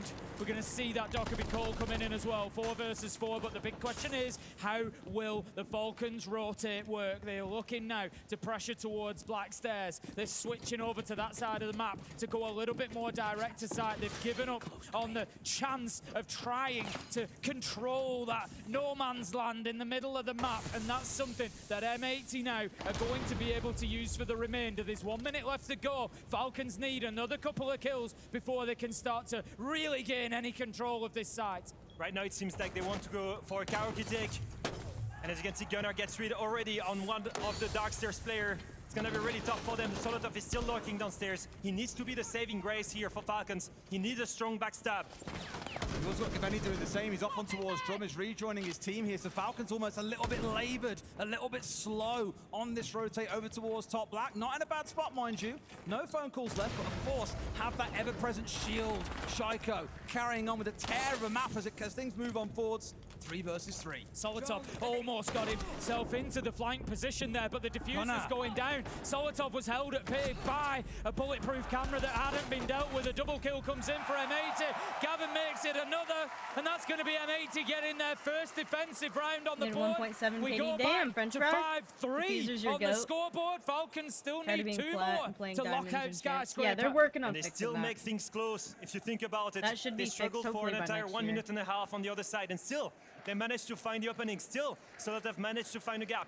But the right reaction from M80 brings them back into the map. Yeah. I think that bulletproof, as There I will said, be a it rank was just 3.0, so but not damaging to coming them. this Solotov this comes in, upcoming and season. straight away It's he's probably being gonna be challenged. like, If that's not I think there, they said let's year not forget, 11, season Shaiko was 2. on the Twitch. Had that It been seems dealt like when a with lot of prior, the changes had that are been gonna be taken away, implemented. Solotov maybe has free We will roam see a on lot the more backside, of and the it could have been things very, that we've very been different. asking them to Very fix, similar win conditions so far change, for make both the game teams in better, defense. all It's been that. fighting and We just gotta be a fighting, little patient, 'cause making it- sure that what no they've one said can they're get gonna into do, the it's, building you know, safely. we gotta give them time to Despite do the it. It's not like shields, they can do it it's been overnight. really proving difficult for the attackers on both sides here. They're always trying to find a way to get in, but everyone is seemed to be trying to send all of their traps on that side. I've always had a close eye on Gavin, and I commented on it to you guys during the break after the last map. You know, throughout this tournament, he is currently tied top with 2 other players for the most numbers of 3Ks and 4Ks that we've seen at the event. Also got a couple of 1BXs to his name. He has been unreal. Yeah, you should watch it. It was really good. It was very in-depth and long, and I really liked that because I felt like the last reveal that we got was so half-assed, and it was just kind of like really at a man vague. disadvantage, he was the one who stood up and made I like himself Sky. heard. Great round from him. I like Sky, but I'm Maybe now also Tim one of starts those to see weird that people fight back that from like North I American prefer to side. attack Yeah, we're first, heading and back I'm over way to I office perform and better on exhibition attack than I do against the defense. attack that we saw Falcons But I think win. I This time, play more of like a M80, they're gonna give it breacher another go role with a bigger on focus attack. It's more on fun for me. dealing with those I play a lot of shields. support You on can defense. see now on the other side with Falcons and that Riora, they will want to hit the side directly, that's for sure. Yeah, But it on was the like other very side, in depth, you can see that very so well great made. to In comparison, run clear the here. last one was They want to so bait, they want to create a distraction. disappointing. Strong enough for Liquefact to go onto the bomb site. It was so And that Lamine has disappointing, just, the last ring the reveal bell, for as you this, can see, this Liquefact current is working season that solo we're on on, the but other this, side. the All one they four of their just did teammates today are was working incredible. against I your was side. very happy with it. Liquefact is just doing his own thing, trying to bait a rush maybe?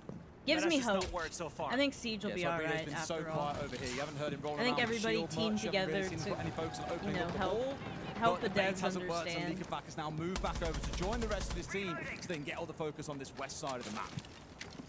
They've lost 40 seconds now on that bait, and it's gonna be tough. If they had a full 3 minutes to try and problem solve the roam the round before, I don't and know they how I still feel couldn't do about it, Thatcher, how the are they gonna Thatcher do it now? rework, though. I kind of It's gonna feel like prove Thatcher difficult was for a sure. very Either they solid ignore it operator. and hit the site, either And they I go feel like for the there's full so many clear. other Either operators way, that only really 1 need minute a and 30 rework. seconds remaining. Gunnar is a huge That problem his- right I now don't for know. Falcons. He's playing in that geisha box area. They've got the double reinforce, but Falcons have got no ranged hard breach option to be able to open that from karaoke window. So how do they now put pressure onto Gunnar? He's going to stay here until forced otherwise. Falcons have to either go direct or they've got to go in and clear him out. As it is, it looks like they're going to push directly to site, but they need to be aware of Gunnar on the flank because that's what's going to happen. Kino manages to find one. on. Shaiko, one back for Falcons. 4 versus 3, and that is gonna dealt with. That could be round 1 for Falcons. Solotov, Shaiko, 1 apiece. A minute left on the board to find the last man. Surely we don't let them set this one away as well. It's a 3 versus 1, boys. You've got a shield. There's just no chance. Kino should be able to get away with it. Pressure coming down onto him now. He's wondering where the other 2 players are. Where is the pressure coming from? And it's Solotov to the face off the back of that shield. Up they go, Tim, to 6 and 3. What a way to attack this, by the way. They keep on pulling the roamers around. They make sure they stay on the other side, and then they cut the map in half. They use 1 guy in Dragon, 1 guy in Statue. They hold everything, and then they hit the side directly with 1 gas grenade. Such a good play here. Once again, a call by Liquefac. They cannot problem solve the roam. They cannot problem solve the direct take. They just go in the middle. I didn't really play this managed season to make either. it. I love how much. I know, you know what he could have done there? He could have hit the Aurora, peeked that guy in the doorway, killed him, dropped the hatch, and then just hit him with Vert when they tried to this one, plant. we heard it during the attack time up from Fabian. That's what I would have done. Know what to expect out of M18. I would have so hit far, that Aurora we've at got least. A perfect answer. It's almost And then like peek, going to a map that you play a lot. you know, peek that other It's a bad door. idea, and that sounds crazy to say at top level Siege. It is, you know, you're at least offering your opponent an opportunity to have the playbook, because that's exactly what these teams are doing. They're going through and they're marking out every strat that's been played, how it's been done, which operators, you know, they are going to that granular level of detail, so it gives them a real good idea of what's going to happen. But it was just a beautiful attack from Falcons, the way that they controlled the map, the way that, you know, I sort of called Gunnar on that flank coming across. He was dealt with immediately. He was already being watched. They knew that he was out there. They knew where he was. They knew they couldn't do anything about him. But what they did know was that they could just wait for him to come to them. And they did it beautifully. Shaiko, Solotov, on either side of the map, just holding the middle of the map for any rotation. And then Liquefac, he pokes around. He pokes around the bomb site, pokes around the room, and if he creates enough movement, boom! I think Conflict's next, right? You get the opening pick, and you go straight for the bomb site. A new innovative way to try and problem solve these attacks. These events setups rather, and he does it perfectly.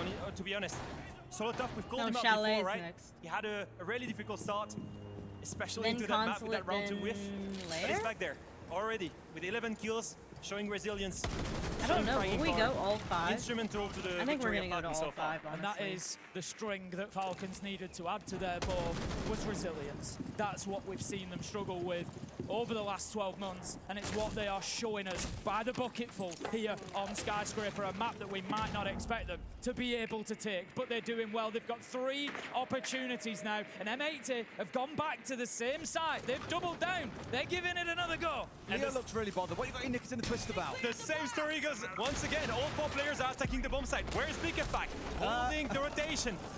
As 4 players go aggressive here. Oh dear. They're facing the mirror. That goes crazy. They tried to go kill. so aggressive, but it's been chewed apart and spat out by the M80 machine. Down to the 2 left. This time round, M80 have looked prepared. Falcons tried to go fast. They've had the answer. Yeah, Liquefac manages to get one back, taking down Diffuser. That's going to leave us now a 2 versus 3. Falcons back to the drawing board. The one thing that they do have to their advantage, Leo, is a little bit of time to work with. Yeah, but it's already too late. Liquefac had to give up that cross that he had, and then the rest of M80 can just regroup, go on the bomb site, play that 3v2 perfectly. Ready and waiting. Kino doing the Liquefac as he's tried to do his very best. They just picked them apart. M80 just a little bit too Future good in the round though. Watch Pro play. 6-4 now. Yeah, to the right? Europeans. I'm learning a lot 1 out of 3. just watching 1 this. out of 3 for M80. They continue. The minute Like, you see comeback, what they need do, to and then keep you're it like, wait a rolling minute, now. this That's is got what them a he little could have bit of done to momentum on maybe the have a defense. We chance at commented. winning the Jack round. did a call in for us and know? highlighted the problem that M80 might face, and that is their strength on Skyscraper, somewhat out of unusually, tea. is their attack. And as we get now, we start to see that they've struggled to find those defensive rounds we're going to have. Falcons continue 2 more chances. And I'm just looking at the Falcons lineup, and we've got that shield there again. It has been a constant thorn in the side. It has been a constant problem for M80 to deal with. They continue, though, to bring the Ella. They continue to deal with it in the same way. Watching The problem here is that the longer this game See, I'm continues, hard stuck silver, the so harder maybe it this gets will for help. Liquefac to call unusual things. He's been using the same win condition every single time. 4 players on one side creating movement, him on the other side. That's the distraction. And if someone moves from one side, from east to the west, they try and get a kill. Now that's cool, that's innovative, great. That got you 2 rounds, but 3 rounds? But what after that? You need to find something new, something unusual, enough to close that map. Here we go then. See which way round 11 goes. Of course, M80 have showed that little bit of fight back here. We can't keep going 1-for-1 on these rounds because, of course, know which way that leads. It would be a Falcons win. I'm at this point, Tim, where I'm saying, just send us in. Just give us overtime every single map. I'll take it all the way through. Let's just call it. Let's have 75. Let's have a full 75, and then we never need to worry about the record. All right, okay. Shaiko gets himself onto Black Balcony. He's going to be joined by Breedy on the Blackbeard. We've seen this push so many times. Use the shield to aggress on it. Send somebody to the bottom of stairs, send a shield to the top, and pins out Kino, in this case, who is playing there on the smoke. This is going to be a key position to deal with immediately. He's playing in a spot that, of course, we saw Breedy in for the majority of that first half, just ready to try and deal with aggression, either coming out from here on the balcony or coming in from below. He's got the barbed wire at his feet, he's got the smokes, the shotgun for whoever may try and challenge him. Breedy's the one asking questions. They've got to shoot through these smoke nades first, though. Once they're gone, this gets much easier. Kino has to be the hero of this round. He's playing behind the Kiba barriers. There is a Goyo shield for him as well. A Goyo canister and a gas grenade. He's got so much utility to burn here. And his teammates are backing him up. The smoke is next to him. And they're also holding the vert. It's just Leaker back underneath that can really provide threat. You know, he's showing the respect that Falcons deserve, expecting to get pushed.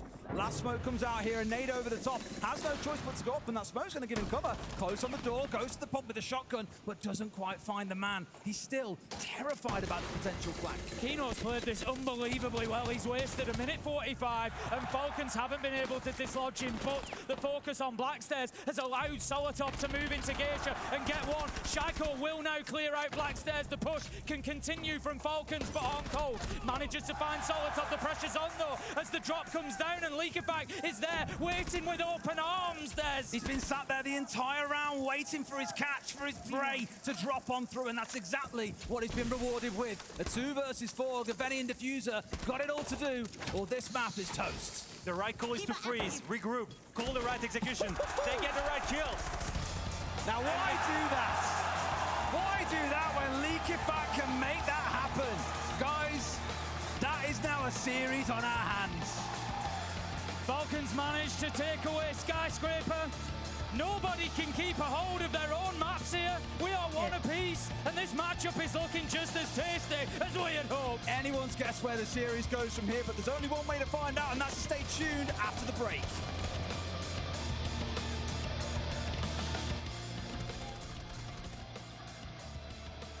All right, I'm gonna grab some tea really quick. I know, W Kino, dude. They'll be all right. They'll be all right, French fry. I'm not.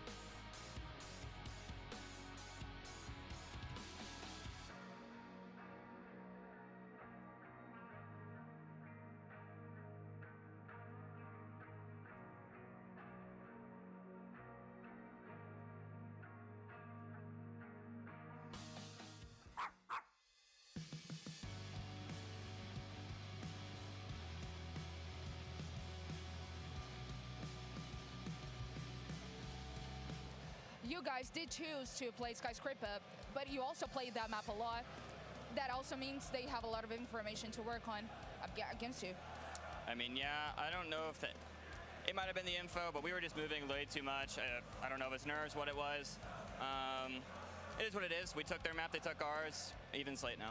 We can see how adaptable Falcons can be. Julio said, use them utilities. All right, guys, smoke, let's straighten up a little Kiva, bit. And you did You like the also a great Falcons in job Rocket on League? Attack, so great map for Falcons.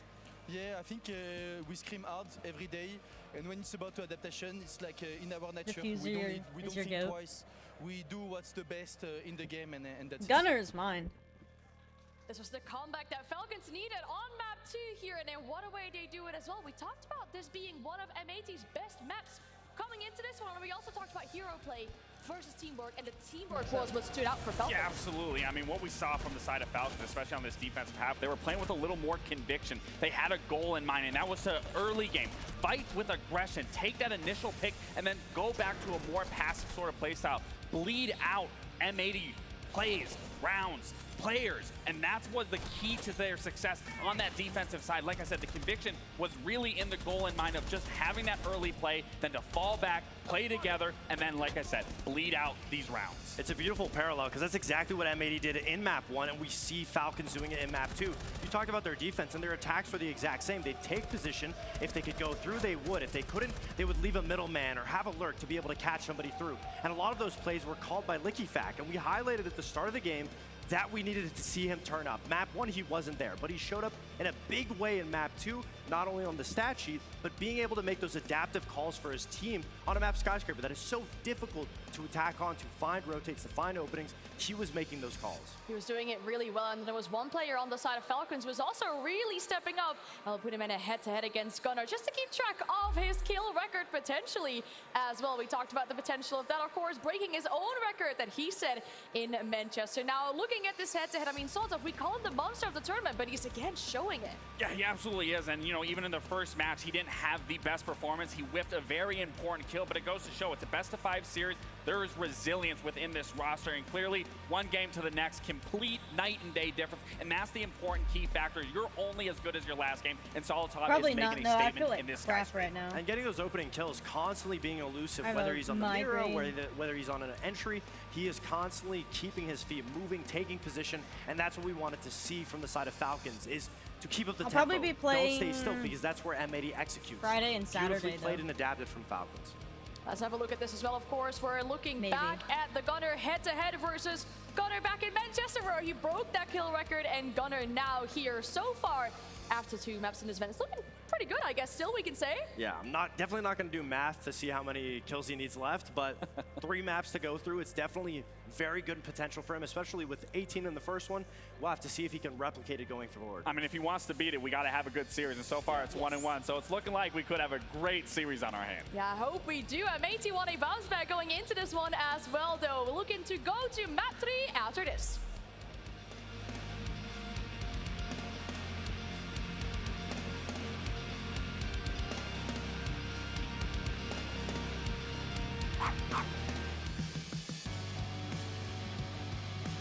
Gunner's like your second goat.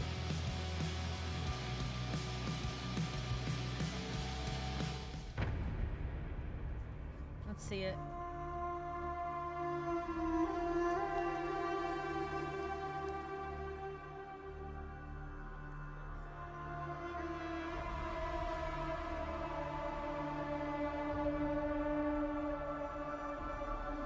That looks a lot better. I kind of like it. I don't know. I don't feel like it's super different, but I feel like they focus more on changing the layout rather than the graphics of it.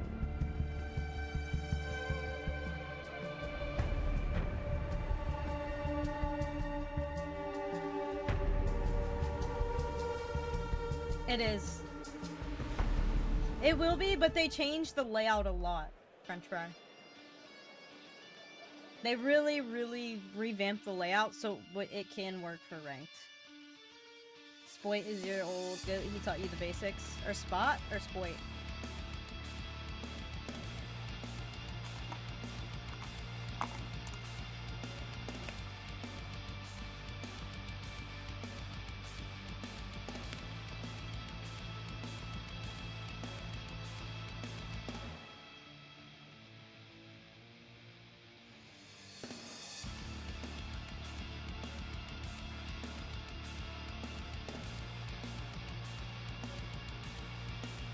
my back. I signed up for a 1v1, the challenger mode. There's like a challenger mode tournament. 1v1 tournament. I signed up for it.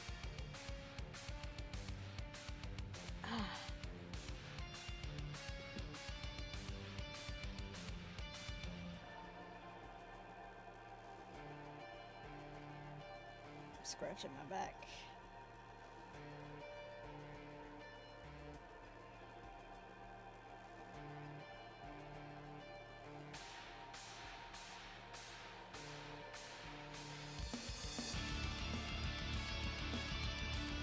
You just gonna spot.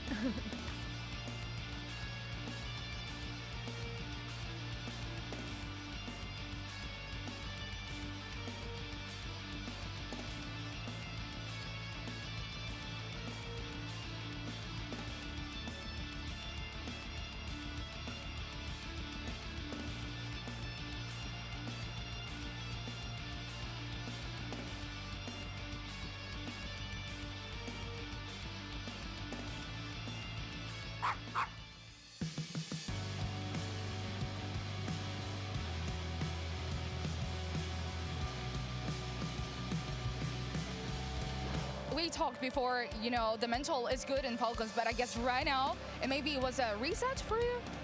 I think, like I said, first map, the way they play is annoying. And if they want to play like this, we're going to play the same. And now it's our map. You think you're annoying now? Yes.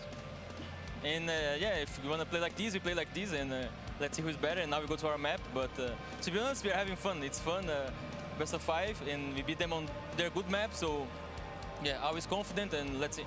You said it was going to be a tough match. Yeah. In the end, it's always about the mental. Do you think in the second map, it was the mental of M80 was not enough, maybe? No, it wasn't about the mental. If you look at the way the map played out, it's basically we prepared a lot for Nighthaven, they prepared a lot for Skyscraper, and then they played that against us and we played it against them. That's how the first 2 maps will be. It's a best of 5, it's a marathon, not a sprint. Clear words from Fabian there. It's a marathon, not a sprint. That shows in this best of 5 years. We'll take it to map 3 very soon. And then I'll be Chalet. I just want to know. I think Falcons might have this. I don't know. This We, map. both teams played FaZe, where Falcons on the other side, they did beat FaZe, and then on the other side over here, they would lose to FaZe. And one of the biggest things that we saw, especially on their defensive half, they got rid of those shields. You aren't going to be able to get rid of shields when you're on that defensive half for the side of Falcons. So you're going to need to bring an Echo or a Legion or an Ella to be able to disrupt that flow, to disrupt Kino, to be that spearhead. And then what we even saw in that Skyscraper was taking the initial gunfight into their favor, get that man advantage, swing it into their favor, and then play a more passive defensive side. But they are going to be starting on attack, and it's going to be very important that maybe LickyFact does exactly what we saw on Skyscraper, of doing that 4-1 split, trying to find that gap, rally in the troops, and then be able to go for an execute from there by forcing the players on the side of M80 to be moving around or going into a line of sight. Now, I don't want to say it again and maybe jinx M80, but this is one of Falcons' bad maps, and this is the 3rd best ranked map for M80 when it comes to it. But I agree completely when it comes to what you were saying about Falcons. If they maintain that momentum, obviously Julio said it in his interview, you want to play like this, we'll play like this. So they're going for that aggressive early lead, and then they're slowing it down. You can't really do that on Chalet because how the map's set up, it's not the same as Skyscraper. You can't defensively bunker after you get an opening. You have to continue it or just find ways to even out the trades. You can't ban out the shields because then you're going to allow Kino to play Glaz, play Ying, and we know how impactful he is on that. So at the end of the day, it is going to be a good back and forth. I'd have to argue. I say you can defend it because if you even saw how M80 lost to the side of FaZe, is M80 was just getting too overzealous. They were moving far too much going into those line of sight, and I can easily see Falcons take full advantage of something like Well, that. I would love to hear more, but the map is ready. So Munich, please give it up for your casters. Winners Hey, have Sentinel got though, yeah. Farmers. They take us to map 3. Thank you very much, Anne. It's time to cook now, guys. It's hard You've to had those do first like 2 a maps. You heard 1v1 Fabian in his viewer interview stream saying, look, as a streamer first 2 maps of the because best of they 5, just it stream tends to be a snipe bit you. of a free hit. You know? Now we're getting into these murkier Like, you waters just get stream where sniped I really most don't of the know time. which way the map would go. Well, this is kind of where your prep starts stacking up, isn't it? You know, yeah, you've done the most for the first 2, and now we've got to see what they've got left of the last dang. 3. Are they? We're I'm gonna about clean up ready my to ears. go My into ears this itching. one. Hold It's on. map 3 in the grand final. It's Chalet.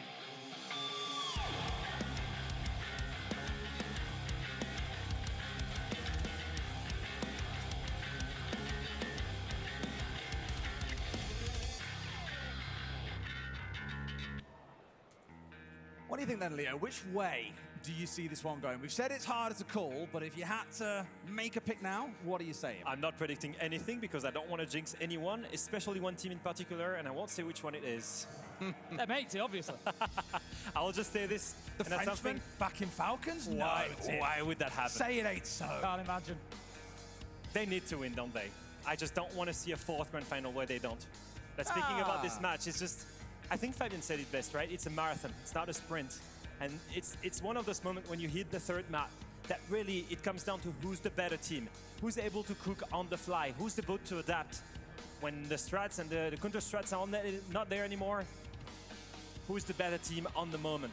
And as teams start getting tired too, it really comes down to how much grit you've got as a 5, right? Let's not forget, this could be a long series yet. We've gone through 2 maps, the series has been going for 2.5 hours. We could be going for way more yet, Tim. And just remember how many maps have M80 played. They've played so many in the lower bracket, have played more matches. And they've played 3 maps almost every single time. 183 rounds, I believe, in total coming through. 5 games for Falcons, 7 games for M80, but of course, like you say, those extra maps as well. You're gonna play Rocket League until this is over already, dude. A couple of theirs a little bit quicker. In a good way. Likefak is reading the strat. He Not needs to get his Stream prep Sniper, going and this is all counted. Is that like doing your school? I might do another homework 1v1 tournament though. What's the prep for round 1? But I might that's why restrict he carries it a to portable copper printer to the whole gold. time and his own ink. Only. It's to print Like all of the peak rank. strats, match by match. And then Likefak calls them. All right, kitchen dining to get us kicked off. M80 in the defense, Falcons on the attack. Real training and what? Now you see the Can't solo, do of siege course, training Hot and so Gold. much, You yeah. see that Because on well, that's Falcons. because like He's there's one of those siege players who's sounds, you playing know. Solus before the recent buff as well, so I imagine you're going to see both players. I don't know, I having feel a like lot of fun on this map in particular with that it's operator, tough. just trying to slow the other side Maybe I'll down. just do a regular What I do like one. about coming into Chalet is, historically at least, I'll need to check the numbers Maybe now we'll do to like a be 100% qualifier for it. certain. But it is one of our more attacker-leaning maps. Skyscraper, the far opposite. It's I'll think a lot about harder it. to attack. It might not This be one, till I think, next is year if I do reward anything. team that can be a bit patient on the attacks, can catch you the side off guard, and really look to overwhelm them. And from what we've seen so far, I'd say that's M80, but you just never know. I guess on the other side, one team that was especially good at punishing players in defense when they were outside, that was Falcons on Skyscraper. They were able to get so many kills from those windows, and Chalet play exactly the same. You create movement, and you punish defenders moving around using those windows. Now they're going for this direct take onto the top side here on the Black Stairs, on Solarium windows. I was wondering No, if me and see Will a came change up of with a play really style good instead of the hard-fought game battle mode around the for building. Christmas for Maybe more a slow Siege. pace, playing around the utility. But so far, it seems to be the win condition here to play aggressive and try to deny that trophy and Solarium entrance. Timing on that as well. Just as he went for the drone, the smoke going off, unfortunately, giving that Twitch drone a safe route of escape. Wasted quite a bit of time though, Tim. I know he's sat on site, so it sounds weird to say he's wasting time, but they can't put the full focus on top floor, for example, when every drone they've sent in so far has been chewed up and spat out by Hot and Coals. Gunner down in the basement as well. That's something that Falcons are definitely going to need to be aware of. For the time being, they're all outside of the map. They're waiting for these kinds of opportunities. M80 were punished repeatedly for moving back on Skyscraper. We saw that when they were able, Falcons, to push M80 around and push them in to the angles they were watching. They had success. They're trying the same again here on Chalet, and M80 need to be careful that they don't step into those lines of sight. But Gunner has done his damage from the basement. He's picked up Shaiko. That's the Deimos gone. You lose some verticality there, and you also lose that late round utility of the tracks. But how about this? Likefak, he's just walking into sight there. Surely he's going to find his man. He knows he's there. He picks him up. Hot and Cold taken out. The calls coming from inside the house there. And areas from downstairs as well. Diffuser picked off Likefak, breaking the backline here of this M80 defense. And now they're in a bit of panic stations, Tim. They can't really play the vertical because the players on windows. They can't fight downstairs because they've got no information. Falcons have found the gap and fully exploited it. And now they need to secure the surroundings of the bomb site, go for the plant, make sure no one is coming through that dining, make sure no one is capable of beating them from the vert. Uh-oh. Gunners managed to find one. Brede shutting down Kino up on Solar Stairs. That flank removed away from them. As we come towards the last 20, they've got to find the execute now, Tim. The diffuser's down cold on the ground at the minute. It's not a million miles away. Falcons need to recover it. Likefak will do that, but he's super low health. Is he the one that you want planting, realistically? It's not going to take much to take him off this. They've got to win the upstairs fight, and Brede does. Soliton manages to find the last, and that's going to be Falcons taking round one on Chalet. On the back of Likefak that finds the perfect lurk. Shaiko goes in, Maybe alone, someday. dies, but that's okay. It gave what I'd do is I'd host a 1v1 tournament, and I would just fill in if people backed out at the last minute or just didn't show up. I would just fill in. To take the first round. What I really love but it's hard to host one and play in it at the same time. Because if you look at the bans that we've seen, Doc could be coming out, for example, during the ban phase. I would like to do double Olin, but if I did that, I would host it on like 2 different days probably. They've had to rely on the line instead, but they found very little. Like we do the upper bracket on day 1 and the lower bracket on day 2. Blind. They lost all their drones to the. Because the one time I tried to do both in the same night, it was way too long and people just shut down at the start. That round probably goes the way of M80, but it's about taking risks sometimes in a grand final, Tim, and they've been rewarded for it. Yeah, Falcons just positioning themselves well around those windows, around those external points, and just punishing M80 and taking ground as they did it. Good stuff from them in round 1. And we'll continue attacking, of course, for the remainder of this half. We're going to have round 2 coming up. M80 continue on the defense. It's going to be master bedroom this time, so pretty much the same site as last time, but just directly above, which in many ways gives Falcons one task less. They don't need to worry about top floor control. This time it would be direct site control. And this time they go for a different take, as you can see, surrounding library, trying to go for a full clear. That hold on library side probably being one of the hardest one to crack in the first step towards getting the control that they need. I said it before, right, but Liquefact. Oh, Shaiko goes on and dies already to the Solis. That's a huge extension all the way here downstairs. And now we come back to that same problem of all your drones are being spat out straight away by Hot and Cold and the Solis. You've now not got the Deimos that was helping you towards that in the last round. No Lion on side. This could be a real challenge for Falcons to be able to get inside the map and get control. Yep, Shaiko quiet on Chalet so far. Entry death in both rounds. Of course, he's going to be looking to have a greater impact. The good thing here for M80 as well is that that kill has not been traded out. Hot and Cold was chased down pretty quickly last time, but it hasn't been the case here. He keeps himself alive. Honestly. He keeps himself moving and mobile on that Solis. We saw the recent buffs. We know how powerful she is. Great job from Hot and Cold. He's barely had to move his feet across the 2 rounds from this exact same position, yet he's having the same impact of denying so much intel away from the side of Falcons. It is slowing them down, which again, is there going to be a risk at some point? You've also got to ask, how many times can you drive a drone into this guy and expect a different outcome? The main thing is no one is following that drone. They're just spending utility upon utility. Intel gathering, yes, it's good. We know that guy's there. You've done it 3 times and maybe go for a 4th time. No one can trade that drone. At least Soltov's got the control trophy. He can hold that roamer. He doesn't necessarily need to go and kill him. If they can get Solarium control and Soltov holds that player, they can maybe go for the execute. Well, but so long as he's here, it's going to be a direct threat and a direct backstab. At least this time he's moved back that a little bit. Solotov is still very much solo trying to hunt him down at this point. It's his drones that are trying to sniff him out. Liquefact picked off by Gunner, who moves up to 3 on the map. Not forgetting, of course, about that best of 5 record. But M80 on fire in this round. Brede offering a little bit of consolation, but there's a lot of work to do in the 2 versus 4 team. We see the Toxic Babe canister coming out there. It's Kino that's playing inside a closet. He's been in such a key position through this round. He prevented Solotov pushing up. He prevents Brede's progress towards bathroom or master. Smoke is kind of no an answer important to him because operator they've been to play fighting on the defense. periphery with players like Hot and Cold. So Kino has been in a super safe position throughout the round. With 30 seconds left to go, he can take his chances. He can work his way out of closet. He can take the fights if he wishes to. He wastes another 10 seconds, but Falcons, they start to fight back 2 versus 3. 10 seconds might be enough though, Tim, because we're down to the final 20, both on a slither of HP here on the Falcon side. Again, these final 3 should have that composure to not let this go on, because we've got Hot and Cold still downstairs in kitchen on the Solis. They'll know if this goes down is the problem, and now we're into the last 5. There is simply no time remaining. Brede down from the impact. Solotov at least gets himself a double kill in the round, but that is all she wrote for round 2. M80 on the board. A very interesting play in the late round here from Brede. Maybe some of you are wondering, why did he drop the diffuser in the middle of Master instead of trying to plant? Well, he tried to bait the Solis. He dropped the diffuser to make her think he was going for the plant and still died to the impact. And so far, M18 controlled the round, played it the right way, right?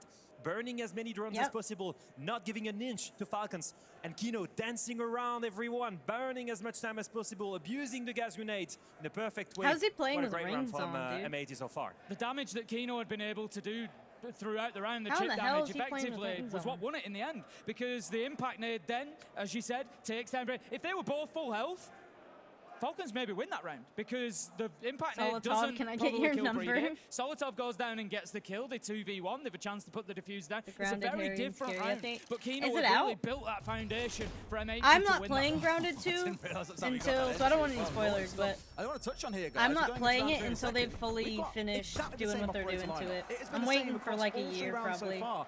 Dare I say, they might What wanna I've ban seen the though, I Solus have away seen next like round. the It's been trailer the and it main looks thought on their awesome. side in the mid I'm and so early excited round to for the last eventually two get and into it. But I know the like use of the smoke if and the I get castle to into make the it and I side do stronger, everything to I also can make the do extension stronger, at because this they're point in trying to time, deny as much I as won't possible really have the any entry interest points. once an Exactly update like comes around. So I'm just gonna And wait at the till they're same time, done. Gunner, with the Gavini, game. the traps, right? Making sure that no one lurks on them. And then the Soul is the final piece of the puzzle, the one that's there to deny the plant, but also to shut down the drones. Honestly, this lineup is looking extremely strong, extremely meta.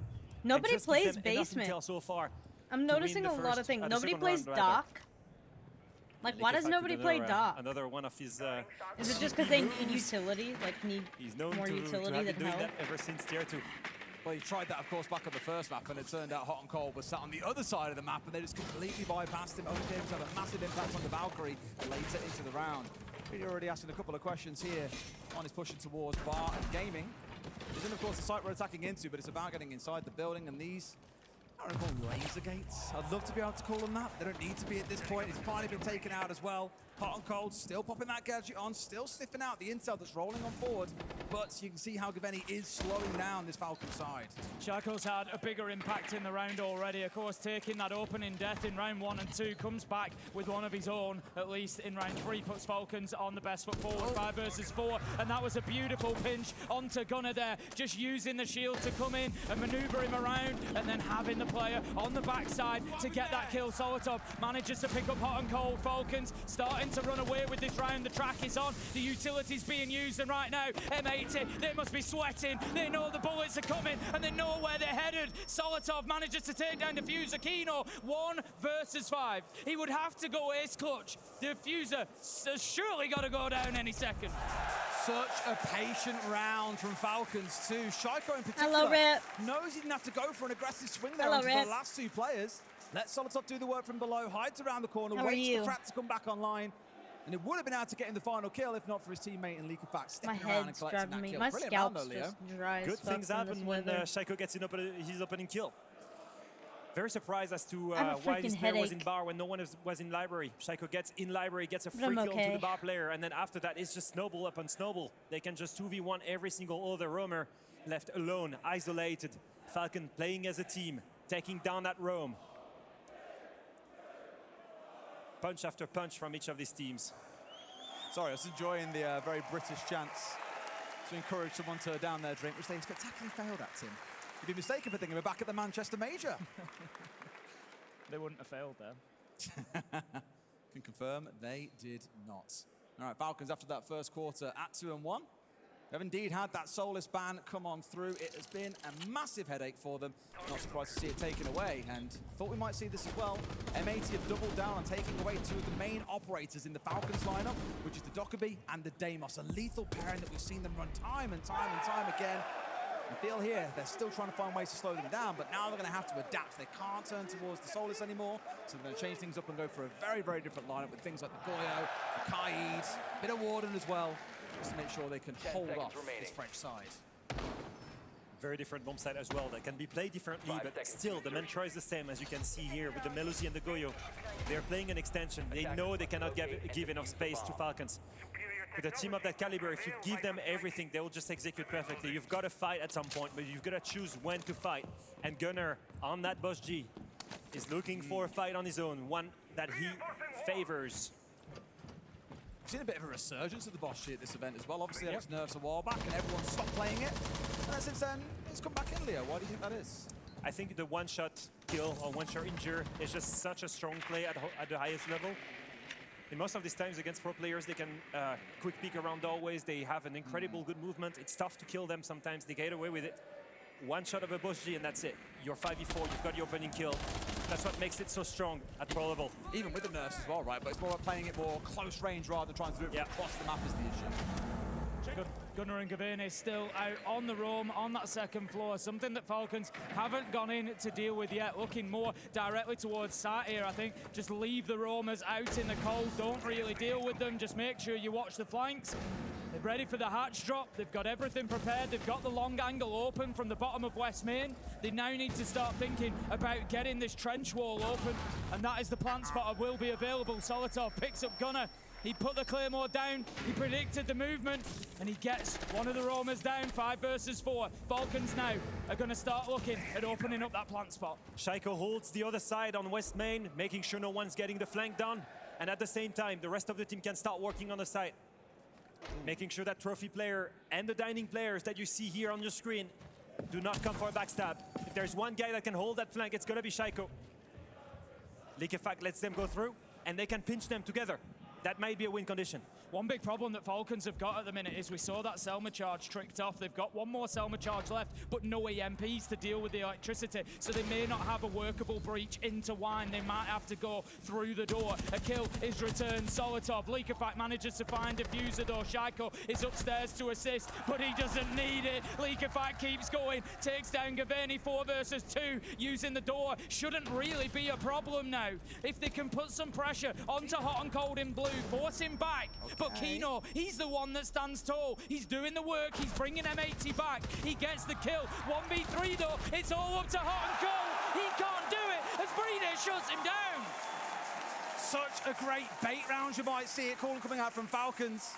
Just waited for these roamers to come and try and hit them, on the flank. They were ready for everything that M80 threw at them in that round, Leo. They were. They found a solution to Gunnar. They found a solution to the roamers on Night Heaven Labs. They were looking for that solution for so long and ended up losing the map. What do they do instead? They ignore it. Oh, no timeout. We're all good. I think that the solution of ignoring the roamers is just the best one. They go, they work the site, they make sure that their backside is clear, and as soon as the roamers start moving, they turn around and they punish them. And it's exactly what happened that round. The Kaid was a problem, yes, of course, but they just have to wait for the 2 of the roamers. And as soon as they start getting activated, let's go. Let's pin them down. Let's get that advantage. And let's make sure we roll down and snowball after that. Fabian's talking to the official.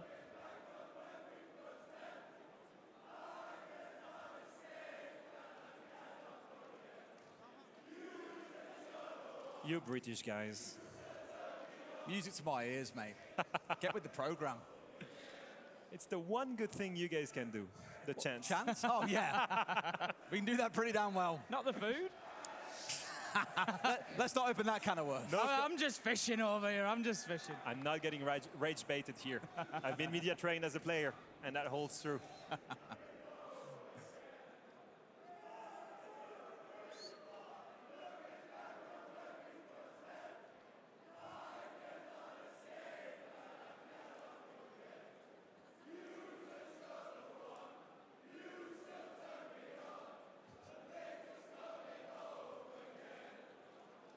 And there you go. Is the major coming home again? Do you understand the chance, though, is my big question. Are you with it? I think the major is coming home again. I understand the chance. Yeah, I get it. That was a part of it, yes. That's a part of it. I mean, as we spoke about already, you know, we're still not quite at the point yet where we're talking about the final map and which team has the possibility to take it home in map 4. But there's so much behind this, as we spoke about. Kino's first major, M80, having that rise back up again after being scattered to the high winds. Oh, I gotta put shit in the drawer. Whoops. Falcons looking to overcome that curse of 3 second-place finishes in a row. Both teams, it's a massive deal to get this win. It is, and again, I keep coming back to it because it is such an important thread. For the last 12 months, we have seen Falcons struggle to get over the line when pressured in finals. They lost their map pick, map 1. This is the sort of response that Falcons fans have been dying for the last year. They have come back into it, and if anything, Leo, they're going from strength to strength. Skyscraper was a bit of a scrap. Chalet is looking a little bit more one-sided. And that's my main takeaway. I see Falcons growing stronger and stronger in this match. It used to be the complete opposite in every single grand finals they attended. They started strong, but they failed afterwards. The mental was not there. The Falcons that we're seeing now, they're growing stronger. They're figuring things out. They understand the main win condition of M80, and they come up with the right adaptation. Falcons holding strong in that map. Look at them. They're focused, but most importantly, look at Lekefak. He's having fun. Yeah. And that's something that we didn't see in Grand Finals before. We saw the pressure, we saw the seriousness, but we did not see the fun. That's it. They almost came in locked into that mentality. Call the timeout. Timeout coming in from M80. So take a listen and see what's going on.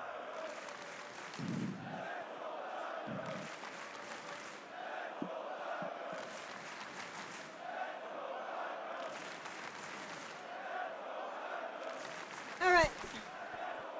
Never I'm mind, back. Corey, Sorry, I had to flip my I'm kinda laundry. watching thinking, is this, Forgot is I this did the real? loaves this morning. Is this the time? Right, Just is trust. He's just communicating by brain. Are we getting into like telepathic tactical Yeah. timeouts? Is that what we're doing? The technology is there, Tim. It's certainly on its way. There's one guy that can figure it out. Has to be Fabian. The first one with telepathy. The God Emperor. Hopefully.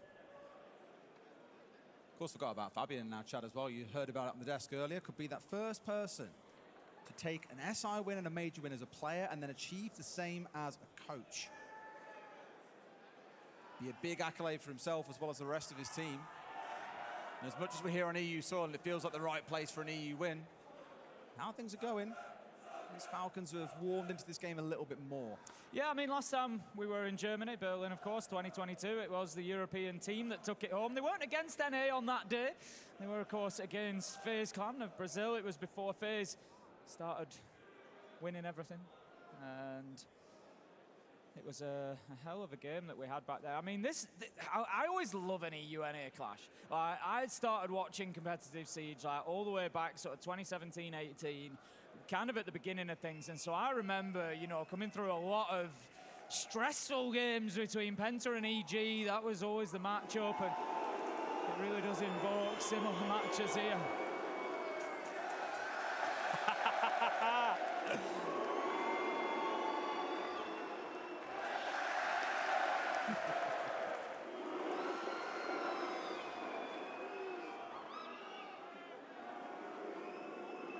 I really hope that a whole group of this crowd follow him home tonight and boo him all the way back to his hotel room.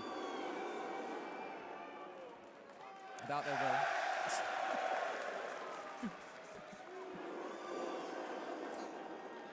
will. I guarantee the players are just like, what's going on? You think the crowd has a favorite? I can't really tell who they're behind at the minute, Leo, to be honest with you. It's a little bit confusing. They're not pulling at all this time. What they're doing is just setting up, and then they have Lekefak only going alone. What I think we can do to counter this is to play more echo and then try the bar repick for dining, because if they don't go for a solar tier on dining, they will go for a direct one. And if we have the echo drone, there's going to be a gridlock in dining that They we can should be kill. And official. Sean, I want you more on vigil so you can do and run around and do whatever the fuck you want to. You want me to starting master side or like? You can stop. Okay. They're gonna cut you off, so it's up to you. But play with information. And I think basement the same thing. If they go for the same take on basement, you choose. But if you go basement, take echo and then go with the information, because I think they will clear, not go backside again. I mean, come on, guys. What should we doing first? What are we We're doing? gonna catch Long Boy first. Catch Long Boy. Shit. Okay.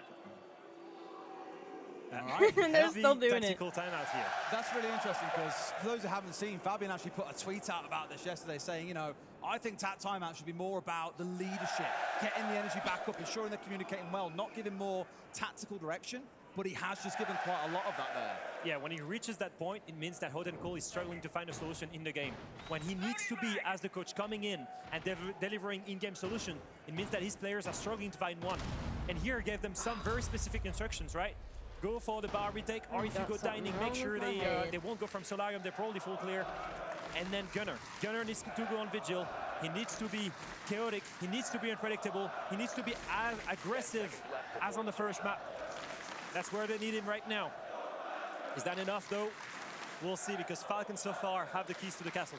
Well, we've mentioned Solotov so far at this tournament, #1 rated player coming into today. He's quietly going about his business on Chalet. It's been a slow start from him in the final, but he now sits at 7-1 on his kill feed. Like, he's going really, really well. So he is a big, big problem. We find him this time bringing along that ace. Such a versatile operator, and he could again be the undoing of M80. I like the Brava coming along as well. Always so much value. Getting a little bit stuck. Always so much value in that Brava. Did he just Brava through the wall? Maybe. Onto the Milsey? I think it's jammer? more like desync, I think, than anything else, but it's fine. Didn't he manage to get through it in the end, has then lost it on his way through, but 2 gadgets from 1 drone. Pretty good value, can't complain too much. Gunnar, of course, as we saw, denied his chance, breaking the glass on the other side so we can hear what's going on outside, realizing he wouldn't have his chance to collect his spawn peak. Very widespread approach so far, as you can see through the uplines. You can see that there is a take on the West Main side, on the Solarium side, but also some players that were towards Library. They were poking around, figuring out on which side they're going to attack. And I think to the dislike of Fabian, they're attacking Solarium side again, something he did not want to see happening. Doesn't manage to get that bulletproof. That'll stay up inside the site and feed a good bit of information about what's happening here on towards West Main, but of course also waiting for a push in towards site itself. They'll see it all. Breeder's just gone into Trophy on the back of that E1D scan. Shaco's got himself into the top of West Main as well. He's just conscious about any pressure that could potentially come from the basement, but there isn't any at the minute. Breeder using that shield to just create himself a little bit of space. It feels like Falcons maybe don't quite have the control that they need to be in this position, and that's exactly why, because Gunnar comes over the top rope with a huge elbow, takes 2 down. Kino finds Leak Effect, and in a heartbeat, Falcon's attack crumbles. Such a smart play, because Gaveni rounded towards the stairs itself at the exact same time that Gunnar vaulted over. Once Gaveni was dead, Usis was watching on the window. He was basically bait for his team there. Gunnar had the ability to vault straight over, sound masked, get the kill onto Breeder and shut this round down entirely. Beautiful little play coming out from M80. They get their 2nd round in the game. Usus getting punished as the only Guardian of the backside here, alone to face a triple retake. The right play called by M80. And I think Fabian's call out, tag timeout, paying off again. Telling Gunnar, take the vigil.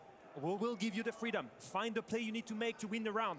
And he found it. That play was to go Solarium, backstab everyone in Trophy, get the multi-kill, and close the round that way. I'm pretty sure that's getting louder. With every round that M80 get.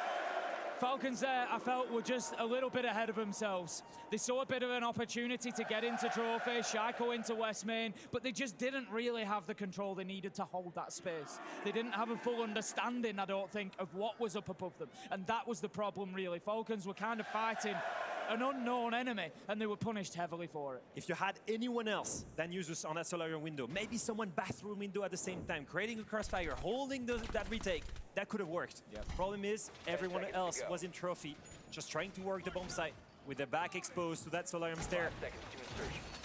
More of the same, it looks like as well. Gunnar's on the vigil. Gaveni can go running around on the Jaeger. Still got all ADSs in back pocket, mind you.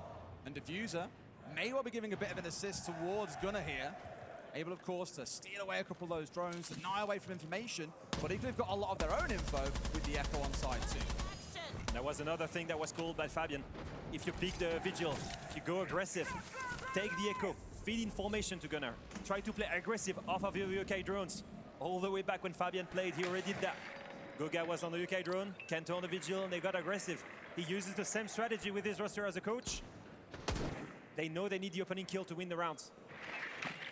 Falcons here are ignoring the master and office side of the map. They are not touching it this time. It is all library and fireplace. It is get inside of the map, close to the bomb site, take that top floor control and work from there. They need to be aware of Gunnar on that vigil again. Currently, he's roaming around the map. He's found himself down in basement. He was on top floor just a moment ago. He's trying to get slippy. He's trying to pop up in another difficult location for Falcons to deal with. But right now, they're handling the round well. A minute 10 in, they've got a good idea on several positions. They now need to start getting into the map and looking for that entry kill. I was just like, did I see a Yokai outside? Yeah, Hot and Cold have rolled it out to know what was going on, but that's the important part. They've seen the shield. They know what the execute's now going to be onto this double window. They should be able to respond, but Breeder has finally dealt with that little slippy snake in Gunnar. The main key here, securing enough control towards library to enable the execute on the bomb site.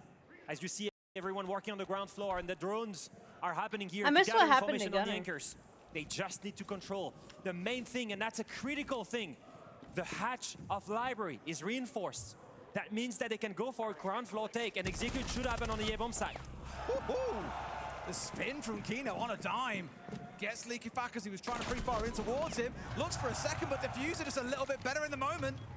Now watching out for any kind of push coming in from the window, but they don't want to make the call here, Tim. They've realized they're a man down. Diffuser and Gaveni have never really been stifled at any point because of Falcon's focus onto that site rather than closing them down, and it's come back to bite them because Diffuser punishes them. He's just up and down those blue stairs, causing a constant problem there to back up his teammate. He continues to do it, this time finding the kill onto Shaiko. Gaveni then is able to return to site. Nearly gets picked up from his movement out of Mudroom, but still, Falcons 2 versus 4. They are battling at this point to scratch anything out of this round that they can. The nade goes in, it will do nothing. Kino picks up user, shield gone, all up to Brede on the window. Nothing he can really do in this 1 versus 3. He hasn't got Diffuser, of course, got the utility, but they know exactly where he is. They saw him out here ages ago with the Yokai drone. All they've got to do is wait for him to vault in, and he's pretty much dead to rights. There's the swing from Hot and Cold. M80 bring us up to 3 apiece. This is getting interesting. And that proves once again why Fabian is such a great coach. 1 tag timeout, 2 round wins in a row. And both on the back of his call, by the way. The first one on the back of Gunnar on the Vigil. The second one, he called for the bar retake strategy. The one strategy they just played.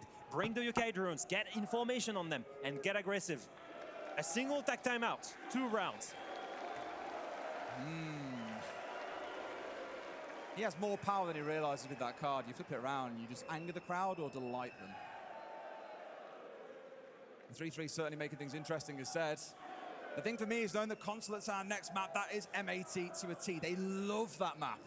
And so I think that if they take this map, they could just rock on from here and wrap things up in a 3-on-1. So if you're interested in a 5-map series, Falcons is the one that you want to see come out on top in this second half. And I'm just seeing the bans on my other screen immediately. Soul is taken off the board. They do not want Leaker back on that operator. And the Fenrir also being taken away. Very different take on that one. The operator bans are going to be extremely impactful. Less traps, less information denial. And that gives the freedom to M80. Round 7 underway. We move into the second half of Chalet, and there is absolutely nothing to separate these two teams. Not just on Chalet, but in the match overall. The grand final currently stands at 1 map apiece. M80 were able to take the first on Nighthaven Labs. Falcons found the answer on Skyscraper to bring us into what is effectively now a best of 3. And we are 3-3 on the scoreboard, so all things are level. First sight is going to be down in the basement for Falcons. Historically, we know they are a team that like to play around the site. They don't tend to get out on their own too heavily. We have seen it more from them over the last 6 months. I'm thinking Leakerfact particularly. That's who I'm looking at here. Where is he going to be positioned? At the minute he's up on that top floor, doesn't surprise me in the slightest. But M80, surely they've got to be expecting this. Falcons is one of the only rosters that can make a turtle on that bomb site work somehow. I don't know how they do it. Shaiko challenges the vert and gets away with it. But just denying the bridge won't cut it for most teams. You need an efficient roam. You need to burn a little bit of time.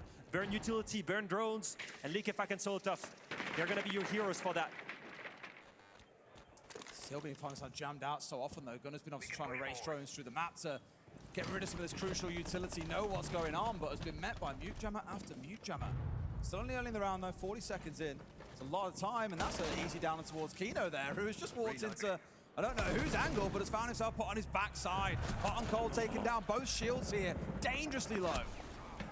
Usus is going to be sprayed through that soft wall, down but not out. Maybe collectible if they can fight back, but Shaiko's forced back, so almost certainly not. Leaves us effectively 4v4, but the shield is gone. Kino and Diffuser, super low health. Leakerfact still up on the top floor. M80 have got a lot of problems ahead of them. Usus will be taken down by the shock drone. That will finish things off. Doesn't change anything as it stands. Leakerfact has had to move a little bit over to that library side, but he is still holding on to the top floor. I was going to say, Usus is basically a drone for them inside a library. The information that he gives on when the push comes on forward, who's stepping forward from where as well, who is it we've got out on front door. He had all the information, but with him being taken out, as you say, that has now been removed from the side. 4 apiece, half a round to go, Leo. Strategically, Falcons is winning that round. They burn as much time as they wanted. They're in control. M80 is reactive. They got the pick that they wanted. One shield down.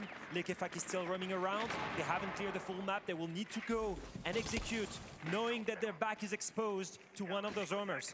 And then they still have to problem solve all the utility on the side. As you can see, the Tubaro, the Kaid are getting problem solved by the Twitch drone, but that will leave them with really, really few time to execute.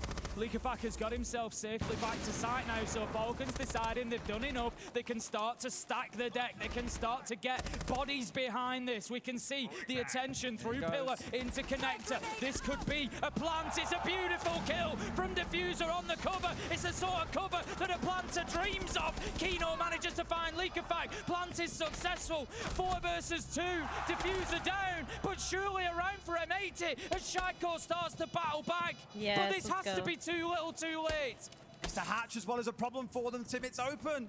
They've got a player down. They know when he's going to be sticking on that. It's going to be no issue. Kino can plant himself on the hatch with a shield in front. He's tried the C4 to get someone, but is rewarded with nothing. Gunner stepping up here. Shaiko stepping out forward, but he's not going to be rewarded. M80, first blood in this second half. Fighting back the right way. The problem with Falcon's setup is that they had everything for the walls, but after that, what do you have to deny the plant? Nothing. One single C4 on Shaiko, and he was not even spent. I wonder if that's in the back of their minds that Consulate is up next. And that is a tough map for Falcons, but one that M80 know all too well and are very, very proficient at. It's a good start for M80. How much more can they get done in this half? We've kind of already said that we think we're out of the chances of getting a best-of-5 round record broken, unfortunately, Tim. It feels a little bit like this is kind of crunch time for Falcons now. You know, if we think back to those difficult finals they've had, it always seems to be around map 3, map 4, when the pressure is really at its height, at its peak, where they need to respond. Let's see how they do that over the next few rounds. M80 picking up a great attack there. Falcons will move and go to kitchen this time around. What I always try and watch out for is, it sounds silly, the mouths on the side of Falcons, because in previous events where things are starting falling down, the only players really speaking are Solotov and Lekefak. The others are already quite quiet players anyway. When they stop saying anything, as we've heard so many coaches say during timeouts, conversation is the issue here. You guys aren't communicating with each other. Get speaking, get loud. That's what we can't afford to see slip for the Falcon side. And ever since they got eliminated from AWC, they've worked hard. That was a slap in the face. And they made sure after every single kill, everyone needs to yell, everyone needs to scream, everyone needs to get energized in the comms. Everyone has a spot and everyone needs to step up. It must not only be on the back of Lekefak. And if you see them communicating, that's always a good sign. So I've seen all the howling at this event, right? And exactly. And anything else they've done that's a bit crazy. I never thought to see Falcons doing that, but if it works, it works.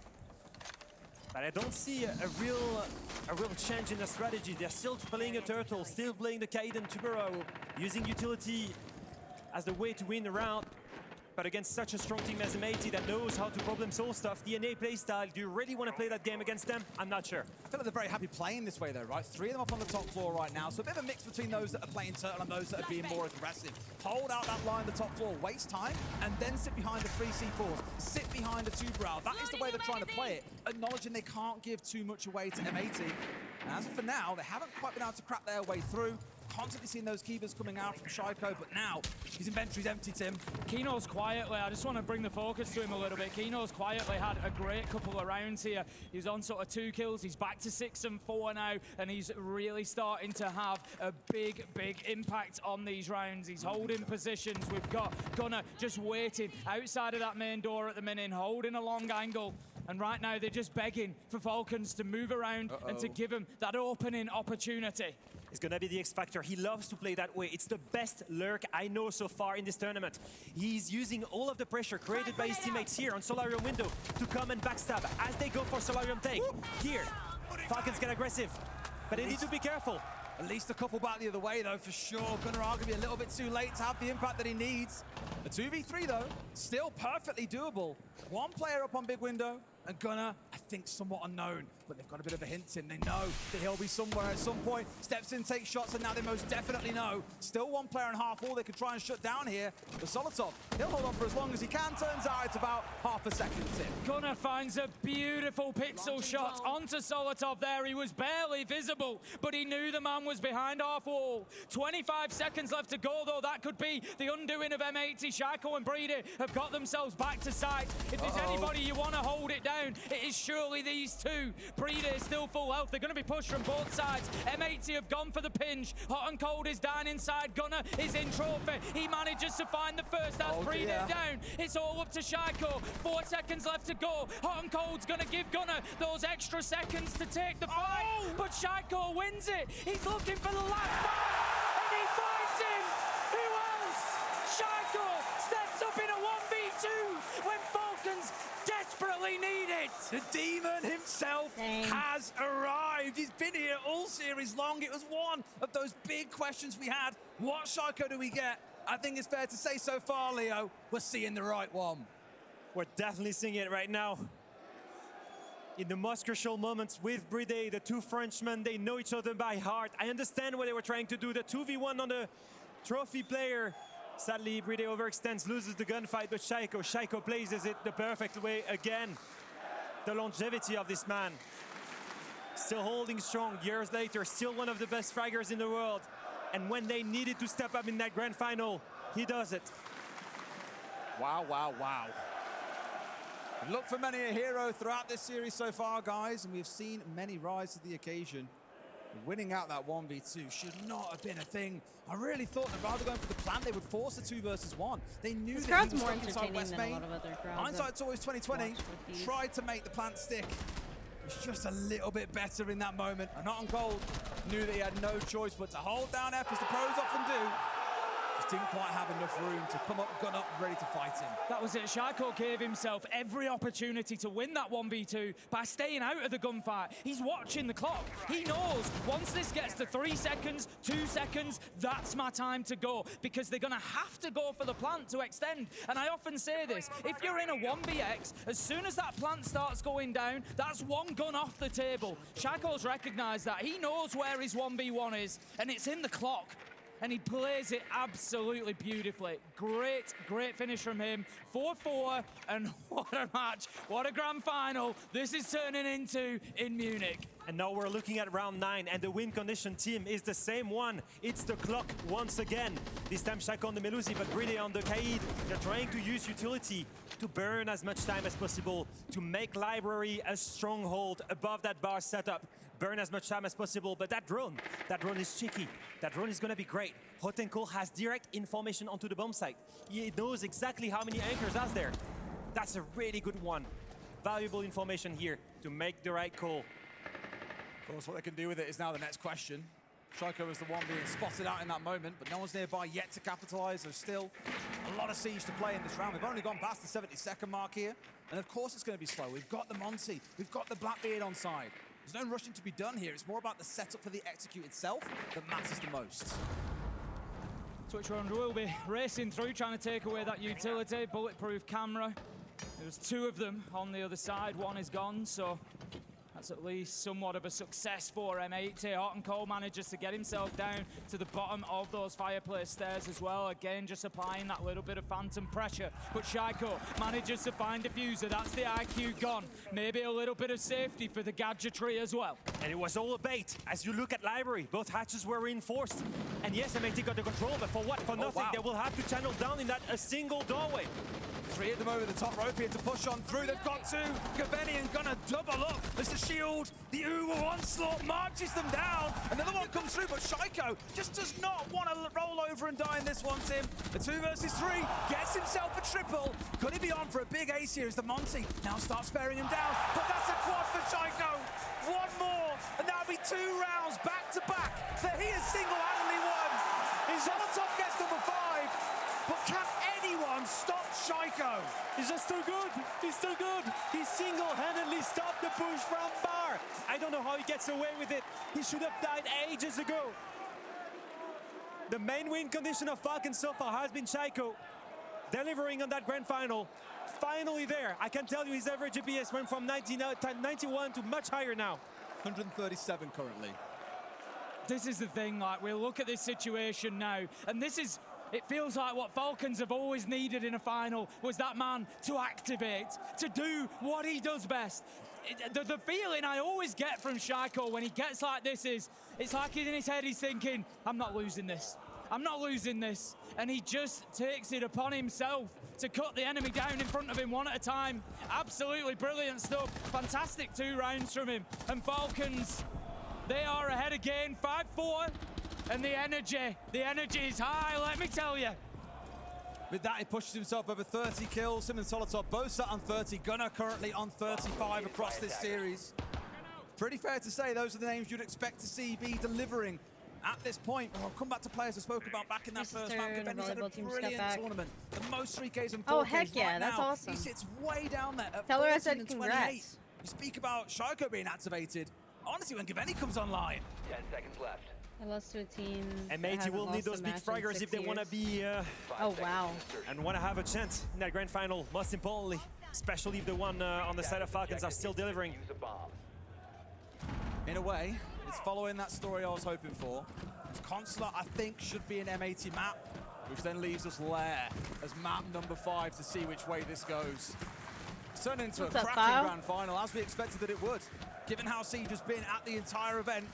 But M80 have got to find a way to get over. Watching some Siege. That's the mental side of it, but more the physical damage you incur from Shaiko clutching out 2 rounds. I want to see M80 get more value out of these operators. I haven't really, you know, they've got That the is shield, insane. they've got the Deimos, That's pretty they've got awesome, the Capitão, though. and I'm thinking, where have I seen a play so far over the last couple of rounds where I've been like, wow, what a use of that operator. They've just bullied them with it. And that's what I want to see from M80 here. Uh-oh, are they knowing about the player off towards his left-hand side of Ivy? Could be a bit of a blind one unless he sprays through the wall first. They could get away with this one. Shield charging on forward, and Leak back. Well, he dips back. He gets back in towards Library here. Happy to retreat for now, but they will keep on trying to challenge. A couple of missed shots there coming out from Kino, I believe. Be kicking himself for that one. Solotov should have been dead to rights. Again, a perfect example of layering the defense, falling slowly and steadily, making sure you have a safe path down to the bomb site. Likefak holds as long as he can. He knows he can drop through that hatch, and he will try and take that challenge. And if it's too much, he drops. Perfectly played. Burning time, slowly but surely. They still hold bar, and they can still make it back to the bomb site. It's like playing cat and mouse, isn't it, Tim? But they're constantly trying to chase these players down, but just when they're about to get the paw on the little buggers, they just don't find them. Diffuser is going to put the track onto Usus, but he's all the way back down in basement, so it's not really going to gain him too much. He wasn't in a position to really threaten him. So we've got Falcons all back on site, all full health, and happy to just hold on. Shaiko is about the most advanced of them on those blue stairs, just waiting, lurking, hoping for an opportunity to continue his onslaught against M80. The 2 minutes gone now, and they haven't yet had a whiff of the site. Only now we're getting the main breach opened up. But the main thing here, only one C4 to deny the plant. The real win condition, fragging, retaking upstairs, going aggressive. Other than that, a single C4 is not gonna cut it. They have nothing else to prevent the execute. We'll see what happens here. I imagine they've got a couple of goo mines down on the spot itself. They're of course aware with the C4 ready to go. Maybe even a go canister or two, unless Gunnar has got through sight and cleared all of those out. There is no mute to impede him. So you'd assume they're all gone. Hot on cold, getting the one. If M80 pull this one back after being dragged around the map for 2 minutes, it'll be unbelievable, Tim. 20 seconds left to go. Hot and Cold deploys the smoke. He needs to go in and look to get the diffuser down. Solotov picks up Gunnar, but Gavini has an answer. M80 finding a little bit of momentum now. They've managed to get Kino inside of sight with the shield, but there is the Nitro. It doesn't deny the plant, but it does remove some of the pressure. Hot and Cold, however, he's going to stick this unless they can do something about it. Falcons cannot. He's got it. Diffuser manages to get the kill. The plant is down. Falcons are on the retake, though. The Fuser's got to go nuclear. He hits the one. Needs a third in the round. This could be theirs. He's got the track. Likefak is in. Trying to stick on towards the disable here. Here's him rounding. But how long can this game of cat and mouse continue? Still got a bit of time. The nade bounces off the floor. Not going to be able to find his man. Has to go quick. Likefak is pulled off. The Fuser hits at least one, but it doesn't finish the man off. The chase continues. Doesn't want to use the track, needs to stay on his feet. He's coming round for it. Diffuser. What is this man? 3 rounds on a bounce. moments. We've had moments of brilliance. I'm gonna lurk from and play him Siege. Yes, sir. and from Amity Psycho. goated. And Amity will probably win. I hope so. I don't know how much ground Diffuser has just done there, but that's at least a couple of kilometers run. Alrighty, dude. Focus so much on like K Tupa. I feel like they saw the shit and want to try to like just push above or just push side. They do like a direct with 2S Spain and Glass pushing trophy with Sense. So watch out about this. I think play more traps, maybe really playing inside with Warden. For below, guys, I think we bring Flash, Warden. Like it's not bad what we're doing. Just a late round. No, we don't have nothing to retake. If you guys wanna play Flash, Val, or we play full aggro, guys. We have to decide, okay? One of the two. Okay, we play to late round and still bring Goyo, we still bring stuff, bring something to retake, Clash plays annoying the stairs, or we play full aggro, okay guys? Definitely, dude. Let's fucking go, 2 rounds. Let's go, guys. Let's go, guys. Let's go. So what are you guys gonna play? And another really tactical timeout here Isn't from he newer Julio, to the and team or he no? focuses on the most important thing, the win condition. Either you play to the I thought late there was round, someone and that's else on fine, but then you M80 bring back in, utility like, for it. the reload Gas grenades, the Goyo, or whatever, the Clash for the retake. Either you play aggressive and try to end the round with the kills. The main issue so far has been playing around the Kaid and Tubero. Yeah, that's great, that's burning you time, but the execution still happens. You have nothing to deny it. Spot on once again from Julio. And we'll see what is the decision from Falcons. It was so close. The 1C4 denied first, but then they can't deny the plant. They don't have anything else. And once the diffuser is planted, diffuser is just so strong, can hold on to it, stick to his name, and get the clutch here. Clearly, Leakerback having mind gaming himself ever so slightly as well.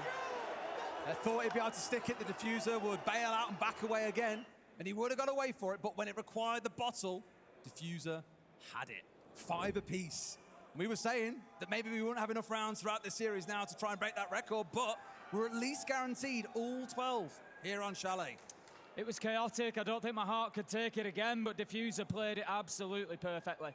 Just teasing Leakerback, not giving him the time that he needed. He was always on top of just how long he had to reach that point. Brilliant stuff from him. We head then into round 11. Falcons this time. The difference that I'm seeing, they brought the Warden along on Breeder, which is now giving them 2 Nitros, with Leakerback bringing one along on the Mute as well.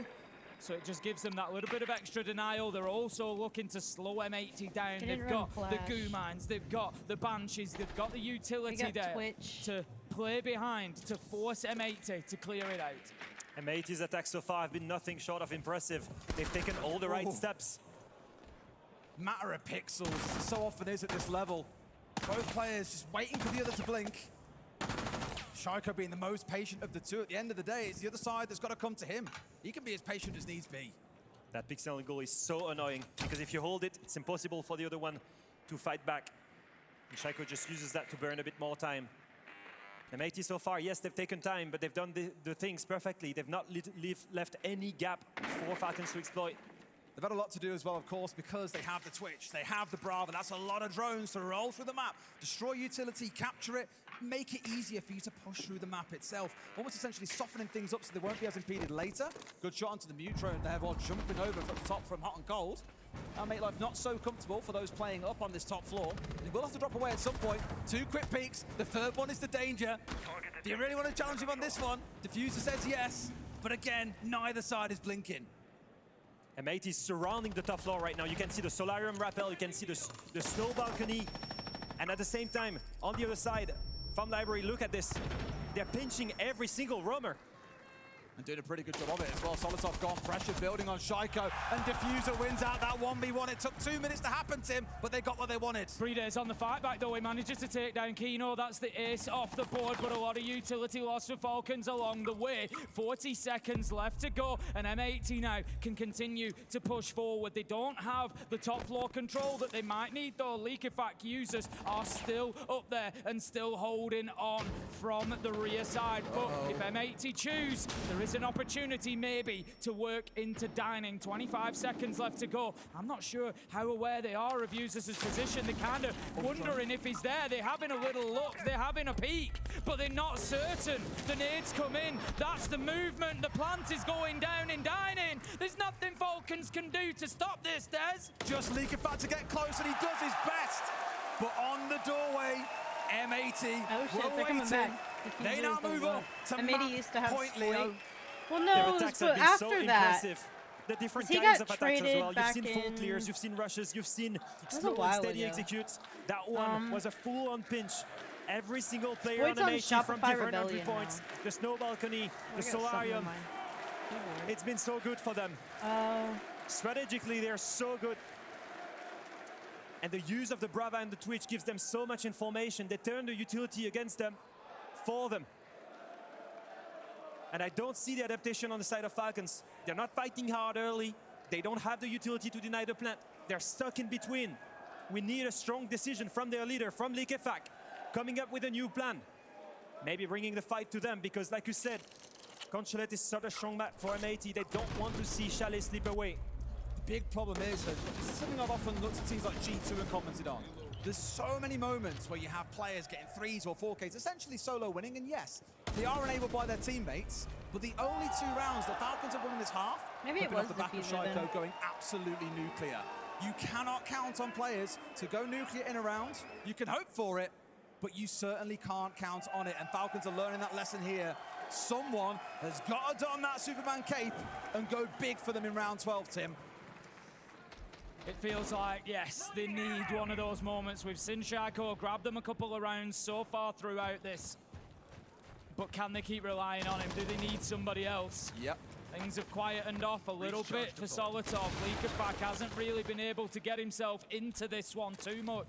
He's been playing his roam games, but it looks like M80 have been prepared for it. They've been able to work around it. They've had the answers. So it comes down to this. Round 12. Can see the droning happening towards the garage side. It's looking like a direct take, but they will take the basement, try to work that bar reinforcement, get rid of it from the bottom of the main stairs, get the flankers drone set up for the basement, ignore completely the rumors, have one guy library balcony, and then hit the site strong. Well, they might well do. What they're doing now by the looks of it is to go fast here more in to make sure that the single wall into stock is opened up.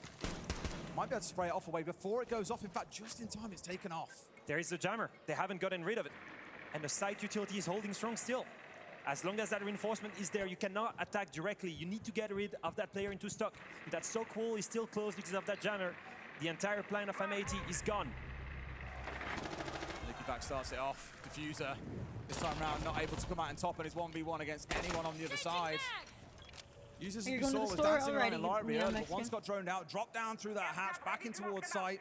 And for now, it's going to be safe held around there. The man advantage was there, so we crossed that halfway point in the rounds. Diffuser's a big loss, not only with the Twitch and losing whatever was left of those drones, that intel that can come in, but he's 12-5 so far on the day on Chalet, and he's been a real big influence at the end of some of these rounds. He's now off the board, 5 versus 5, a minute 5 left on the clock. Falcons doing a really good job at burning that time away. They've got the Elemines, they've got the Banshees to play behind, and they're all doing their job. Smoke coming on through here. More to try and force a bait out of the other side, get him to swing, but also to draw attention while his team move on forward. Solotov finds Gunnar, but there is a trade back from Gavin.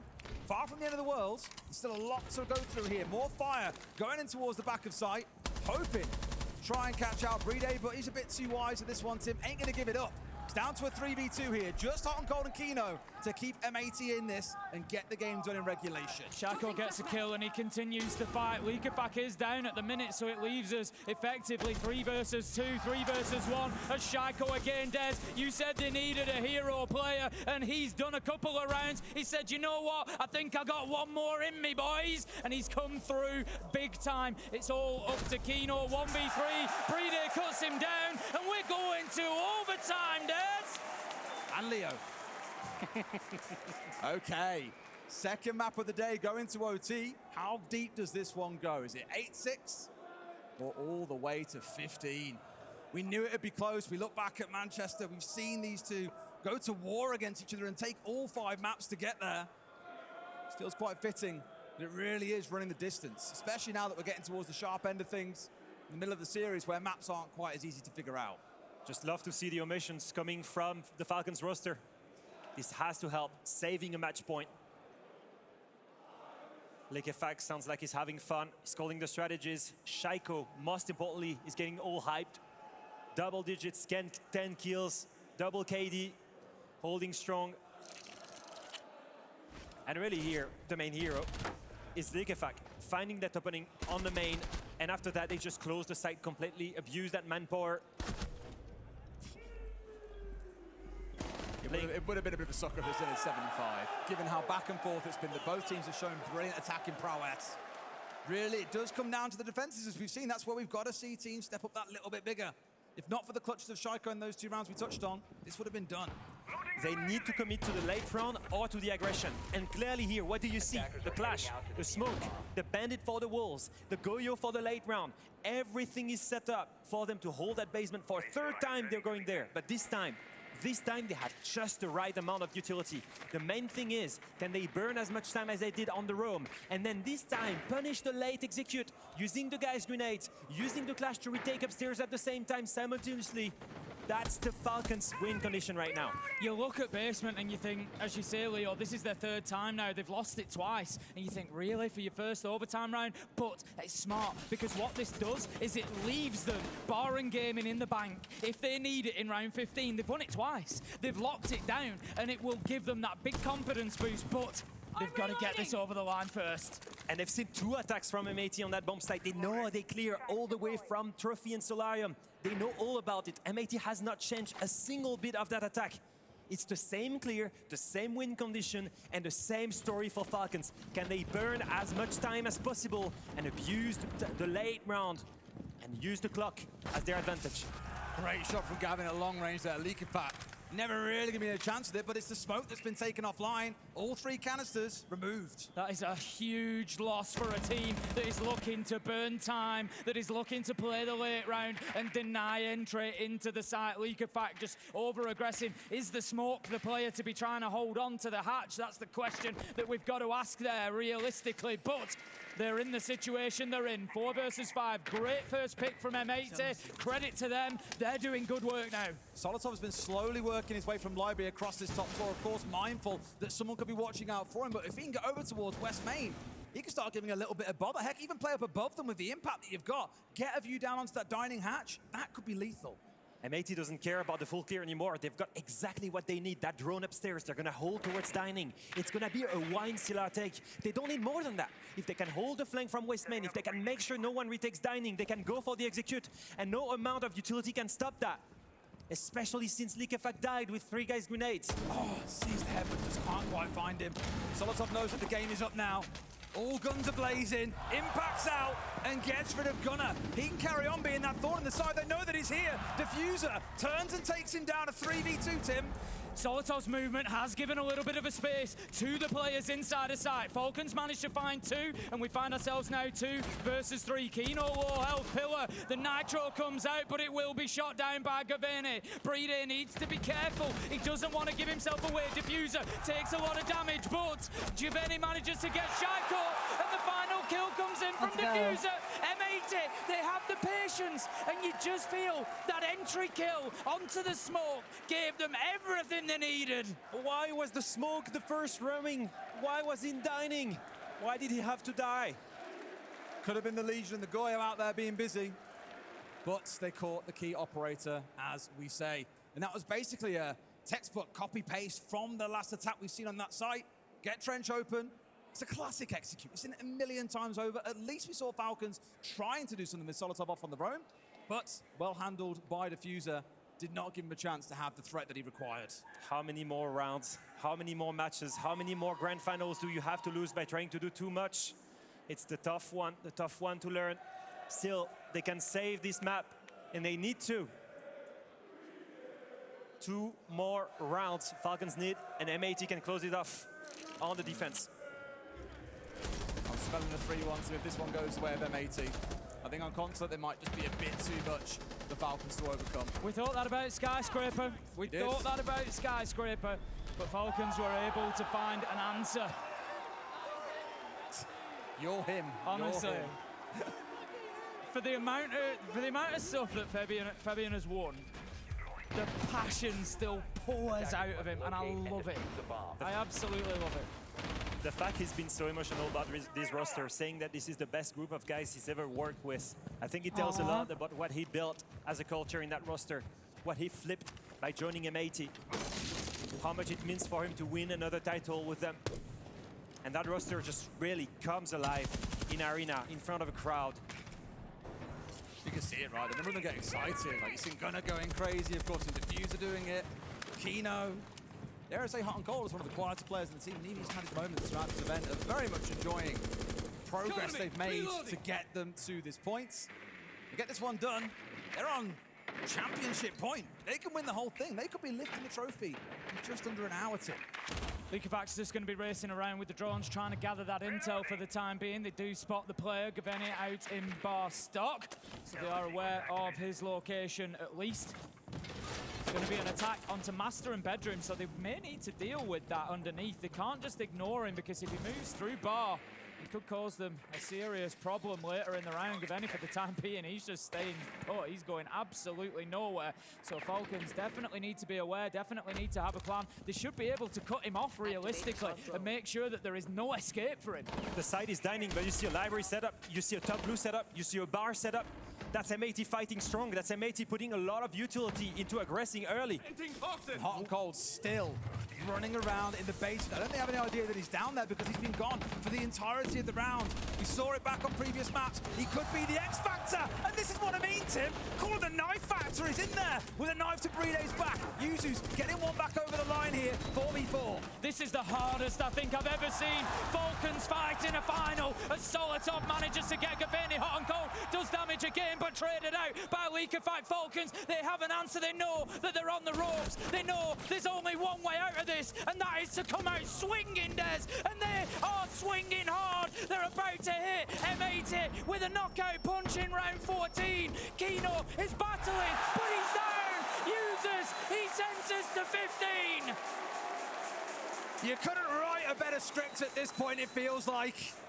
The last map, definitely that little bit quicker, but this will be our second 15-rounder inside 3 maps. They tried to end the round in bar, they kept fitting kills, but Falcons was ready to punish them.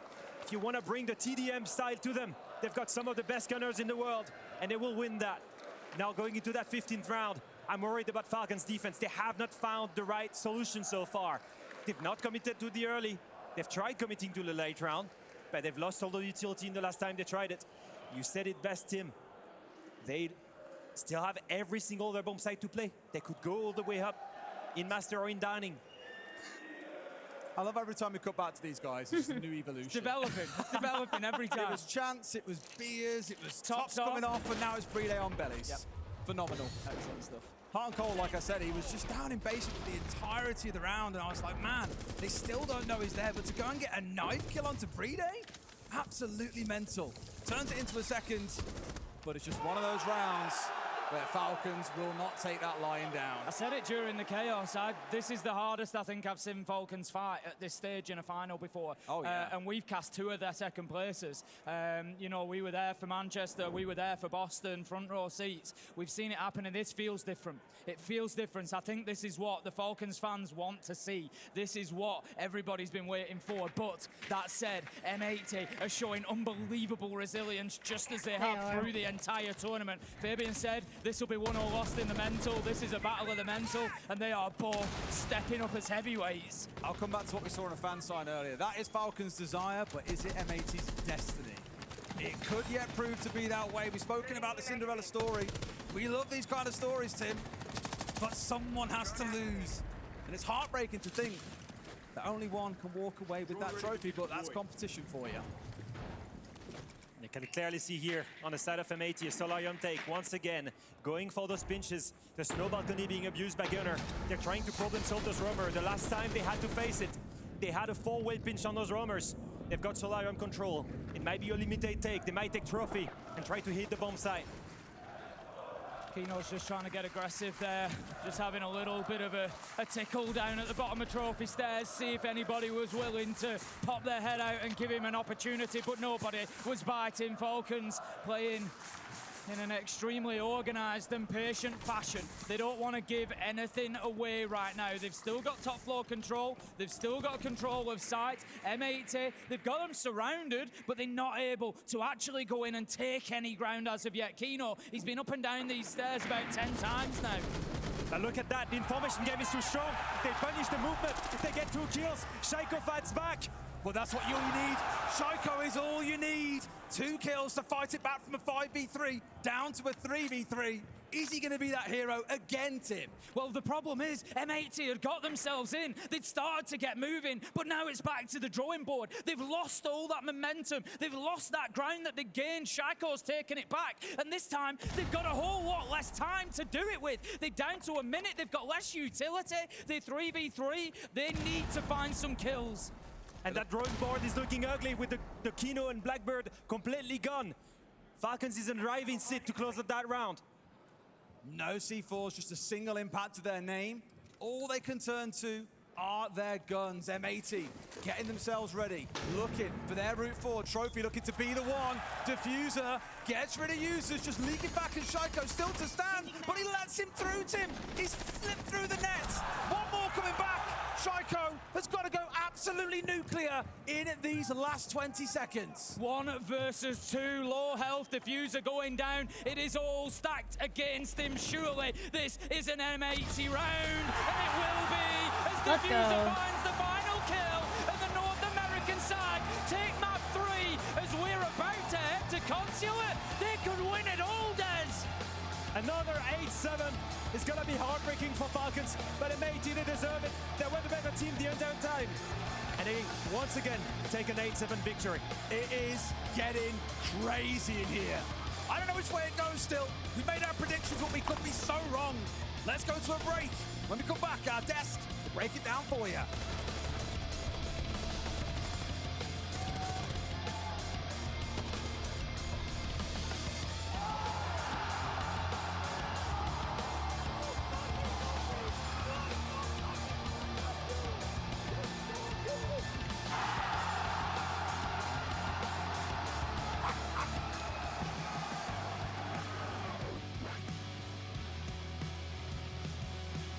Damn! This game is this is so close. It's literally gonna be 15 rounds of 5 games. That's insane. Oh man.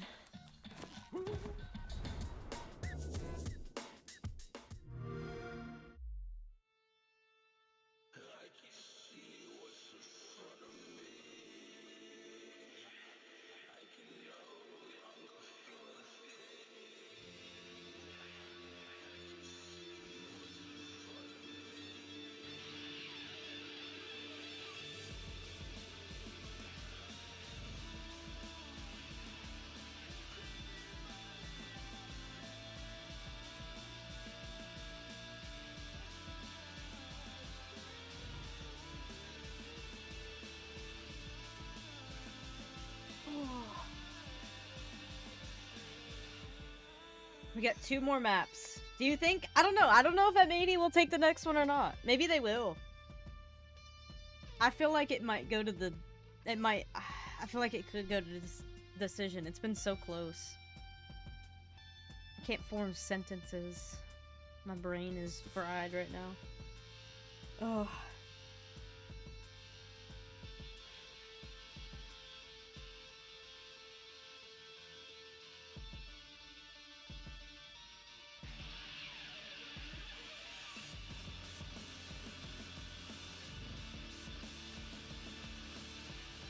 Let's see, which drops did I get? Have I not gotten the Mozzie stuff yet? Well, I'm like 99% done with the Mozzie headgear. And then I got like 2 more hours. I don't know, I might actually go feed my animals.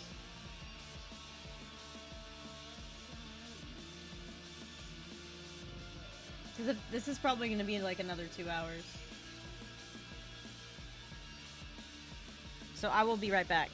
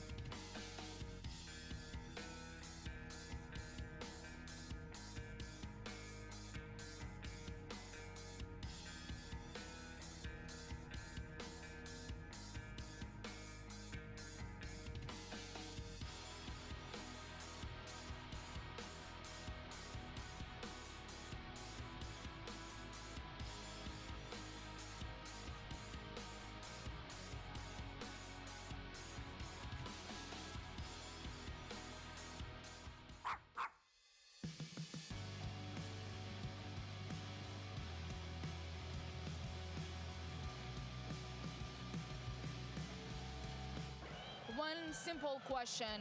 What went wrong? We just make some mistakes, I think. We had the game in our hands, and we just didn't find the solution at the end, so... What kind of mistakes? Maybe too much aggression, or maybe too sleepy on sometimes, so... Yeah, basically this. The air in the arena is dense, and I'm not even playing. I'm nervous for you, but how do you feel knowing you're only one map away of becoming the Munich Major champion? I feel good, but honestly, it doesn't matter how many maps we are away. It doesn't matter if we win this map. It doesn't matter if we lose next map. We're playing round by round, game by game. We're just focusing on what's in front of us. We literally do not care what map is next, and we don't care like if we're up or Okay, not. I'm back. Animals have been fed.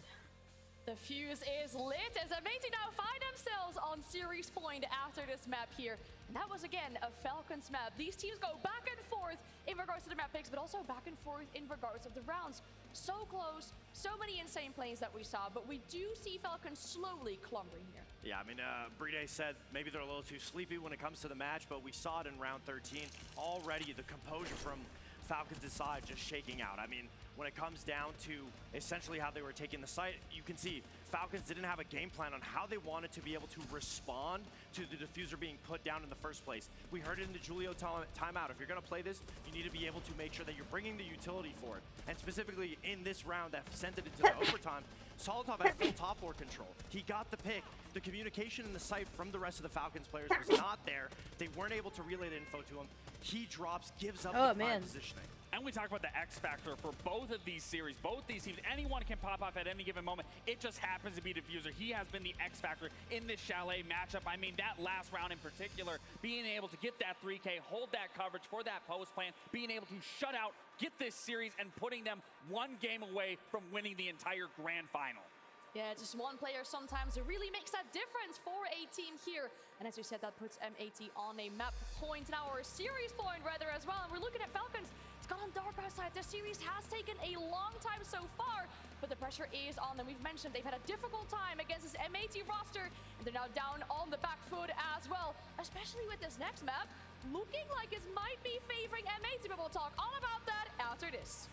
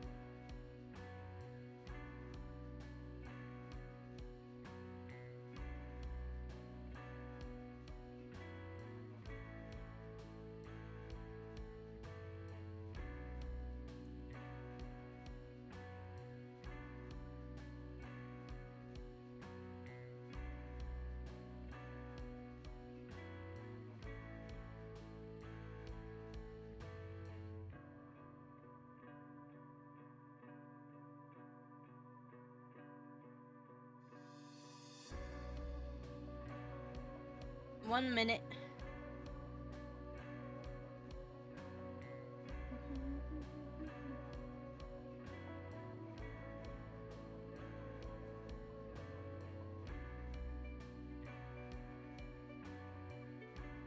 We'll see what this next map is gonna be like. I really don't want to watch Lair again. I'd be completely fine if M80 can take this home now.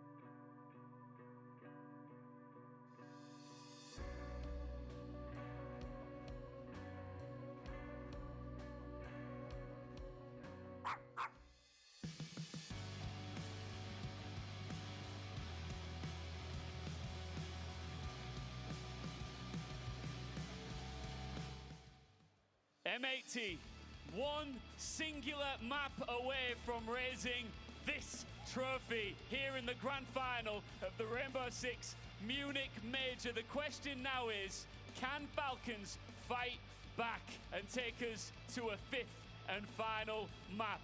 Falcons fans, if you love this team, they've never needed you more than they do right now. So if you want to see the Falcons bounce back here on map 4, let me hear you!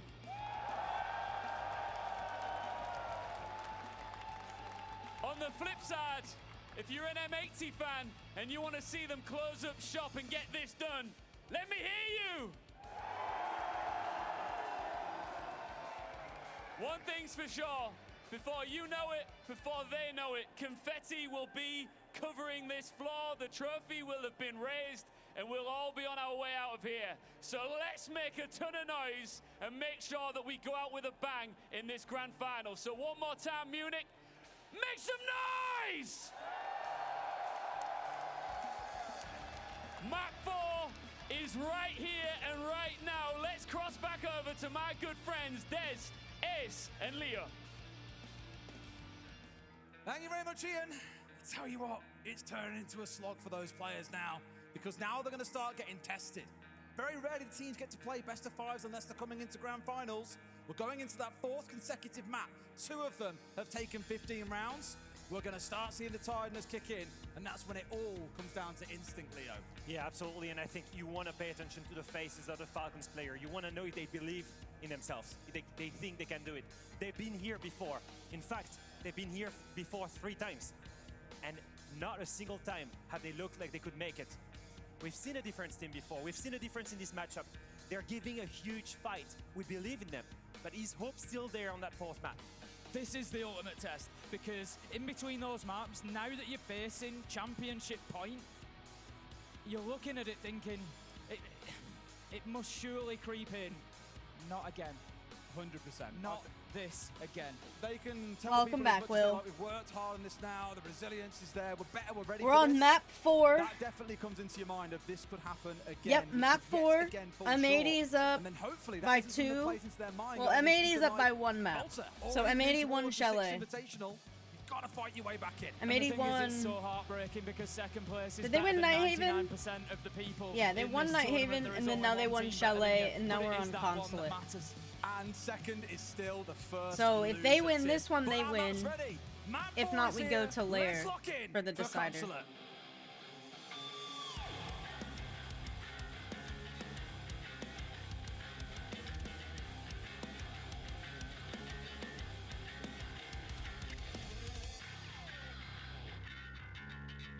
And as we enter this map, I keep thinking Hopefully about not. my I hope they just late bring, night like, discussion have with the M80. fact This is the everything M80's they map have pick. started working on ever since They getting won eliminated by Falcons AWC. map. All the So hopefully fundamentals they'll they've win their worked on, map, and the then we'll be done. psychologists, the theory Because if they win sessions, this, we the don't have to go to Lair. physiologists, every single thing they could get out of Falcons, they got it to become a champion winning roster. All of that stuff, all of that training, it needs to kick on now when they need it the most. Back against the wall on M80's map. Key thing to note, of course, is that M80 aren't invincible. It may be their favorite map, but they lost a wild card at this event. They've lost a phase at this event. They've beaten Team Secret. There is a lot of recent history for the other side to understand, and how we felt about Labs and Skyscraper, it still applies here. And having lost at this tournament, the blueprint is there. That's the important thing, the blueprint of how do you beat them. You go and watch those 2 matches. And so what happened in that wildcard game? They got destroyed 7-2. Well, wildcard held on in defense. They played the time perfectly. M80 was too slow, and they were getting punished for it.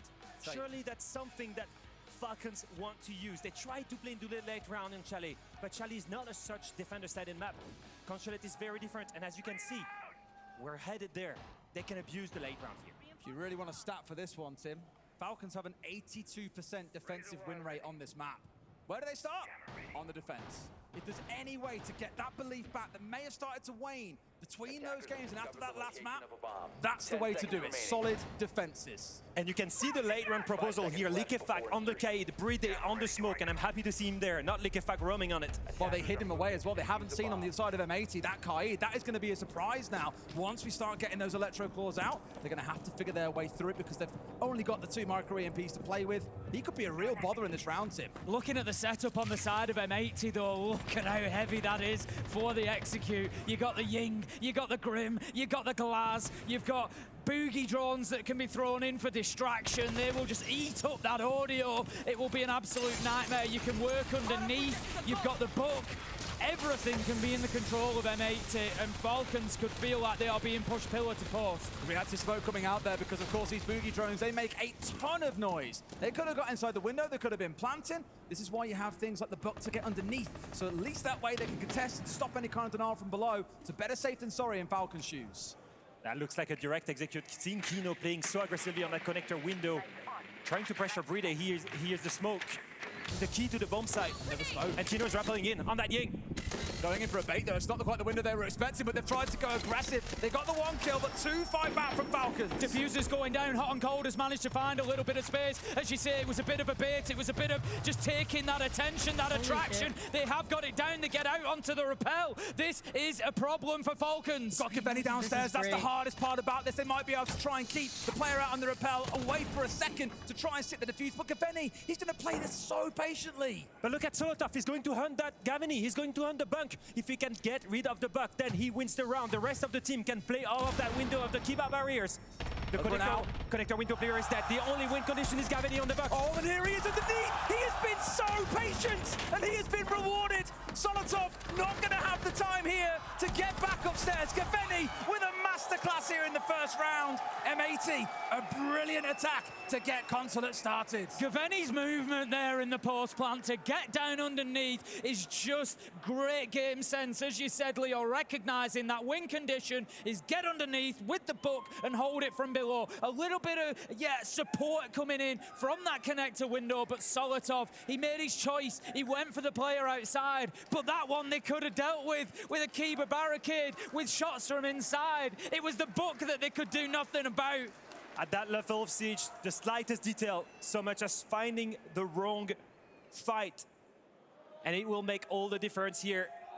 Falcons played to the late round, but M80, they go for a direct take on the side, and instead of going for a window like everyone else, they go through that connector window, the meeting one, and they plant in enough spot.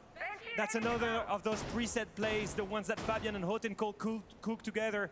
It's been so strong for them. I could probably count on one hand the number of times that I've seen teams bait on the main plant and then deceive and go for, like you say, that meeting window one. It's beautiful when it works. I've seen it fail a couple of times when teams haven't quite been able to pull the rug over their opponent's eyes, but that's the kind of stuff you want to get your map moving with. And we spoke about that Falcon stat, 82% defensive win rate. You're already finding yourself going below that if you lose this next round already. And I'm struggling to see the adaptation on the side of Falcons. It's been the same lineup almost throughout Chalet. The Warden and the smoke for the late round. The Solotov and Shaiko on Melusi and Ella trying to play aggressive, trying to burn time. But every single time, either they die on the room, either the late round is not good enough. M80 on attack so far has looked slow, steady, but unstoppable. They take exactly what they need. They figure out the right win condition. They commit to it, and they take rounds away. We've got a lot of work to do to make sure that they've got that map cleared out. If we have a look, we can see Falcons are scattered throughout. Liquefact, Solotov all the way up on top floor. There's a presence from Shaiko in the mid floor. Users Bride holding down the site themselves. So again, playing into this late round effort. We're going to have the first Okabe call come in. M80 will start to push on the back of it. Hot and Cold getting a boogie drone rolling. Going to give a little bit of vertical for them. Both one touching on as well as the fact that we've had the Fenrir banned 2 maps in a row now. More cat and mouse taking place here. But with the Fenrir being taken away, they're having to play a lot of Ella here as an alternative. 1-for-1 quite early in the round as Usis also goes down. Diffuser, he'll go through a teammate to get the man that he needs already into a 3 versus 3. And we're not even halfway into the round, Leo. And Solotov was still hunting him. He's all the way coming down the yellow stairs. He's gonna backstab him and Shaiko gets the pick. They've not problem solved the roam. They've hit site directly instead, but the vert is there. And the rest of the players can still control the diffuser who's dropped down onto the bomb site. Just going to be holding this long angle. Gavene just hoping for an opportunity to come his way. Falcons much more in control of this round than the last, it feels. Smoke canisters will go off. That's actually going to give Hot and Cold a little bit of access to roam around and get into sight. Is there an opportunity for him to put the diffuser down? There's nothing above yet opened up by the side of Falcons. I don't think they've got any idea here. They go for the drop, they kill the cover, they get the last man. The plan was successful, but that's all M80 are going to do because Falcons were there waiting, ready. They drop down from on high, find the final kills, disable the diffuser, and take round 2. A wise man once said, if they go for the plant, one gun is down. And they went there. They waited for the plant and went 3v1. Yes, Tim, speaking of you, they had the right plan. It's the first time I've been described as a wise man on the desk, I'll say that. It's just a fancy way to say that you're old, Tim. Here comes Leo. I tell you, we invite him to a final and he comes with the burns. Right now it's confusing whose water is mine. That's mine, friend. All good. It was a hard one because really, we really need to see Gavene get that first kill on Solotov on that hatch drop. He's left standing and just immediately picks up the kill in response. He hits that shot. It's a 2 versus 2. Suddenly, things start to look We're very on the 4th interesting. game of the BO5. Start of the map. M80's got 2 games. You're going to see Falcons a little bit of that time. His reactions are going to slow down that little bit. Things might not quite line up the way that they did for our first 3 maps.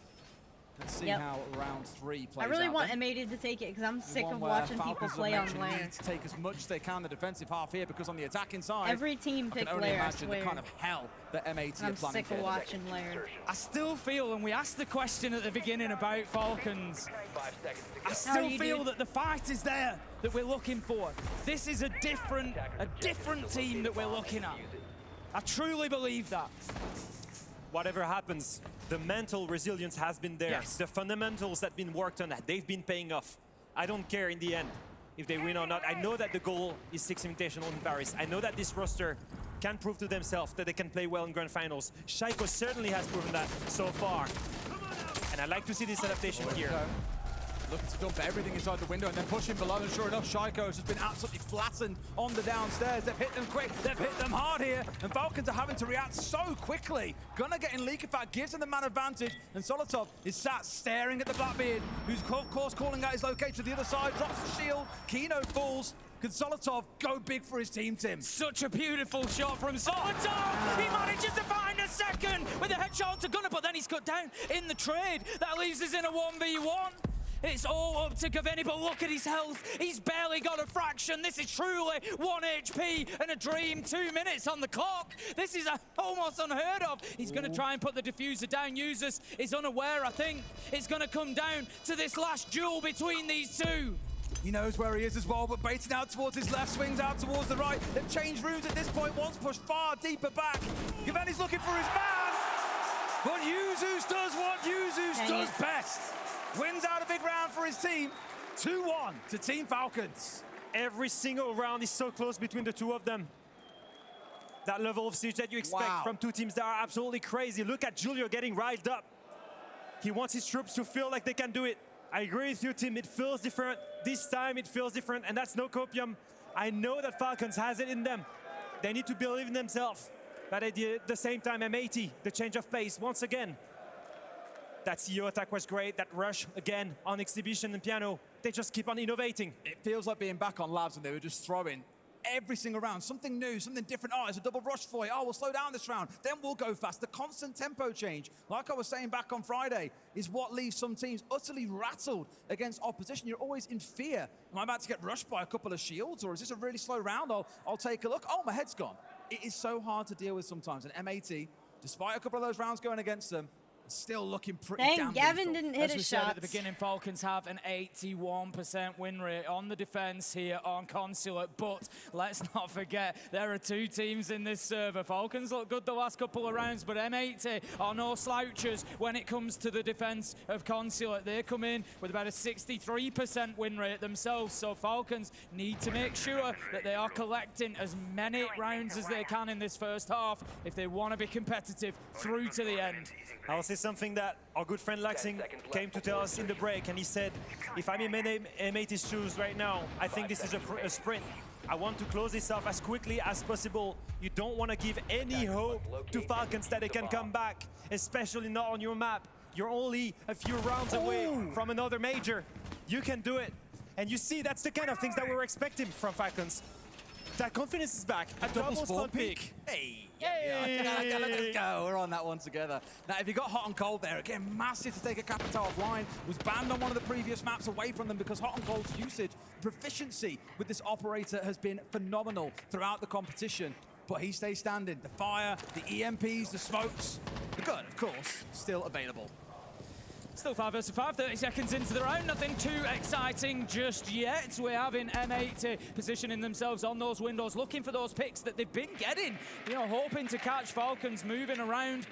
See if they can get themselves a little freebie to start things off. I'm a big fan of the Vigil pick here from Likefak. He's been trying to be annoying to these guys. He knows this is an admin take. He wants to burn as much time as possible. The C4 from Yujus on the window. The only guy that could cut off the Vigil was Gunnar. He's just gone with the C4. It's what we call a bait in the business, I think, there, Leo. Wonderfully done. Have got rid of the Grim, and B's no longer available to them in the round. Often say, losing attackers hurts you more earlier in the round than it does to defenders. You'll happily play that one-for-one game all day long with Likefak and Solotov. Both can afford to disappear as long as they're getting something for it. They've got Gravini and Diffuser both working from underneath at the minute, looking to clear utility, but also looking to clear manpower, but it's not going to matter because they've got holes to replace. Hong gets taken out, Solotov with a second. Falcons are fighting, and they are here for it. Solotov wakes up on Consulate, finds a double, and it's 5 versus 2.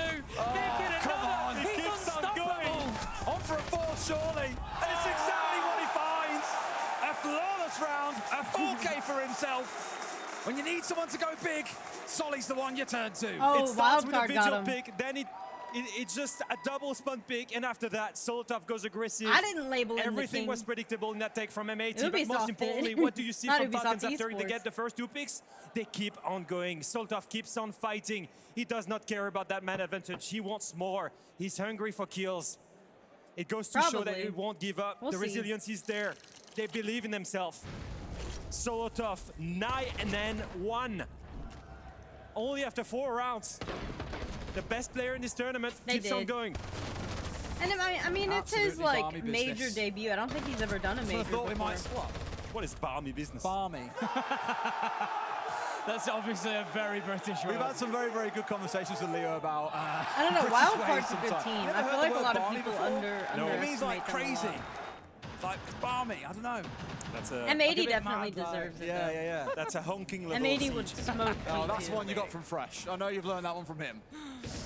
Too much time next to this guy, and I will learn a whole vocabulary of slang of the UK. I still remember a conversation with you about shoes once. And you were like, how do you differentiate Larry, between I swear, these, Will, I do those, not and some of the wanna watch word? And I was Larry like, again. wow, this is actually really hard to describe. I was on English about makes no ownership, sense. proximity, all kinds of stuff. It was absolute madness. But yeah, fair, my bad. I won't say balmy I've seen business so ever many again, Lair games, just for I your swear. sake, then, Leo.